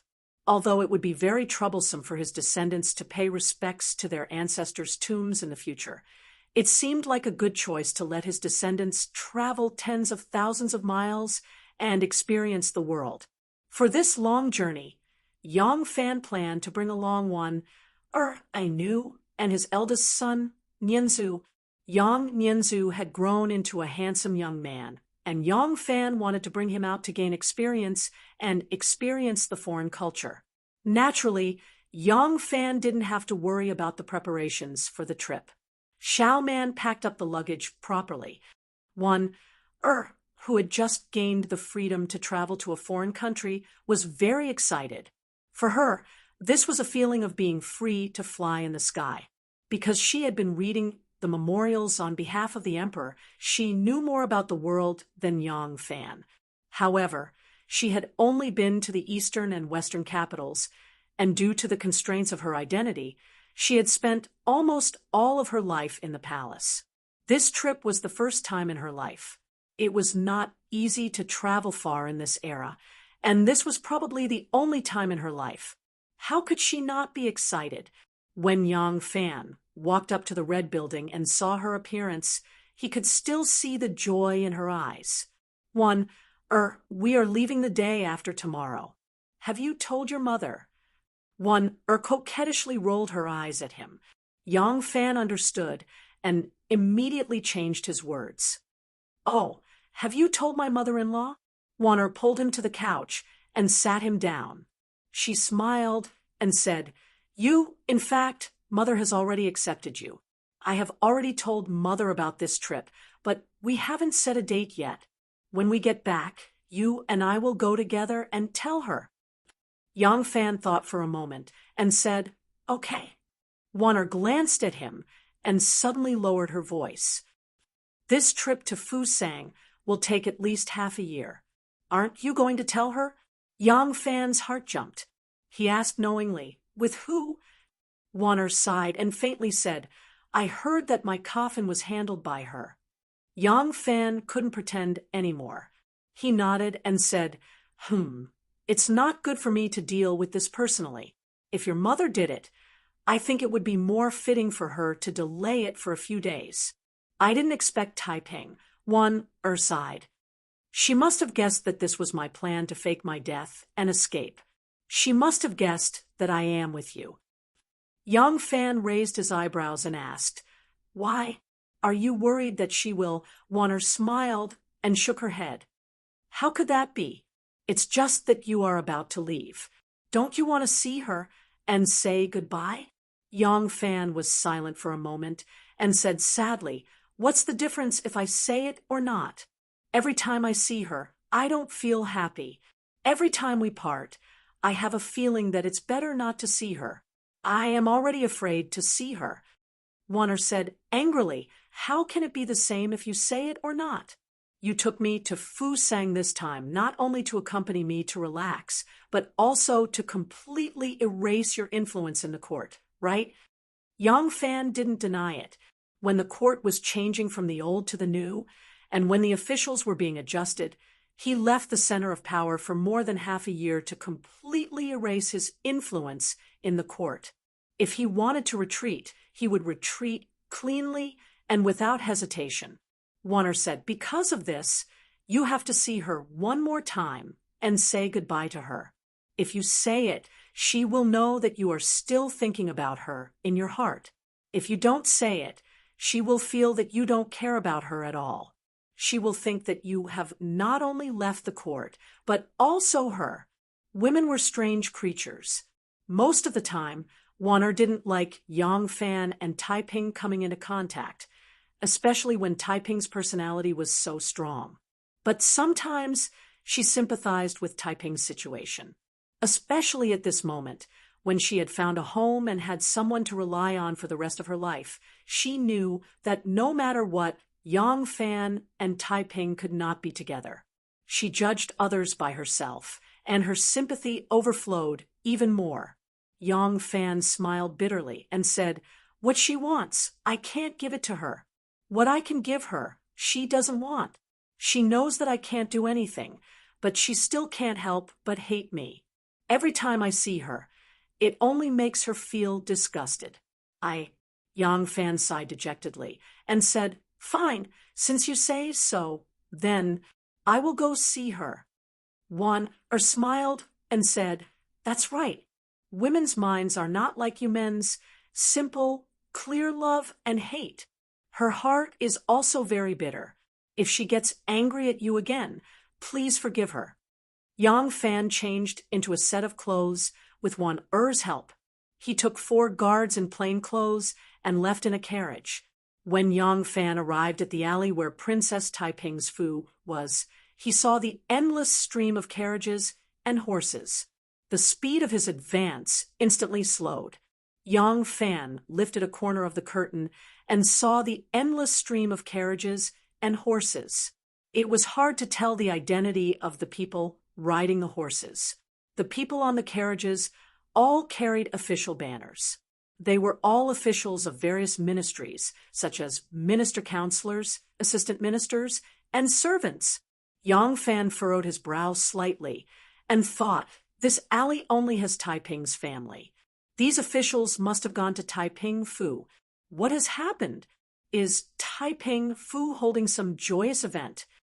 Yang Fan was too lazy to pay attention to the news in court. The limited intelligence of Xianzong had started to focus on the Jianghu. Even though he knew that Taiping was heavily relied upon by the emperor, he didn't know that he had reached a point where no one dared to approach him. Li Dan did not want to be the emperor at all. After he was unwillingly pushed onto the throne, he had no desire to wield power and establish his authority.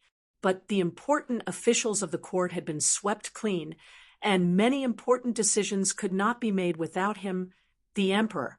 Li Dan was troubled by government affairs, but in these years he had not paid attention to government affairs at all.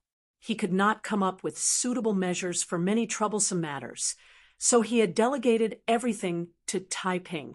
But every time there was a major matter, Li Dan would invite Taiping into the palace to discuss politics. This would inevitably take up time, and it was not good for Princess Taiping to live in the palace. So Li Dan sent the prime ministers to Princess Taiping's Fu to discuss politics. Li Dan tended to the flowers and plants in the palace, but whenever the prime ministers came to report, he would habitually ask, "Have you discussed this with Taiping? If not, then fine. You can go discuss it with Princess Taiping first." Already discussed it? That's even better. Whatever Taiping says, just do it. Li Dan, the son of heaven, was free and unfettered. Not only did he delegate the military and state affairs to Taiping, he even delegated the power to appoint and dismiss the civil and military officials to Taiping. For a time, it was as if Li Dan was the son of heaven, the emperor of Taiping. Because of this, the number of officials who needed to visit Princess Taiping increased sharply, and the number of officials who wanted to rely on Taiping for a better future was like a flock of ducks. When Yang Fan's carriage arrived in front of Princess Taiping's door, he saw a long queue of carriages. Yang Fan's carriage did not have an official banner on it, so others did not know the identity of the person in the carriage, so no one dared to say anything about him cutting the queue. An imperial bodyguard came to the door with Yang Fan's visiting card. The steward received the card and saw that it was the Defender General who supports the state, Yang Fan, asking for an audience. He immediately put away his arrogant expression and politely replied, "Please wait for a moment. I will go inside to report." Princess Taiping was the same as the princes. She had the right to set up her own government and had a group of subordinate officials. Her government affairs hall was also known as the Enan Hall among the common people. In the Enan Hall, there was a small court, and there were also civil and military officials. At this time, Princess Taiping was in the Enan Hall listening to the Minister of Appointments and the Chief Prime Minister of the Political Affairs Hall, Gua Yuanzhen, reporting to her about the Prime Minister election. After Empress Wei was executed, the Political Affairs Hall was empty, and Li Dan temporarily appointed Gua Yuanzhen, Dou Huaizhen, and Xin Xia's prime minister. among these three people other than Guo Yuanjun, who was originally the prime minister, but he had been guarding the western region all along, and now he was transferred back to the capital to handle the affairs of the prime minister. The other two were promoted by Princess Taiping. When Princess Taiping recommended the prime minister, it was true that she hoped to recommend some ministers who were close to her, but it was not enough. These ministers must also be popular. After all, the prime minister of a country was the most courteous minister of a country, so she could not be rash. For a while, Taiping did not have many suitable candidates to recommend for the post of prime minister, and the empire was too big to rely on just 3 prime ministers to handle the complicated and heavy affairs. Therefore, the ministers had to recommend a few more officials to be the prime minister. By this time, the ministers had reached a conclusion, but they still needed Princess Taiping's approval, so they reported it to her. Guo Yuanjun said, "I think that Su Prefecture Governor Yao Chong and Luo Prefecture Governor Song Jing are both talented prime ministers." By this time, the steward quietly came out from behind the screen and handed over Yang Fan's visiting card to Princess Taiping. As soon as Taiping saw the name on the card, her heart trembled, and she felt somewhat sad. "Are you finally willing to see me?" She raised her hand to signal Guo Yuanjun to pause, and opened the visiting card to take a look. She could not help but frown. Right now she was listening to an important matter, and it involved the selection of the prime minister, which was related to her future power. So she could not be careless. Taiping pondered for a moment, and then said to the steward, "Tell him that I am busy. Ask him to come back tomorrow."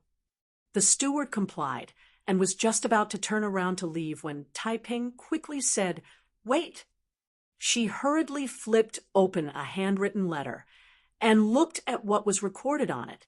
Tomorrow they were going to discuss the appointment of the Jidushi in Yuzhou, the appointment of officials, the Tubo's request to cede the land of Juku to Jincheng Princess Tang Mui, and the funeral ceremony for Su Guogong Su Gui, and the posthumous title. Taiping touched her forehead and sighed, and helplessly said, "Tell him to come see me the day after tomorrow."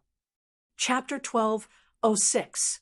The prime minister was responsible for assisting the emperor, keeping the people in peace, keeping the officials away from him, and being courteous to his colleagues. Even when Wu Zetian was acting on her own, even though her orders were absolute and her words were absolute, she had actually considered it over and over again before making the decision. The candidate prime minister's ability, moral character, reputation, seniority, track record since he became an official, loyalty to the sovereign, and relationship with his colleagues, all of these had to be repeatedly weighed and compared.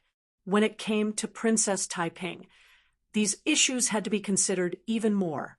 This was especially so even though Li Dan had absolute trust in her and had boldly delegated power to her, she was not the empress, and she was not as mighty as Wu Zetian in the past.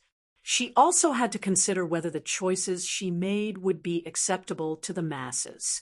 If the masses opposed her, it would be a heavy blow to her rising popularity. Therefore, Princess Taiping patiently listened to the two ministers for a long time. She solemnly wrote the names of the 6 candidates on a piece of paper. Then she said, "Very well, I have an idea. Put the resumes of the prime minister candidates here. I will consider them carefully tonight. Come early tomorrow, and we will choose the prime minister as soon as possible." It was already dusk. Guo Yuanjun and Princess Taiping had to leave immediately. Otherwise, they would be in time for the curfew. The new dynasty had just begun, and the curfew was much stricter than before.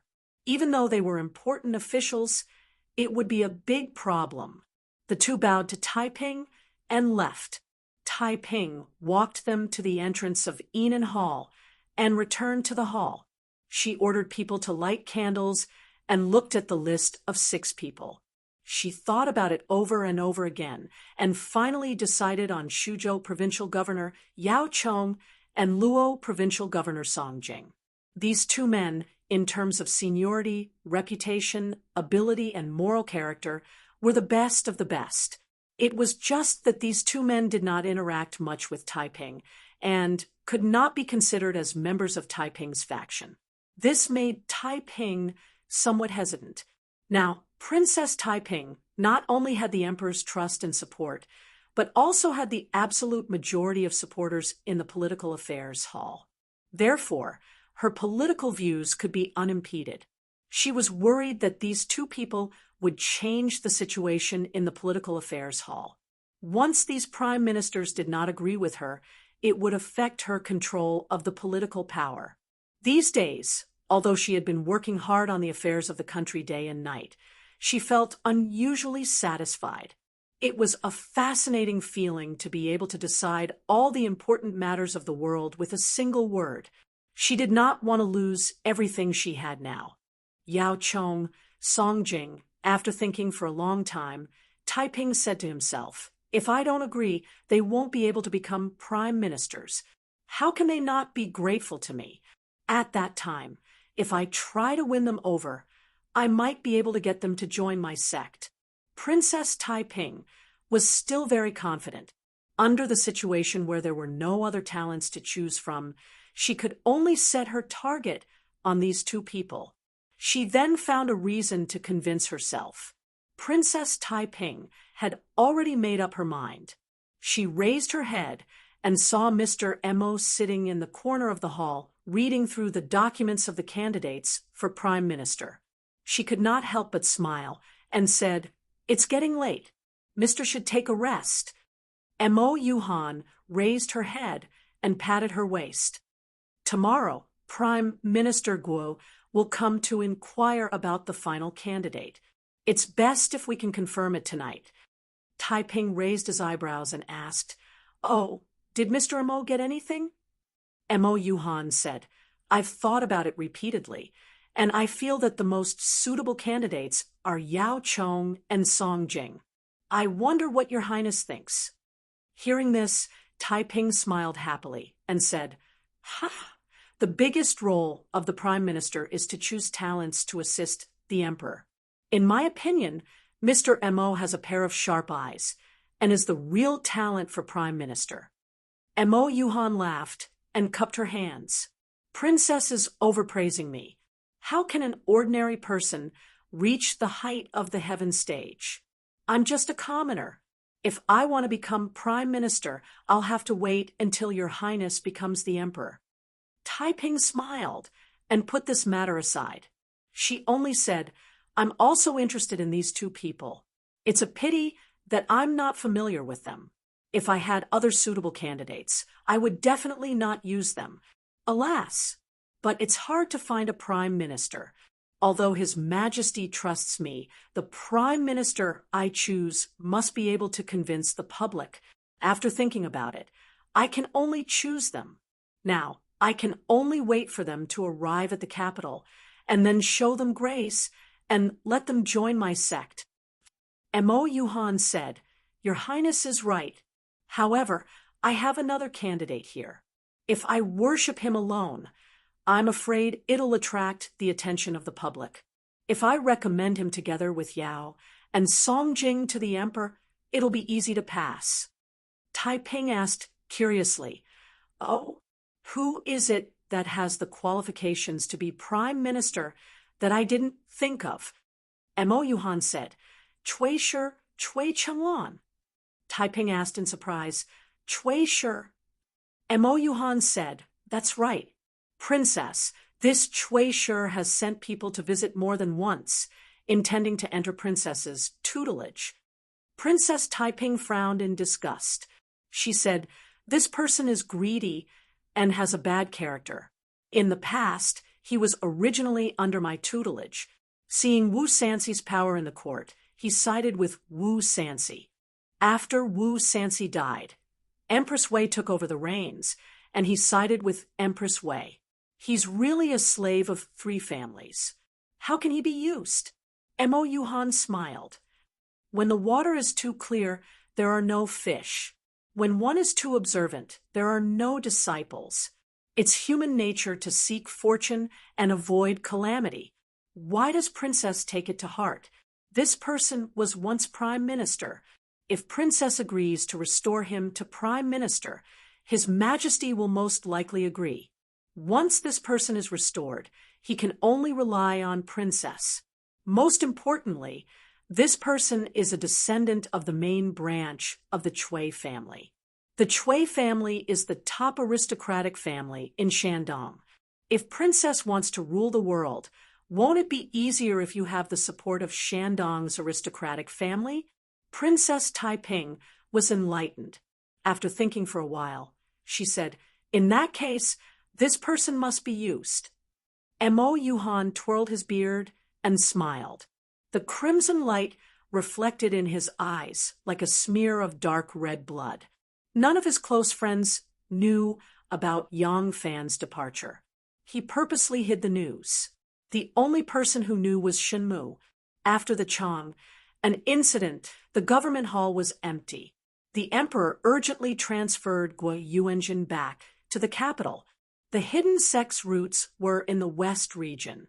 Guo Yuanjin was the most important governor that the hidden sect befriended in the West region. Once Guo Yuanjin left, Shen Mu dared not delay and had to rush to the West region to contact the new governor. Therefore, he was not in the capital. Therefore, Yang Fan's departure was even easier. Nu had followed young Master Lu everywhere since young and had been to many places. Although Japan was an overseas country, she had never been there. However, in this era, China was the center of the world. The barbarian wilderness was not very attractive. Therefore, she took this journey calmly. The ones who were really happy were Shanghai, Wan, and Yang Nianzu. Yang Nianzu was so excited last night that he did not sleep. Now that he was about to set off, he could not help but doze off. He could only sit in the carriage and force his eyes open. As Shanghai Wan was a woman, she brought more luggage. She even brought a national medicine master who was proficient in gynecology. It seemed that Shanghai Wan planned to have another child when she traveled east with her husband. However, she had passed the optimal age for childbearing. For safety reasons, she had to be well prepared. After bidding farewell to his family, Yang Fan led the carriages to Vermilion Bird Avenue. He told Wan and Anu, "You two go out of the south gate first and go to Mount Ba. Wait for me there." Wan knew where Yang Fan was going. She nodded and agreed. The carriages continued forward while Yang Fan rode to Princess Taiping's residence. In the Yinan Palace, Princess Taiping's face was gloomy. The three prime ministers, Guo Yuanjin, Dou Huaijin, and Cixi, kept quiet out of fear. Princess Taiping said angrily, "What is there to discuss about this? The crown prince of the country should have a legitimate eldest son. Cixi is the eldest son of the first wife. Longji is the third son of a concubine. How can he be the crown prince?" Guo Yuanjin bowed and said, "Princess, originally, there was no objection to having the eldest son as the heir apparent. Moreover, King Song Cixi was appointed as the crown prince 26 years ago. When the heavenly empress ascended to the throne, Your Majesty was demoted to the position of heir apparent, and Cixi was still the crown grandson. Now that His Majesty has ascended the throne, it is reasonable to have Cixi as the crown prince. However, King Ping Longji has made great contributions to the country. If King Ping did not kill Wei Dang, I don't know what the world would be like. Therefore, His Majesty is quite hesitant." Outrageous! Princess Taiping flicked her sleeve and said unhappily, "His Majesty is confused. Can a prince go against the ancestral law just because he has made great contributions to the country? If there are no rules, it will be the source of disaster.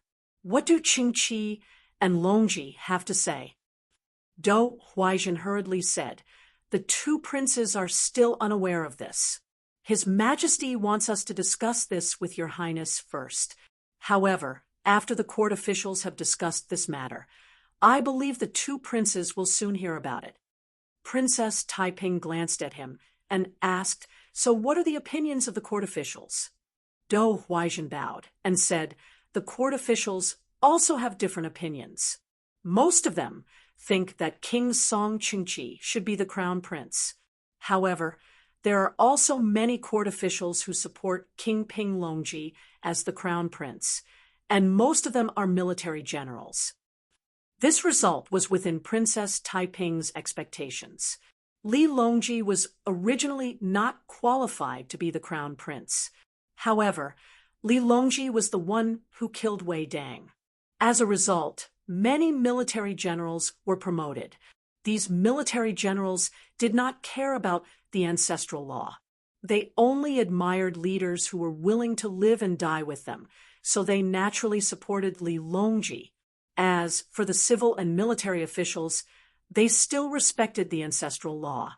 Even though many of the important officials were promoted because Li Longji killed the important officials of the Wei Dang faction, when it came to the matter of the crown prince, they still chose to choose the crown prince. Hearing that most of the civil and military officials supported Li Qingqi, Princess Taiping felt a little more at ease. However, her imperial brother was actually wavering on who should be the crown prince. This made Princess Taiping very wary. Li Longji was bold and capable. He was not an easy person to deal with. Compared to Li Longji, Li Qingqi's personality was more like the Prince of Xiang. Choosing him as the crown prince was beneficial to the long-term plan of peace. The matter of choosing the crown prince could not be delayed. Even if it was only a bud, it had to be nipped in the bud. Thinking of this, Princess Taiping raised her eyebrows and said in a deep voice, "You all go back first. I will go see the Son of Heaven immediately." The three prime ministers acknowledged and withdrew. On the side, Chief Historian Jiang Tianyan hurriedly reported, "Your Highness, there are still many officials waiting to receive you outside the residence. In addition, there are several important official matters that need to be resolved today." Princess Taiping angrily said, "What matter is more important than choosing the crown prince?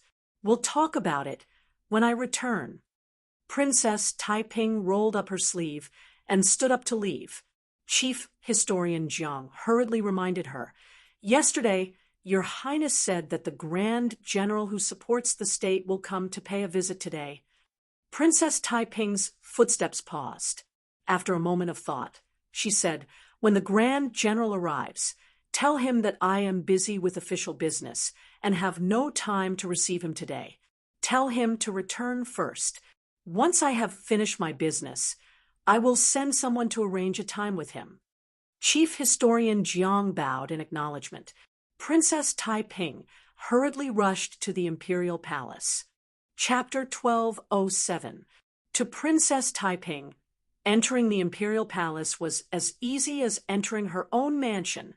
There was no need for her to report. Taiping entered through the black tortoise gate and walked along the 1,000 steps corridor to Xianqi Palace Hall. She saw a bright yellow imperial canopy in front of her. Knowing that her brother must be there, she hastened her steps. As he got closer, he saw his brother, Li Dan, lying on a chair with a fishing rod in his hand. He seemed to be fishing. Princess Taiping raised her hand to stop the palace maids from crouching down to greet and report. She looked closely and saw that her brother was sleeping with a thin blanket around his waist. There was a table next to the chair with dried fruits, dried meat, and various snacks on it. There was also a tin pot and a jade cup with some wine left in it. Taiping angrily called out, "Brother, the fish has taken the bait." Ah, Li Dan was startled awake and scrambled to pick up the fishing rod. When the hook came out of the water, there was only bait on it, and no fish took the bait. Li Dan glared at Taiping and said, You really know how to make trouble. I was sleeping soundly and was woken up by you." Princess Taiping sat down on the rope bed and grumbled, "Brother, this Taiping Son of Heaven is really free and unfettered. He doesn't care about the affairs of the country at all. That's fine, but with the matter of the heir apparent, one careless mistake will cause endless trouble in the future. How can you sleep soundly with such an important matter unresolved? Li Dan was startled and then burst into laughter. He pointed at Princess Taiping and said, "I was wondering why you came. So it's about the heir apparent. Ha ha. Of course, I don't need to worry about this matter because it's already been resolved." Princess Taiping was startled and hurriedly leaned forward and said, "It's already been resolved? How did you solve it?" Li Dan said, "Speaking of which, the heir apparent position should belong to Qingda, but Longji's meritorious service is outstanding, and this country was seized by him. If I don't appoint him as the heir apparent, I feel that it's unfair to him. I'm in a dilemma." I didn't expect Qingda to hear about this, and immediately came to the palace to tell me that he doesn't want to be the heir apparent, and is trying his best to recommend his third brother to me. You see, in this way, won't the problem of choosing a successor be easily solved?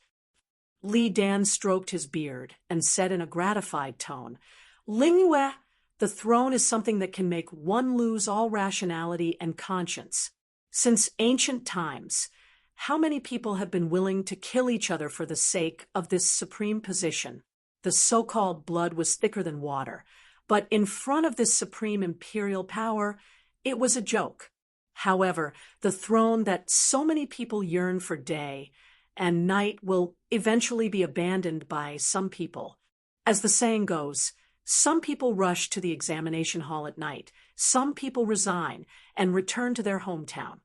Successful people are like me. Li Dan picked up the wine cup on the table and drained it in one gulp, savoring the taste of the wine. He said proudly, "Lingyue, I admit that in terms of ability, breadth of mind, and boldness, I am inferior to my father and grandfather. But when it comes to teaching children, from great ancestor to all the ancestors, who can compare to me?" Princess Taiping's expression suddenly changed. Li Qingqi voluntarily resigned from the position of crown prince. Originally, in terms of feudal etiquette and imperial law, Li Qingqi, who was both the eldest son and the legitimate son, was the undisputed candidate for the position of crown prince. But now that Li Qingqi voluntarily resigned from the position of crown prince, this was terrible. Li Qingqi's actions immediately became the undisputed support of the imperial family for Li Longji. Li Longji had already made great contributions that no one could deny. Now that Li Qingqi voluntarily resigned, what reason did she have to oppose this matter?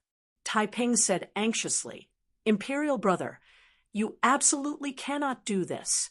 Establishing a legitimate son is a law passed down by our ancestors. If we violate this rule, our descendants will all covet the throne and fall. Won't our Tang dynasty be plagued with troubles from then on?" He. Li Dan laughed a few times, his laughter a bit cold. "Established by the ancestors? Lingyue, is there an ancestor's law for a wife to substitute for her husband? Is there an ancestor's law for a mother to substitute for her son? Is there an ancestor's law for an empress dowager? Since ancient times, which dynasty and generation has avoided killing each other when establishing a legitimate son?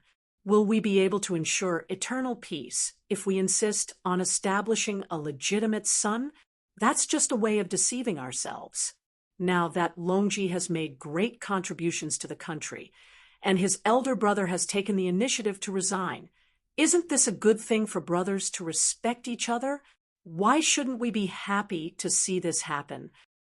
This, faced with Li Dan's series of questions, Princess Taiping was truly speechless. After thinking for a bit, she said again, "But does imperial brother really think that Qingqi is willing to relinquish his position? Longji killed Housewei and obtained the support of the generals. Could it be that Qingqi is doing this to protect himself?" Li Dan was displeased when he heard this. he said to Princess Taiping, "Lingyue, I know my son very well. Qingqi is not a cowardly and incompetent child. Back when the divine dragon coup d'etat, my 5 sons followed me into the southern Yamen to seize military power. Qingqi charged at the front alone. When have I ever felt fear? Imperial brother was suspicious of me, so Longji and the other 2 sons were expelled from the capital, while Qingqi and Qingyi remained in the capital as hostages. At that time, in order to avoid arousing suspicion, I did not step out of the house. Moreover, Qingqi did not care about the emperor's suspicions and worked hard to deal with the nobles in the court. This was my chance to survive. Do you think Qingqi is a person who is afraid of trouble? Qingqi and his 5 brothers are very close. They are not people who would kill each other for a mere throne. Now that the new dynasty has just been established, there are many things waiting to be done. If Qingqi is determined to take the throne, it is best that he does not give in now. Lingyue, you think too much." Princess Taiping saw that the conversation was not agreeable and did not continue. She only thought in her heart, whoever started the trouble should untie it. To solve this problem, I still have to rely on Li Qingqi. I have to take advantage of the fact that Imperial Brother has not made his decree to the world to persuade Qingqi to change his mind. Thinking of this, Princess Taiping avoided talking about this matter and talked about other things with Li Dan. After a while, she stood up and took her leave. Li Dan didn't suspect anything. He was still tipsy, so he collapsed on the chair. In a short while, he became a fisherman who had fallen asleep. Taiping left the imperial palace and immediately set out for Li Qingqi's mansion in Longqing Square. Li Qingqi entered the imperial palace and resigned from the position of crown prince to his father. After getting his father's permission, he was overjoyed. He excitedly returned to the mansion and took out a jade flute. Taking advantage of his excitement, he played the 3 plays of Plum Blossom. His heart was full of joy. Li Qingqi was 6 years older than Li Longji. When he was imprisoned in the Eastern Palace, he was already very sensible. He had seen too many tragedies in the palace. For the sake of the throne, the mother killed the son, the wife killed the husband, the son killed the father. When his father was imprisoned in the Eastern Palace, he did not know how many times he would wake up in the middle of the night because he was afraid of being framed by cruel officials. His birth mother was beaten to death by his grandmother because of a groundless accusation. Experiencing all kinds of hardships in life made Li Qingqi have an unusual understanding of life since he was young. Regarding the throne, he was as indifferent to it as his father. Now that he could finally relax, he was very happy.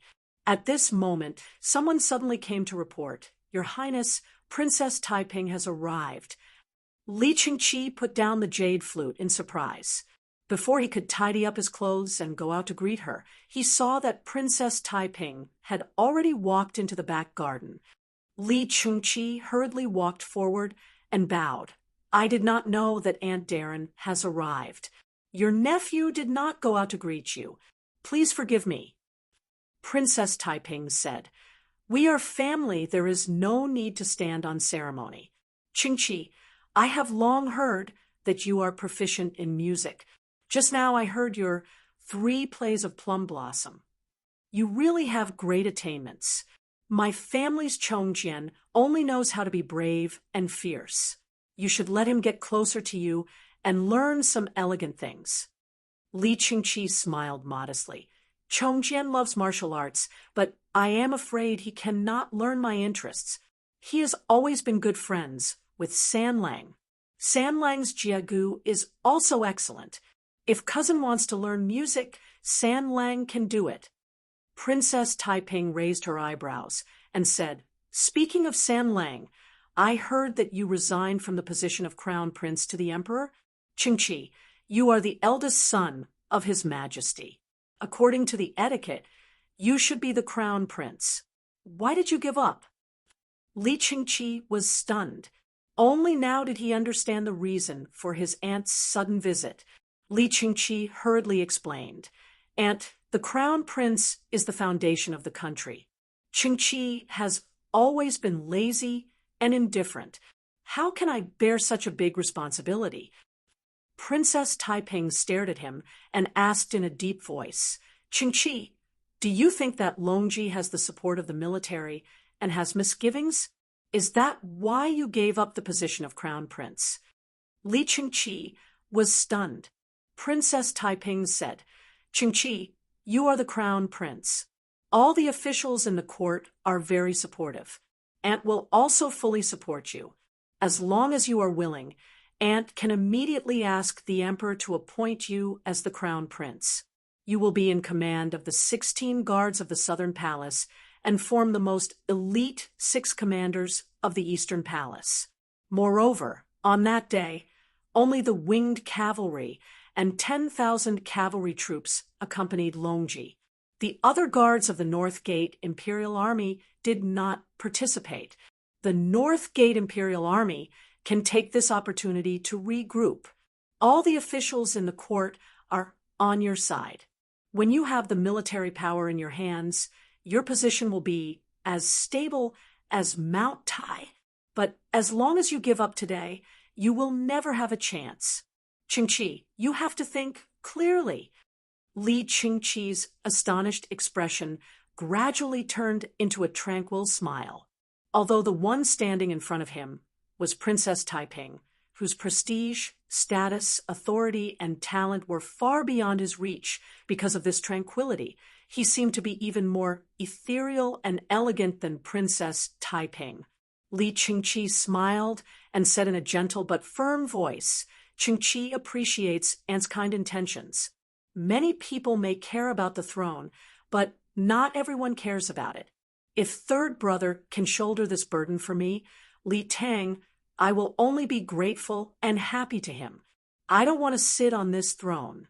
When Princess Taiping left King Song's mansion, her heart was full of depression. Li Qingqi and Li Longji were willing to fight. How could she be the bad guy? No way. As long as the matter is not settled, there is still a chance. I will immediately mobilize the officials to oppose this, Princess Taiping thought, and stepped into the carriage. The carriage started. Li Qingqi stood at the door and bowed deeply. Princess Taiping was so dispirited that she did not even bother to return the greeting. The guards of honor moved slowly and suddenly passed by the Yang residence. Princess Taiping saw the gate of the Yang residence and suddenly thought of the agreement with Yang Fan today. She could not help but let out a soft cry and hurriedly ordered, "Stop the carriage." Taiping thought, he should be back at this hour. After a while, her personal guard hurried back from the gate of the Yang residence and reported to her, "Your Highness, General Yang is on a trip and is not in the residence." Taiping was startled and asked, "Going on a trip? Where is he going?" The guard said, "The door of the Yang residence said that General Yang is on a trip to Dongying with his son. This trip will take more than half a year." Hearing this, Princess Taiping was at a loss. On the ba, Yang Fan swung the stirrup and got off the horse. Yang, Nianzu stood at the bow and waved to him. Yang Fan smiled at his son and waved to one, and a new standing at the bow. He turned his head to look back at Chang and sighed sadly. He stepped onto the ship. In the distance, on the plain, under the weeping willow, Princess Yuzhen's graceful figure seemed more graceful than the willow branches. She looked at the cloud-like sail on the big ship in the distance and gently broke off a willow branch. The tears in her eyes were as clear as dew. Chapter 12:08. Yang Fan's purpose for this trip was to tour the world and relax his body and mind. Along the way, if he wasn't taking his son to various places of interest, going in and out of the alleys, enjoying the local customs, or climbing mountains with a new and one, or the two beauties playing the zither and the flute, enjoying the pleasures of fish and water. But the waterway was smooth, and after a few days, they arrived near Luoyang. Yang Fan wanted to change to a small boat and enter the Chao Canal to enter the Luo River and go directly to Luoyang City. He wanted to visit Luoyang again, but he didn't expect that there were many passes on the river and there were endless checkpoints. The soldiers on both sides of the river were aggressive and strict. Yang Fan didn't take an official boat for this trip and didn't inform the local authorities, so no one knew that the boat was carrying the Defender General who supports the nation. Yang Fan didn't want to expose his identity, so he was also stuck at the entrance of the Chao Canal. At first, Yang Fan didn't care, but after a day and a night, he still didn't get a pass. Only then did he feel that something was wrong, so he ordered someone to bring his fish talisman to the local authorities. The person who was being interrogated on the river was a county lieutenant of Hunan County, a minor ninth-ranked official. When he suddenly heard that the Defender General who supports the nation had been stopped at the mouth of the river for a day and a night, he was scared out of his wits. He hurriedly took the great general's fish talisman and climbed onto the big boat to ask for forgiveness. Seeing the fear on his face, Yang Fan smiled and comforted him. "There's no need to panic. I'm only traveling with my family and didn't want to alarm the authorities. I don't have the freedom to greet and send people off. I'm the one who hid my identity. What crime did you commit? You only need to know that I'm here. Don't spread it." The county lieutenant hurriedly complied. Yang Fan then asked, "What happened in Luoyang? Why is it so heavily guarded?" The county lieutenant hurriedly reported to Yang Fan. Yang Fan now understood the reason. Prince Chao, Li Zhongfu, had rebelled. Li Xian had 4 sons. The eldest, Li Zhongruan, criticized Zhang Yizhi and Zhang Changzong, and was beaten to death along with his sister and brother-in-law by Wu Zetian. The second, Li Zhongjuan, was repeatedly humiliated by Enlu and was killed in the palace. The third, Li Zhongfu, was despised by Empress Wei and was sent to Lingnan to be the king. The fourth, Li Zhongmao, was the emperor for 18 days and was now living in the capital. Li Zhongfu had never been at Lingnan and had written to his father, Li Xian, asking him to return to Lingnan. Empress Wei, Li Zhongfu, Li Emperor, and Emperor Li Lingnan, Li Emperor, Li But, Li Emperor Li, and Yang, Li, and he Chang Li Yang, and he would Li. But not long after, Empress Wei also died, and the Prince of Xiang, Li Dan, became emperor. Li Zhongfu feared Lady Wei as if she was a tiger, but he had no fear of this uncle whom he had only met a few times and whose temperament had always been gentle and indifferent. In his mind, even though he was not Li Xian's legitimate son, he was Li Xian's eldest son. After Li Xian's death, he should be the emperor. Now that his 4th brother had abdicated the throne, he should be the one to abdicate the throne to him instead of his uncle. Beside Li Zhongfu, there were a few strategists who overestimated their own capabilities. They were also looking forward to Prince Qiao's ascension to the throne so that they could leap over the Dragon's Gate.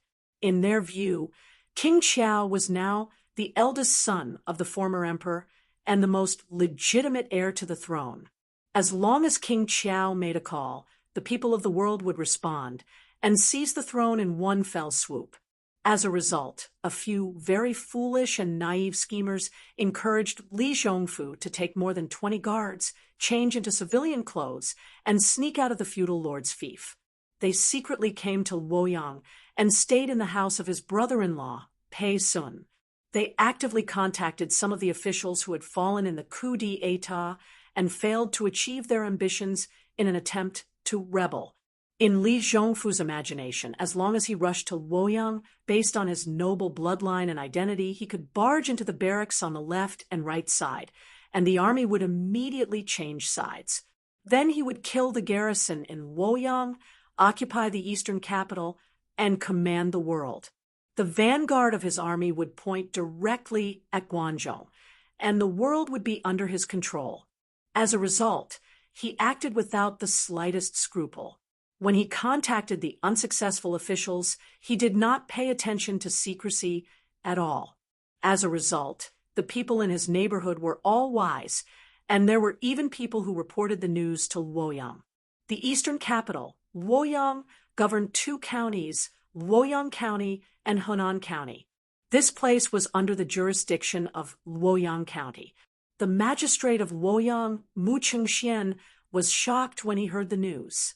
He hurriedly sent a calm old constable to investigate the house of Pei Sun, the commandant of Prince Consort's son-in-law. In the end, there was no need for the old constable to investigate. Before he even reached the door, he saw Prince Qiao, Li Zhongfu, and a few strategists swaggering through the market. They did not even bother to hide how they addressed each other. This old supervisor had been an official his whole life. This was the first time he had dealt with a case of rebellion, and also the first time he had seen such a stupid rebel party. He immediately went to report to the magistrate. The magistrate of Luoyang, considering Prince Qiao's high status, did not dare to act on his own, so he reported to the garrison of Luoyang Lu Xiantian. This Lu Xiantian could be considered an evergreen tree in the political arena. Originally, he was Wu Zetian's confidant, but Wu Zetian lived in Luoyang for more than 20 years while he was far away in Chang, and thus the mark of his faction faded. In the following few disturbances, he was either very lucky to stand on the right side, or he was implicated because he was not in the central government, now that the imperial capital had moved back to Chang, and he was unexpectedly sent to the eastern capital, Luoyang, to guard the garrison. As the garrison, he was responsible for supervising the officials' misdeeds. Why would he care about a prince who did not achieve his ambitions? He immediately ordered the chief of Luoyang to lead the army to arrest him. Li Zhongfu was shocked and hurriedly escaped from the Pei family. He went straight to the barracks on the left and right, thinking that once the tyrannical aura of a king was shaken, the army would immediately change sides. However, he did not expect that it would be completely different from what he had imagined. The gates of the barracks were tightly shut and arrows rained down, not allowing him to approach. Li Zhongfu had no choice but to run to the Zuiyemen of Luoyang's palace. He wanted to imitate Li Dan's method of seizing the military power of the southern Yamen during the coup d'etat and seize the military power of the palace garrison. In the end, the gates of the Zuiyemen were also tightly shut, ignoring him. Li Zhongfu was furious and ordered his bodyguards to gather firewood to burn down the palace gates. He had just found a few bundles of firewood, but before he could light them, the officers and soldiers of the barracks had already received orders from the garrison of Luoyang to arrest him. When Li Zhongfu saw that he could not imitate his imperial uncle Li Dan, he could only imitate his imperial brother Li Zhongjuan and escape from Luoyang in a panic. Fortunately, the officers and soldiers knew his identity and did not dare to kill him without the emperor's orders. He escaped from Luoyang alone and went all the way to the east, plunging into Mount Mang. The officers and soldiers continued to search up the mountain. Li Zhongfu saw that he had no way out and could only drown himself in the water. Speaking of which, Li Zhongfu's rebellion was basically an absurd farce. It did not even cause a ripple. However, his identity was too sensitive, and the nature of the incident was also very serious. The local officials of Luoyang did not dare to be careless. For the past few days, there was chaos everywhere in Luoyang, searching for the remaining members of the rebellion. Yang Fan understood the whole story and told the county magistrate to leave. Warner walked out of the back cabin and sighed softly. Truly preposterous. Yang Fan smiled as he pulled the beauty into his arms and said, Prince Qiao's actions may be preposterous, but the desire to chase after power is very normal. Power is a bonfire. And who knows how many people are keen to be the moths flying into the fire. But, my one, you did not want to be the world-famous Minister of Internal Affairs, and only wanted to be a little woman behind me. You are not a moth, but a lark. Er's eyes wandered, and she smiled sweetly. Then what is Lang Jun, the Kuan Peng that soars above the 9 heavens? The two looked at each other and smiled. Prince Qiao was not the only one willing to be the moth. Princess Taiping was also flapping her wings and flying towards the world's brightest bonfire. However, it was not only the 2 wise men, Yang Fan and who were willing to stay away from the bonfire. Li Qingqi also resisted the huge temptation. Princess Taiping's persuasion to him to fight for the throne did not achieve the desired effect, and instead had the opposite effect. Although Li Qingqi did not suspect that Princess Taiping had the intention of coveting the throne, it was obvious that Princess Taiping had the intention of monopolizing power, which was why she wanted to interfere with the removal of the crown prince. Li Qingqi was afraid that his aunt would cause trouble again. So he suddenly went to the palace the next morning and requested to see the emperor.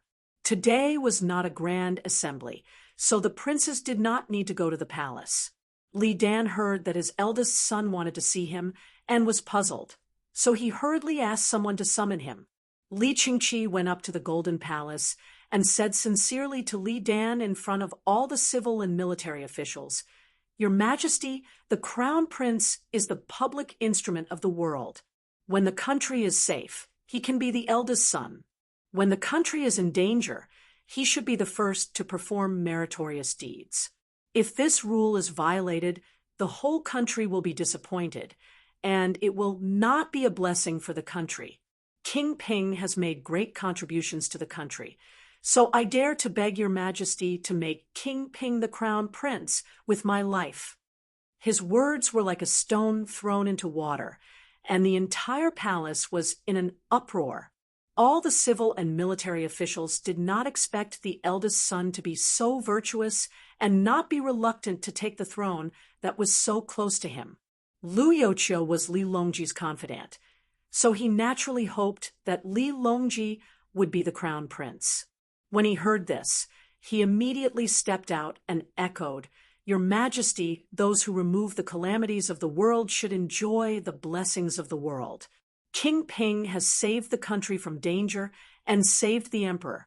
In terms of merit and virtue, he is the most virtuous.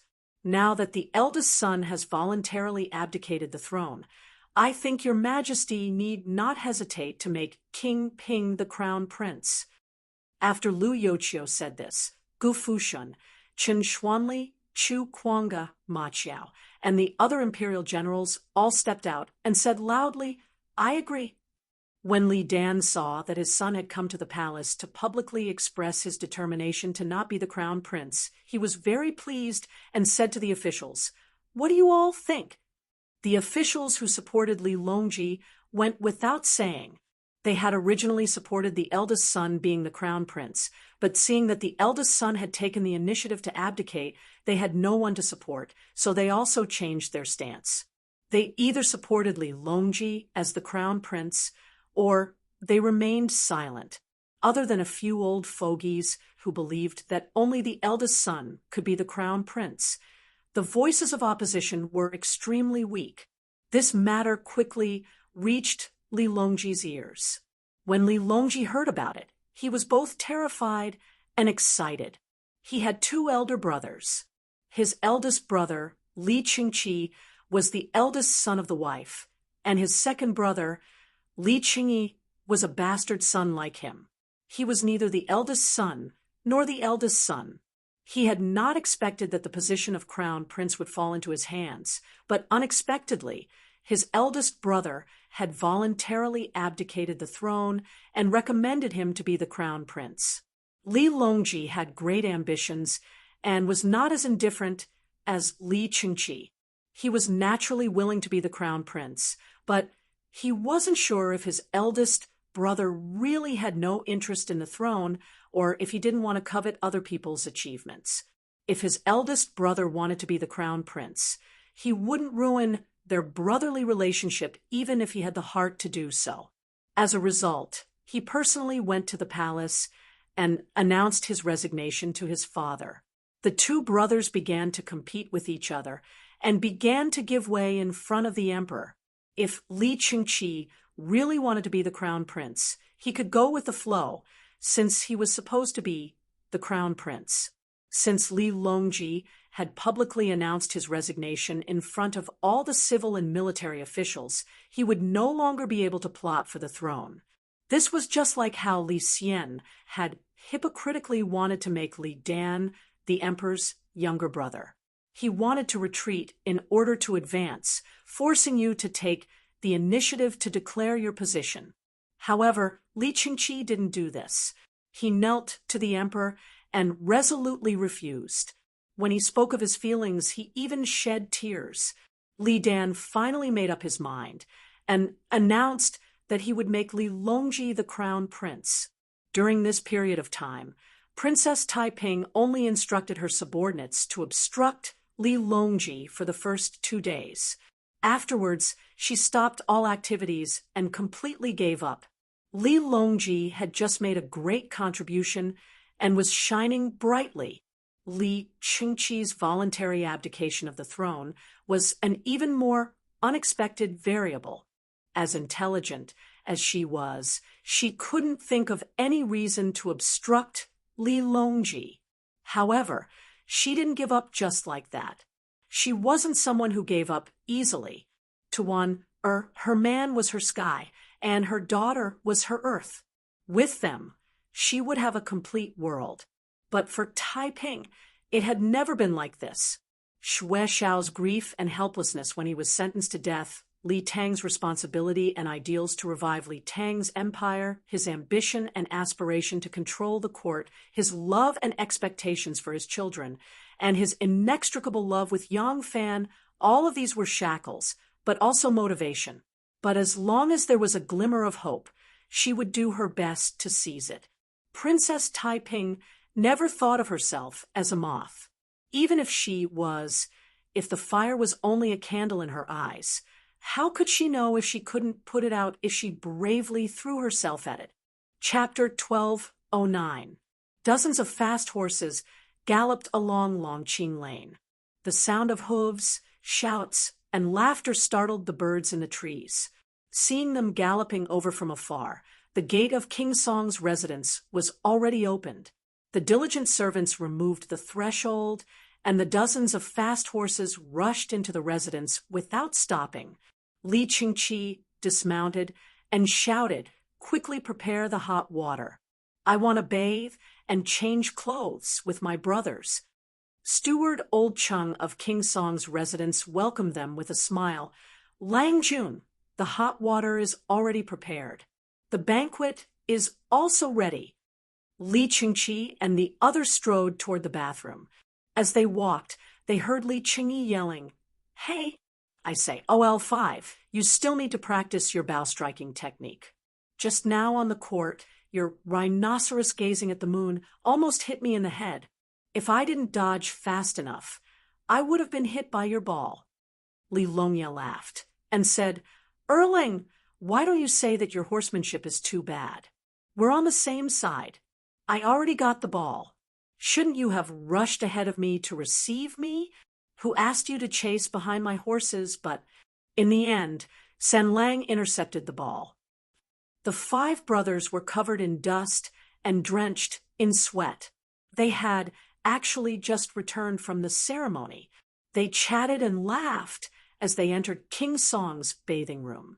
Although this bathing room was not as extravagant as the Dragon Gate Hot Spring Palace in Luoyang, the 5 brothers often bathed together. So this bathing room had been constructed with this in mind, making it extremely spacious. The 5 brothers took off their clothes and stripped naked. Li Longye was the first to jump in, stirring up a wave of water. After the 5 brothers entered the water, they laughed and joked around for a while as if they were celebrating a water-splashing festival. The outside of the pool was covered with water stains, and the heat was also dense. Being in the pool was like being in the clouds, and only then did they casually chat. After chatting for a while, Li Longye suddenly remembered something. He couldn't help but grin at Li Longji and say, "Hey, I heard that there's been a lot of rumors going around in the capital recently. They say something like, if you're not the legitimate eldest son, you can't be appointed. Otherwise, a calamity will fall upon the country." Some people even made this into a nursery rhyme and spread it everywhere. "Isn't this obviously targeted at you, Li Sanlang? Sanlang, did you offend someone?" The smile on Li Longji's face immediately stiffened. Fortunately, the fog was pervasive, so the bystanders couldn't see it clearly. They could only feel that he was in low spirits. Li Longji was silent for a moment before he forced a smile and said, "Let's just ignore the irresponsible remarks of others. Otherwise, we will fall into his trap and make things worse." Li Qingqi nudged Lao Wu with his knee under the water and said, "That's right. Speaking of which, among us 5 brothers who can help Father govern the world well, but you, Sanlang? It's the country's blessing that Sanlang is willing to take up this heavy responsibility, and it's also the ancestral spirit of us brothers. Sanlang, the innocent will be innocent, the turbid will be turbid. You don't have to take it to heart." Li Longji smiled and said, "Don't worry, big brother. Sanlang knows what to do." Although he said this, Li Longji still felt a wave of sadness in his heart. He naturally knew who had instigated this rumor to spread. It had already been 3 months since he had become crown prince, and this rumor had spread less than half a month after he had become crown prince. And it wasn't just a rumor that troubled him. Ever since he had become crown prince, he was well aware of how many spies his aunt had planted in the Eastern Palace. He had his own group of people, and it wasn't easy to secretly plant a new person at his side. But his aunt didn't do it in secret. She used Father's trust in her and the power of the Jinguo Princess Taiping to directly interfere with the Eastern Palace's subordinate officials, replacing all of his subordinates in the Eastern Palace with her people. Not only did these people monitor Li Longji's every move, they also created obstacles for his actions and authority. Li Longji knew that Father and aunt had a deep relationship, and he also understood that after 10-odd years of hard work, his aunt's foundation was far deeper than his own. Therefore, he didn't dare to oppose this aunt and could only endure and give in. Given his unyielding personality, he had suffered countless grievances because of this. He didn't understand why his aunt was so against him. When aunt and niece had joined hands to deal with the Wei clan, they had been so close. Why was it that now that he had become crown prince, and his aunt had become the reclusive emperor who sat behind his father, the relationship between the two had suddenly become like this? Li Longji sighed inwardly and splashed a handful of water on his face, washing away the depression and melancholy in his heart. He smiled at Li Qingqi and said, "Let's not talk about these unhappy things. After we eat and drink to our heart's content, us 5 brothers will compete again in terms of musical instruments. Big brother, you mustn't let me win."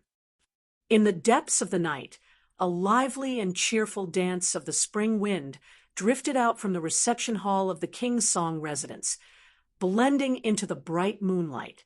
The reception hall was a mess of cups and plates. The 5 brothers didn't remove the dishes and started playing their instruments. Li Qingqi played the flute with his lips, Li Longji beat the drum with his palms, Li Longye played the drum, and Li Longfan played the zither. Among the 5 brothers, Li Qingqi had the most boorish appearance and temper, but his large hands were actually very nimble when playing the zither. When the song was over, Li Qingqi and the others burst into laughter. Li Longji smiled as he picked up a cup of wine and drank it in one gulp. He suddenly felt an indescribable sadness in his heart and couldn't help but cry. Seeing this, Li Longye couldn't help but ask in surprise, "Sen Lang, what's wrong?" Li Longji hurriedly covered it up and said, "Oh, it's nothing. I used too much strength on the drum just now, so I'm out of breath and choked on the wine." Li Qingqi and the others weren't meticulous enough and didn't suspect anything after hearing it. Li Qingqi, however, gave him a meaningful glance and said, "San Lang, there are a few words that I want to say to you in front of all the brothers." Li Longji quickly sat up straight and said, "Big brother, please say it." Li Qingqi said, "You and I are brothers. Back then, when we were imprisoned in the Eastern Palace, we didn't know if we were going to die or not. Every day, we lived in fear. We could only encourage each other and struggle to survive. For the past 10 years, you and I have been confined to the Eastern Palace. Other than a few servants by our side, we didn't see a single outsider. Only us brothers accompanied each other day and night, playing together, learning and reading together. In the cold winter season, there wasn't enough firewood. The dripping water outside turned into ice, and the inside was as cold as an ice house. We could only hug each other for warmth and struggle to survive. Sixth Lang, it was at that time that he died." Speaking up to this point, Li Qingqi's eyes were already glistening with tears. "San Lang, you have a firm temperament and are resolute in your actions. When the Wei family was in power, the army and the imperial court were full of Wei cliques. Raising troops and rebelling was almost certain to result in death, but you still did it without hesitation. What are you afraid of? I know what you're afraid of, and I know why you're suffering in your heart. Today, Big Brother will clearly tell you that in this world, nothing can destroy the affection between us brothers. It's impossible for the throne, and it's even more impossible for others to drive a wedge between us." Big Brother, Li Longji grabbed Li Qingqi's hand. All the grievances accumulated in his heart over the past few days turned into hot tears and flowed down his face. Li Qingqi grabbed Li Longji's hand tightly and said loudly, "We brothers must love each other for life, never betray each other." The other brothers leaned over and held their hands tightly together. Their faces were full of excitement as they said in unison, "Love each other for life, never betray each other." Every day, Princess Taiping received the ministers and dealt with government affairs in the inn and palace hall. She often didn't rest past noon, forgetting to sleep and forgetting to eat. But on this day, when there was still more than an hour before the lunch break, she suddenly slammed a letter in her hand on the table in anger, flicked her sleeve, and left the inn and palace hall. Seeing this, Zhan Hua, the chief officer of the princess's mansion, didn't dare to say anything. He just walked out and hastily signaled the officials standing outside the hall to leave. Those officials had been waiting for more than half a day. How could they bear to leave just like that? Later on, Zhan Hua had a brainwave and gave them a number plate, promising that they wouldn't have to line up tomorrow. Only then did they leave one after another. As soon as Princess Taiping left, her personal advisor and chief strategist, Mr. M.O., put down his pen and chased after her in quick steps. Princess Taiping left the inn and palace hall and walked to an elegant courtyard with a pavilion and pond in the side room. Only then did she stop walking while leaning on the railing. Her chest was heaving up and down. Obviously, she was still very excited. The fish in the water thought someone was throwing them food. They swam toward her one after another, stirring the water into a red and yellow mottled wave. Mr. M.O. walked toward Princess Taiping and cupped his fist in greeting. "Princess." Princess Taiping did not turn her head around. After a long silence, she angrily said, "When the Wei family was executed, Wei Jiyuan was more than 80 years old, He was also executed because he belonged to the Wei clique, because his surname was Wei. Wei Angshi was also implicated and was punished at home.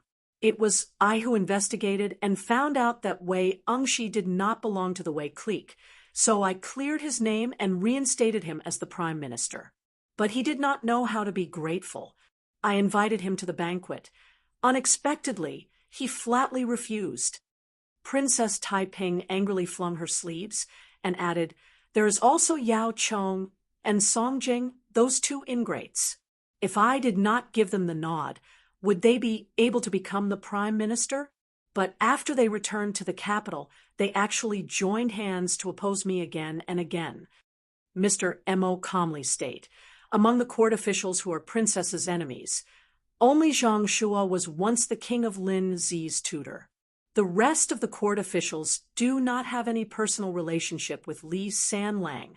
In fact, they did not even have any contact with Li Sanlang in the past. Although they received princess's grace, they strongly supported Li Sanlang. Does your highness know why?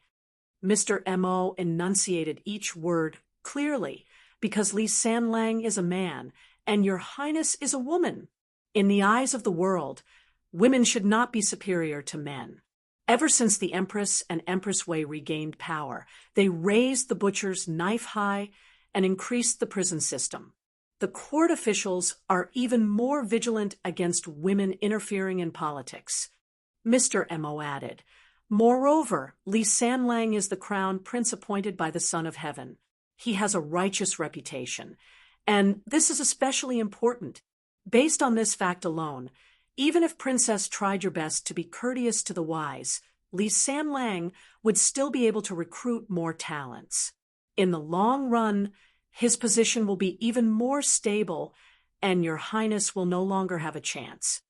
Mr. Mo took a step forward and enunciated each word clearly. Your highness, unless you admit your defeat now and hand over all your power, you can still enjoy a life of glory and splendor. Otherwise, you will have to strike first and gain the upper hand. If you delay, you will definitely lose. Strike first and gain the upper hand. Princess Taiping silently recited this sentence and slowly raised her proud head, clenching her fists tightly. Chapter 12:10. Anren Hall was next to Ganlu Hall. It was the place where the emperor met with the officials to discuss secret matters after the court conference. Although Li Dan, the Son of Heaven who did not do anything, had become the emperor, he had always left government affairs to Taiping, now that there was the crown prince, and Li Dan had used the excuse of the crown prince to ask his son to share a portion of the work. He, the emperor, was even more idle. Other than attending the morning court every other day to meet with Jing, Li Dan basically did not summon any ministers. But today, for the first time ever, he sent someone to summon Wei Angshi to the Anren Hall to see the emperor. When he saw Wei Angshi, he hesitated again and again, looking as if he found it difficult to speak. Wei Angshi could not help feeling puzzled. Wei Angshi stroked his beard and waited patiently. After a moment, Li Dan seemed to have made a decision. He cleared his throat and said to Wei Angshi, "Official Wei has always been loyal to the court. When the second Zhang was in power, Official Wei was not afraid of power. When Empress Wei was in power, Official Wei was clean and honest. Of all the ministers in the Political Affairs Hall, in terms of age, Official Wei is the oldest. I can only discuss this matter with you." Hearing these words, Wei Angshi's heart tightened. He quickly stood and said, "I don't know what your majesty is worried about, but please speak. This old official should share your majesty's worries." Li Dan sighed and said with a worried expression, "You also know that it was my Sanlang who killed Empress Wei and protected me as the Son of Heaven. The generals in the army all admire Sanlang's bravery. Now, I also heard, Wei Angshi raised a pair of white eyebrows and looked in surprise at the hesitating Son of Heaven. Li Dan hesitated and said, "I heard that the officials in court are all on the crown prince's side. The crown prince is trying to win over the officials. Do you think he will? Wei Angshi had been in and out of officialdom for decades and understood everything. Hearing the emperor's words, he immediately understood. He knew that the emperor would not tell him who had spoken to the emperor like this. He thought for a moment and asked in response, "Did the person who spoke to your majesty also say that your majesty is in middle age and that the crown prince cannot wait for so many years and will harm your majesty?" Li Dan's eyes suddenly rose, and his gaze on Wei Angshi showed some surprise. Seeing this, Wei Angshi knew he had guessed correctly and said, "How can your majesty believe such sensational words? Everyone in the world knows that the crown prince is kind and filial. When he rejected the position of crown prince, he was sincere. Now that he is the crown prince, no one can compete with him. Your majesty has also left the affairs of the country to him and will not interfere. Will the crown prince risk the world and want to harm your majesty?" Li Dan leaned forward slightly and asked with concern, "Does Master Wei believe that the crown prince would not do this?" Li Dan was not passionate about power, but he was not tired of life. So when he heard that the crown prince could not wait to become emperor, he was concerned about his own safety. Hearing the old prime minister's words, he could not help but sigh in relief. Wei Angshi said resolutely, "Absolutely not. Your majesty, this old subject does not dare to ask for the name of the person who made the remonstrance to your majesty. I only ask your majesty to think, who is the closest to the person who made the remonstrance?" Li Dan was startled and thought anxiously. Dou Huaijin married Empress Wei's wet nurse, Lady Wang, to curry favor with Empress Wei. When Empress Wei was executed, he killed his wife with his own hands and came to my manor to beg for mercy. So he did not die. Afterwards, he was demoted to be a major in Haozhou. It was Taiping's recommendation that allowed him to be reinstated as prime minister. Could it be, thinking of how Li Qingqi, Li Qingye, and his other sons had complained to him, saying that Taiping Gugu did not get along with San Lang and often used her power to bully him?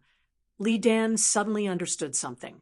Wei Angshi observed Li Dan's expression and saw that he already had an idea. He said, "Your Majesty, there must be someone who is dissatisfied with the crown prince and is trying to drive a wedge between your majesty and your father, hoping that your majesty will take down the crown prince because of your suspicions. If your majesty believes him, then you will have fallen into his trap." Li Dan was silent. He did not believe that San Lang would do anything to harm him. Otherwise, after hearing such a shocking matter, his suspicions would rise, and he would have taken down the crown prince's power long ago. There was no need to discuss this with Wei Angshi. It was just that this was a matter of life and death, and he did not dare to treat it lightly. Now that Wei Angshi had hit the nail on the head and exposed the identity of the mastermind behind the scenes, Li Dan was immediately somewhat perplexed. These past few months, he was not completely ignorant of the discord between his sister and San Lang. He just did not expect the relationship between the two to have deteriorated to such an extent. Li Dan quietly said, "Fortunately, my beloved subject reminded me. I understand." Li Dan ordered Wei Angshi to withdraw. Dispiritedly, he stood up and sadly said, "Back then, when my Li family was in such a perilous situation, our family was still able to help each other and support each other. Now that my Li family has regained control of the world, it should be time for us to enjoy peace. How can our own flesh and blood harm each other?" Princess Taiping naturally had eyes and ears in the palace. When she learned that Wei Angshi had ruined her plans, she immediately flew into a rage. Sir Mo's words were still ringing in her ears. She also felt that the longer Li Longji was the crown prince, the more his position would be consolidated.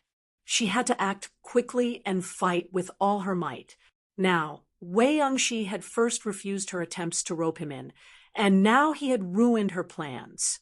He was the perfect chicken to serve as a warning to others.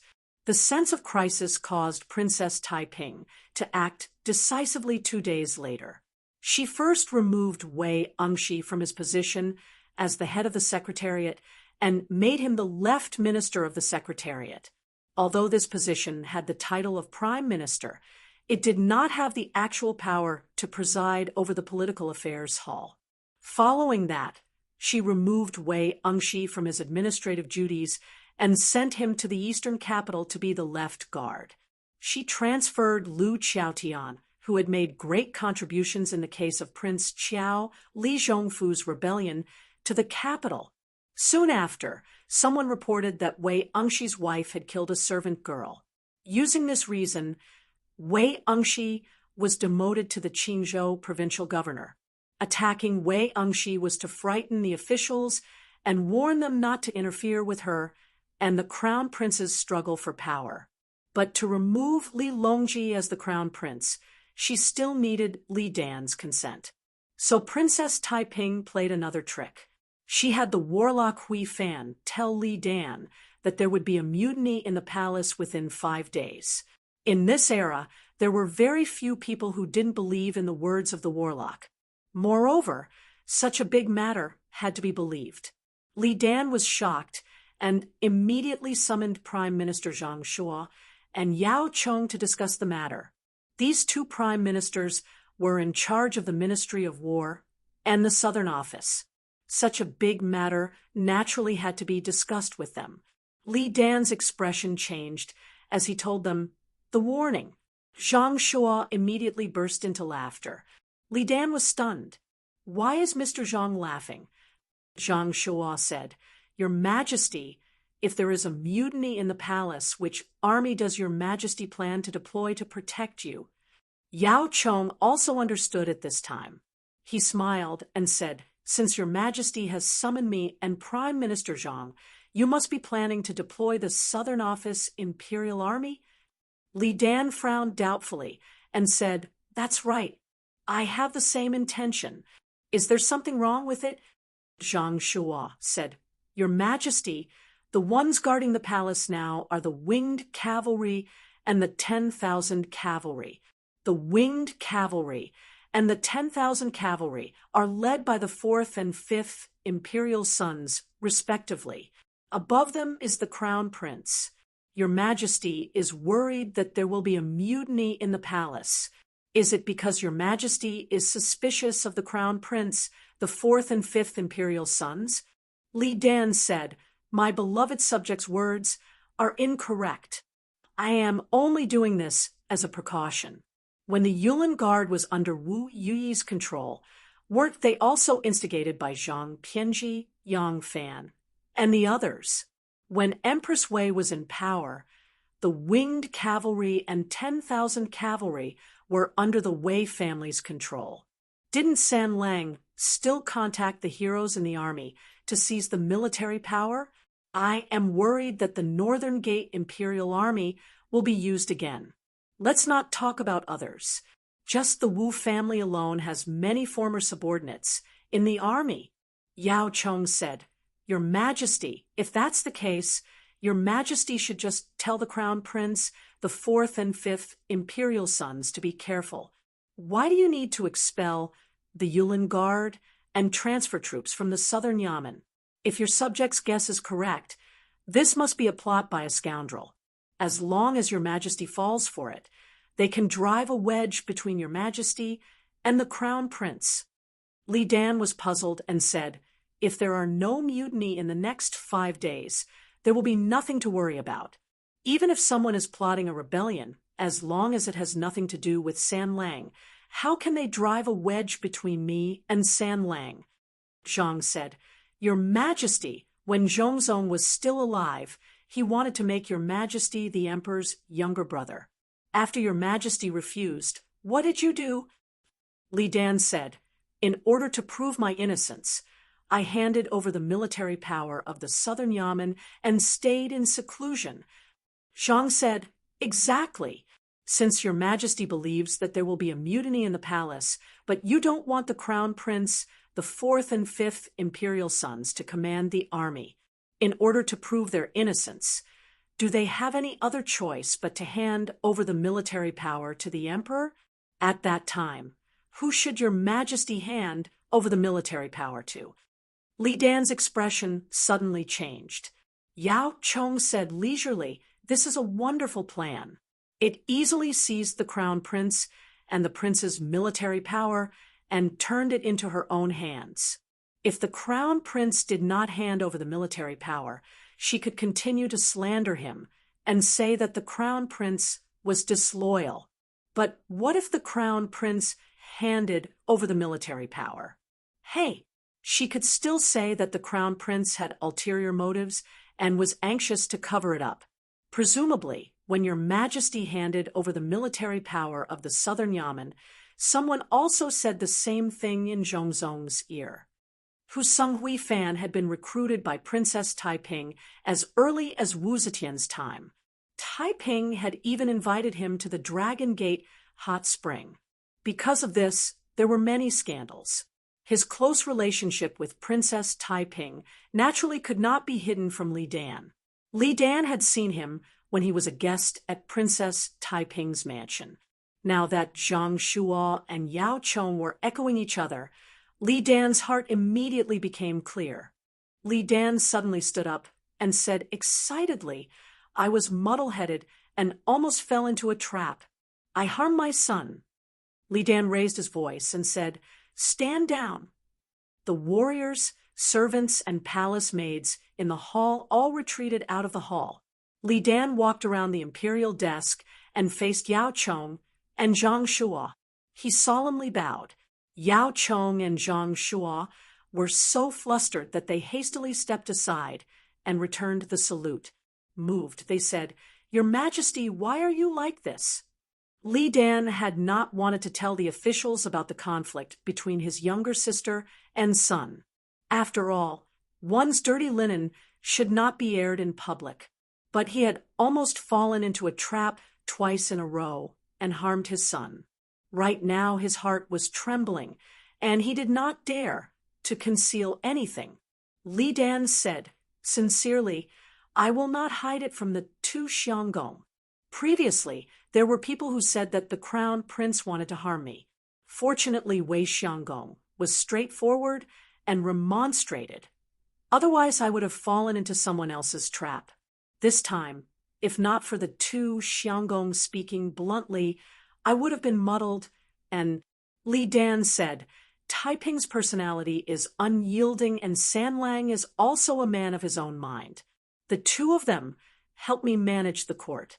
As time passes, it is hard to avoid disagreements. They each have people by their side who are either protecting their master or flattering them. It is unavoidable that they will try to guess their superior's intention and slander each other. If this continues, it will definitely lead to a great disaster. What do the two Xianggong advise me?" Zhang Shuo and Yao Chong were moved by the emperor's sincerity. Zhang Shuo thought carefully for a while and said in a deep voice, "Your Majesty, subject has 3 ways to resolve your Majesty's worries. I don't know if I should say them or not." Li Dan's eyes brightened, and he hurriedly said, "Beloved minister, quickly say it." Chapter 12:11. Zhang Shuo said, "My first plan is that the crown prince is the 3rd son of the imperial family and doesn't conform to the tradition of a legitimate eldest son. Some people maliciously slander him and sow discord within the imperial family. This is the excuse to make the Eastern Palace restless. In my opinion, the eldest and second sons should be given local titles and not return to the capital before the crown prince ascends to the throne. This is to quell the ill will of others." Li Dan stroked his beard in thought for a moment before nodding. Zhang Shuo continued, "The 4th and 5th sons are currently generals of the Imperial Guard, in charge of the palace's security. If they get close to the crown prince, someone will sow discord between His Majesty's father and son. If they get close to His Majesty, someone will sow discord between the crown prince and his brother. I believe that the two princes can be removed from their positions as generals of the Imperial Guard, while the fourth and fifth sons can become generals of the Eastern Palace's left and right guards. With the two princes as the crown prince's generals, how can others sow discord? Li Dan was pleased. Master Zhang's words are very reasonable. Is this the second plan? Zhang Shuo shook his head with a smile. Not so. Everything I said just now was about the five princes. This is the first plan. Li Dan was surprised. Oh, then tell me, what is the second plan? Zhang Shuo said, for the second plan, Your Majesty can have the crown prince govern the country. His Majesty has already delegated the governance of the country to the crown prince, but he hasn't been given the title of regent. However, this will make the crown prince somewhat unjustifiable. This is also one of the reasons others will attack the crown prince. If Your Majesty has the crown prince govern the country, all doubts will be dispelled. Li Dan clapped his hands in approval, his face full of joy. If it was another emperor, such as Li Shimin or Wu Zetian, or even the milder Li Ji, if any of the officials suddenly went to suggest the crown prince to oversee the country, they would be courting death. However, Li Dan was a freak among the emperors. He loathed power and did not like to manage the affairs of the country. Now, everyone understood this point, which was why Zhang Shuo dared to speak to him so boldly. He did not need to worry that the emperor would be suspicious and think that he was being disrespectful to the emperor or harboring some ulterior motive. Zhang Shuo said, as for the third plan, at this point his eyes suddenly became a little gloomy. Your Majesty, the crown prince, and the princess are both resolute people. As the saying goes, a mountain cannot accommodate two tigers, so there are often conflicts. After the crown prince regains control of the country, Your Majesty can order Princess Taiping and her family to move to the eastern capital, Luoyang, to live in peace and wealth. The military and state affairs will be entrusted to the crown prince, and from then on all disputes will cease. Li Dan was startled when she heard this. Seeing this, Yao Chong hurriedly said, if Your Majesty follows Prime Minister Zhang's words, it will be a blessing for the country. Li Dan gave him a deep look. Does Master Yao also agree with this view? Yao Chong replied, exactly. The crown prince was the crown prince appointed by His Majesty. Sooner or later, he would have the power of the president. But Princess Taiping was just an assistant to His Majesty when His Majesty first ascended the throne. There were a lot of things to do, and His Majesty couldn't handle them all at once. Now that there was a crown prince, why not let Princess Taiping take off the heavy responsibility? It was the right way for a woman to take care of her husband and teach her children. This way, we can avoid harming the harmony of the royal family. Li Dan was greatly moved. He had never suspected that his sister coveted the throne. He only thought that his sister and his son's quarrel was so stiff because their temperaments were too different. He thought for a moment and nodded. I have no brothers in the world, only sister Taiping. How can I leave her far away in the eastern capital? Let her go out and relax. Everything else can be arranged according to Qing Qing's wishes. If they followed Zhang Shuo's suggestion and arranged for Princess Taiping to stay in the eastern capital, it would be sending a clear signal to the whole world. Princess Taiping would spend the rest of her life in the eastern capital and would never be allowed to return to Chang. But other places would be different. Sooner or later, she would have to return to the capital. The current move was only a means to ease the relationship between her and the crown prince. Seeing that Li Dan was reluctant to let Princess Taiping go to the eastern capital, Zhang Shuo and Yao Chong no longer insisted. They cupped their hands and said, as Your Majesty wishes. The two took their leave. As soon as they returned, Yao Chong looked for Song Jing to discuss. He quickly issued an edict. From now on, the princes and the emperor's son-in-law will not be in charge of the Forbidden Army. Those who are in charge of the Forbidden Army will be transferred to other positions. I order the Prince of Song, Li Qingqi, to be the provincial governor of Tongzhou, Li Shouli, the Prince of Cheng, to be the provincial governor of Feng, Li Longfan, the great general of the left Yulin, to be the left guard of the Eastern Palace, and the former great general of the right Yulin, Prince Shui, Li Longye, to be the right guard of the Eastern Palace. Immediately, the second edict ordered Princess Taiping to move to Puzhou, now Yongji, Shangxi. Then, the third edict ordered Crown Prince Li Longji to supervise the country. The three imperial edicts were like a thunderclap that was stronger than the previous one. They were issued at an incomparably fast speed. They knew how powerful Princess Taiping was and wanted to make it a reality. When the news reached Princess Taiping's mansion, Princess Taiping was taking advantage of her rare leisure time to tease the precious grandson that her eldest daughter had given birth to for her. After hearing the news, she didn't even have time to change out of her Yenju's regular clothes and galloped straight to the imperial palace. Li Dan had always feared and loved this younger sister of his. Seeing Princess Taiping angrily rushing over and questioning him, Li Dan blushed and stammered, not knowing how to respond. Princess Taiping slapped the table and said, "My imperial brother is perfectly fine.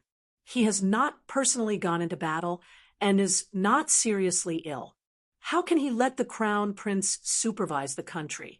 What will the world think when the news gets out? Song Jing and Yao Chong have ulterior motives.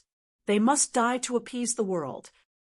Li Dan stammered, "The two Xianggong are thinking of me out of the kindness of your heart. You also know that I have always been lazy and neglected government affairs. Having the crown prince to help me with state affairs is exactly what I want." Princess Taiping said, "But this is not in line with the system. How can the emperor, in his prime, let the crown prince supervise the country? Once the news gets out, people will either suspect that you are seriously ill or suspect that the crown prince is forcing you. Our Li family has been through a lot." Li Dan sighed in annoyance and said, "Fine, fine. Then let's do it this way. I will issue another edict stating that the appointment and removal of officials below the 6th rank will be given to the crown prince. The appointment and removal of officials above the 5th rank will still be decided by me. Is this okay?" Princess Taiping thought for a moment. If it was only officials below the 6th rank, it would not be a big problem. Officials above the 6th rank would still have to go through her elder brother, who would certainly consult her. When the time comes, the authority would still be in her hands. She said, "This is fine. But Yao Chong and Song Jing have ulterior motives. They must be severely punished." At this point, Taiping suddenly burst into tears. She choked and said, "All these years, I have done a lot for you. Everything I have done has been for the sake of Li Tang's country. I did not expect to be slandered by vile people." Li Dan was really afraid of his younger sister. Seeing her cry, he felt very uneasy and hurriedly said, "Lingyue, don't be sad. Fine. I will drive them out of the capital and demote them. How about that?" This scene was very similar to the time when Shangguan Yi proposed to abolish Wu Meinyang's empress position. After hearing the news, Wu Meinyang angrily barged into the imperial palace. She scolded and cried bitterly, forcing Li Ji to push everything to Shangguan Yi. The proposal to abolish the empress was forced to stop, and Shangguan Yi was instead punished.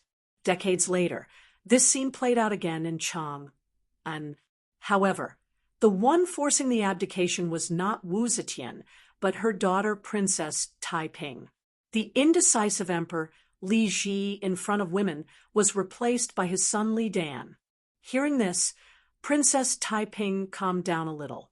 She looked at Li Dan and said, "Then what about the edict to expel me from Chang?" And seeing his younger sister being so aggressive, Li Dan was also a little annoyed. He said with some resentment, Ling Yue, I have no interest in state affairs. I asked you to assist me, but you should not have made things so awkward with San Lang.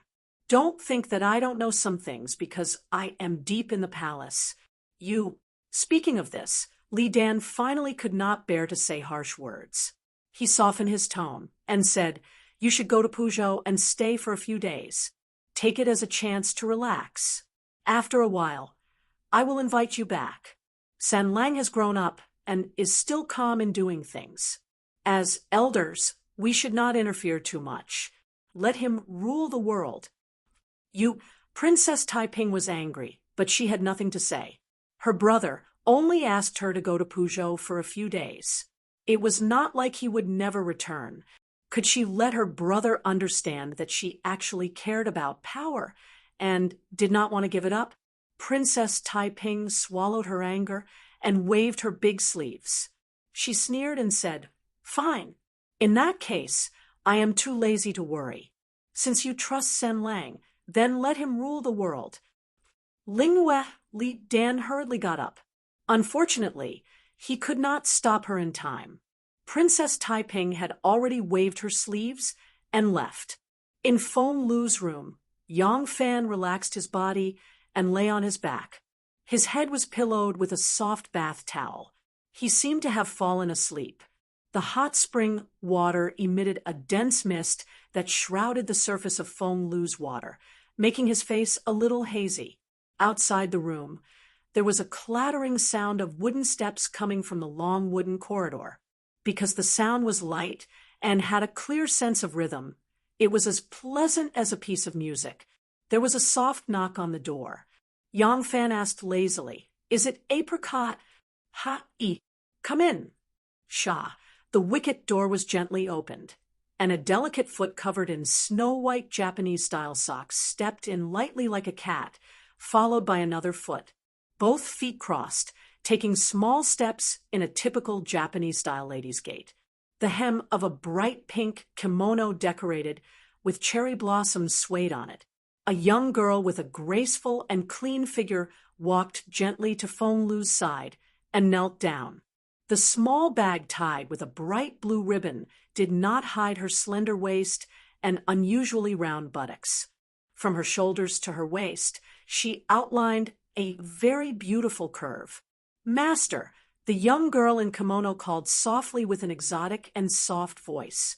When she spoke, she slightly bowed her head. Her snow-white delicate neck was like a swan pecking its feathers.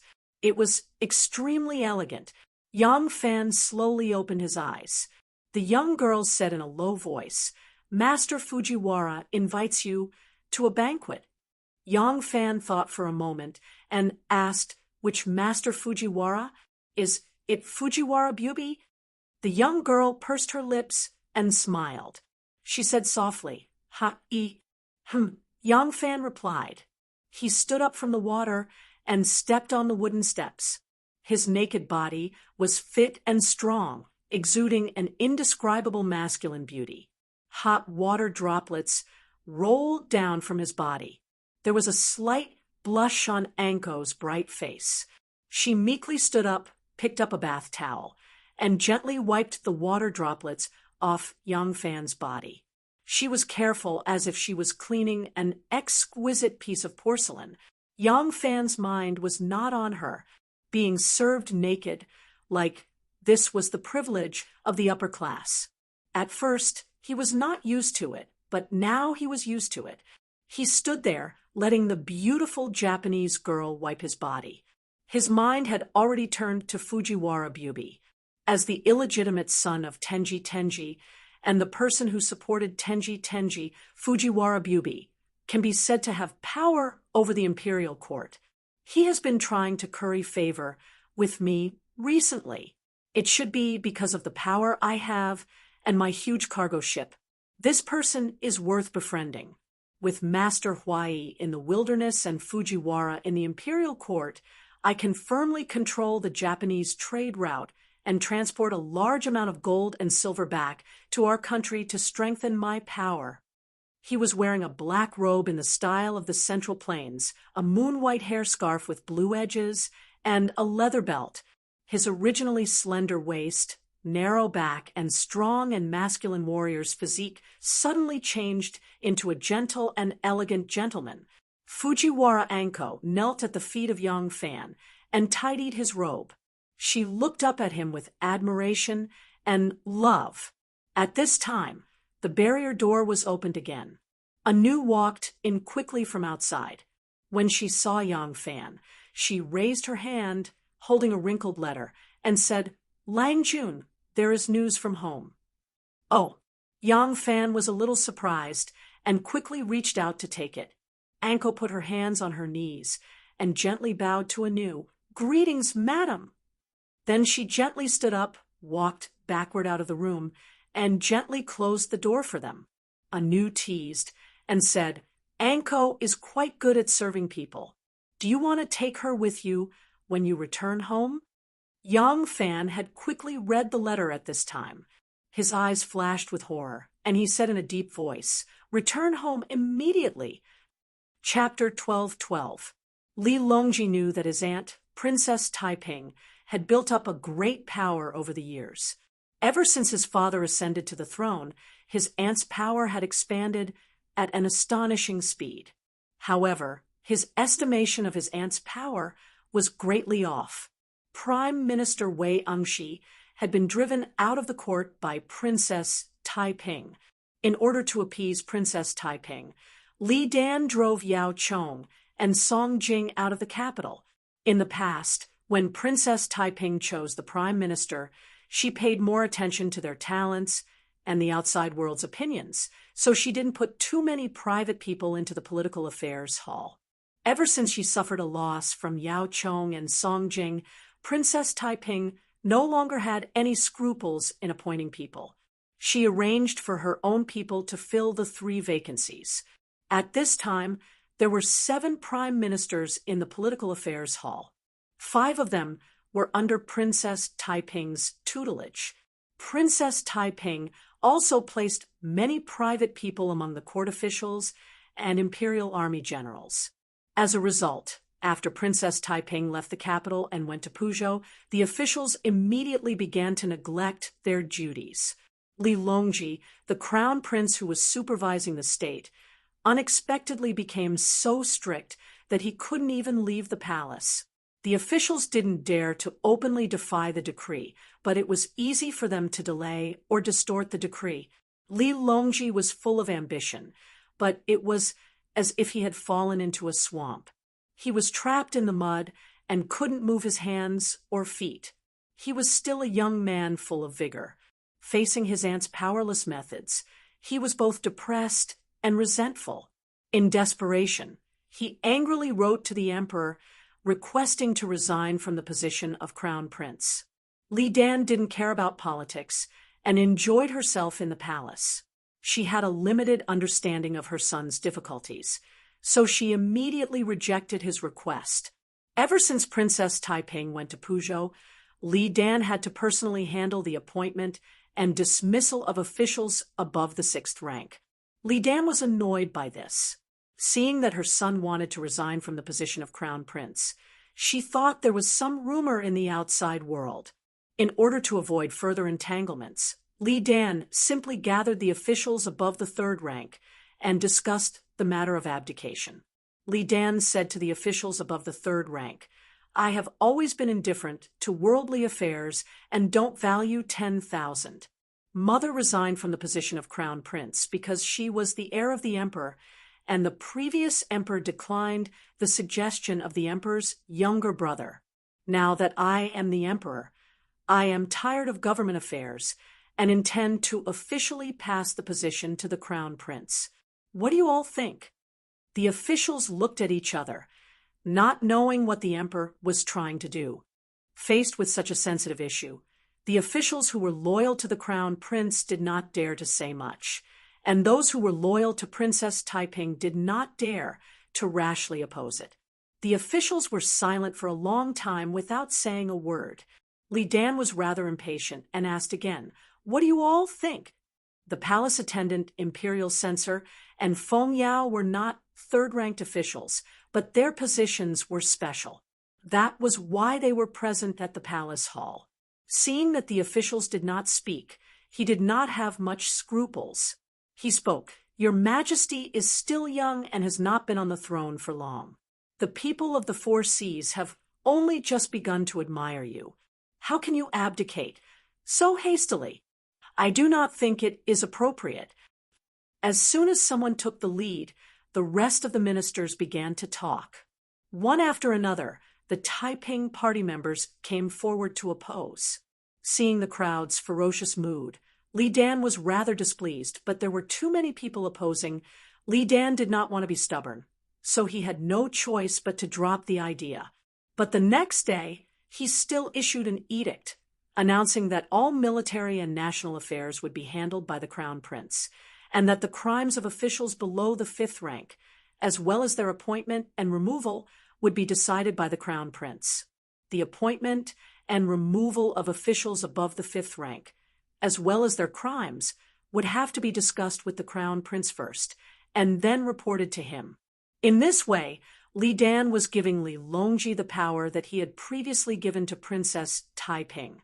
But although Li Longji had been granted great power, the political situation was still very difficult to carry out because the Taiping party members seemed to agree on the surface but opposed on the inside.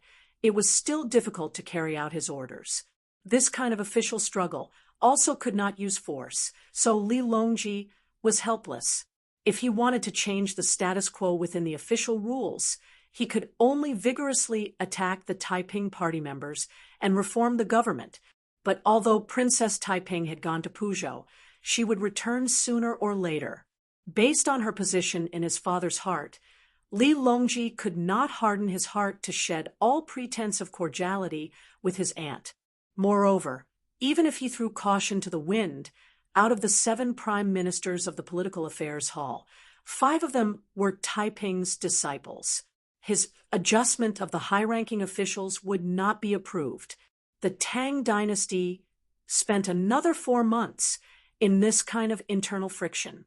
During these 4 months, the imperial court was almost in a state of stagnation. Fortunately, this empire was too large, and only relying on inertia, there would not be any trouble within a year. If there was no accident, this kind of internal friction would continue for a few more months until Li Longji could not bear it anymore and took extreme measures, or Princess Taiping was ready and launched an all-out attack on Li Longji. But an accident quickly changed the situation. Wu Yuji was dead. Wu Yuji fell ill not long after he arrived in Puzhou. Originally, it was not serious, but after a period of treatment, his illness became more and more serious, and finally he died. When the news came out, Li Dan, the emperor who was perfunctory in the court but very concerned about family, immediately conferred Wu Yuji the posthumous title of Prince Ding. He let Princess Taiping's eldest son inherit the title, and her second and third sons were also conferred the title of Junwang to show his favor. Immediately, he issued an edict to welcome Princess Taiping back to the capital. When Princess Taiping arrived, she had been preparing for a counterattack. She wanted to use the officials' indolence to give Li Longji a show of strength and let Li Longji retreat. As she expected, Li Longji chose to resign from the crown prince position out of anger, but unfortunately, it was rejected by Li Dan. Seeing that her plan had failed, Princess Taiping began to plan another attack on Li Longji. When there was a major flaw in the imperial court, the 5 prime ministers would lead the civil and military officials to impeach the crown prince and force him to abdicate. Unexpectedly, because of her husband's death, Li Dan took her back to the capital in advance. Yang Fan kept a low profile when he left the capital, and he also kept a low profile when he returned.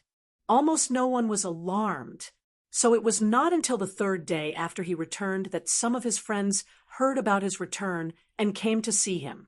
But Princess Taiping was different.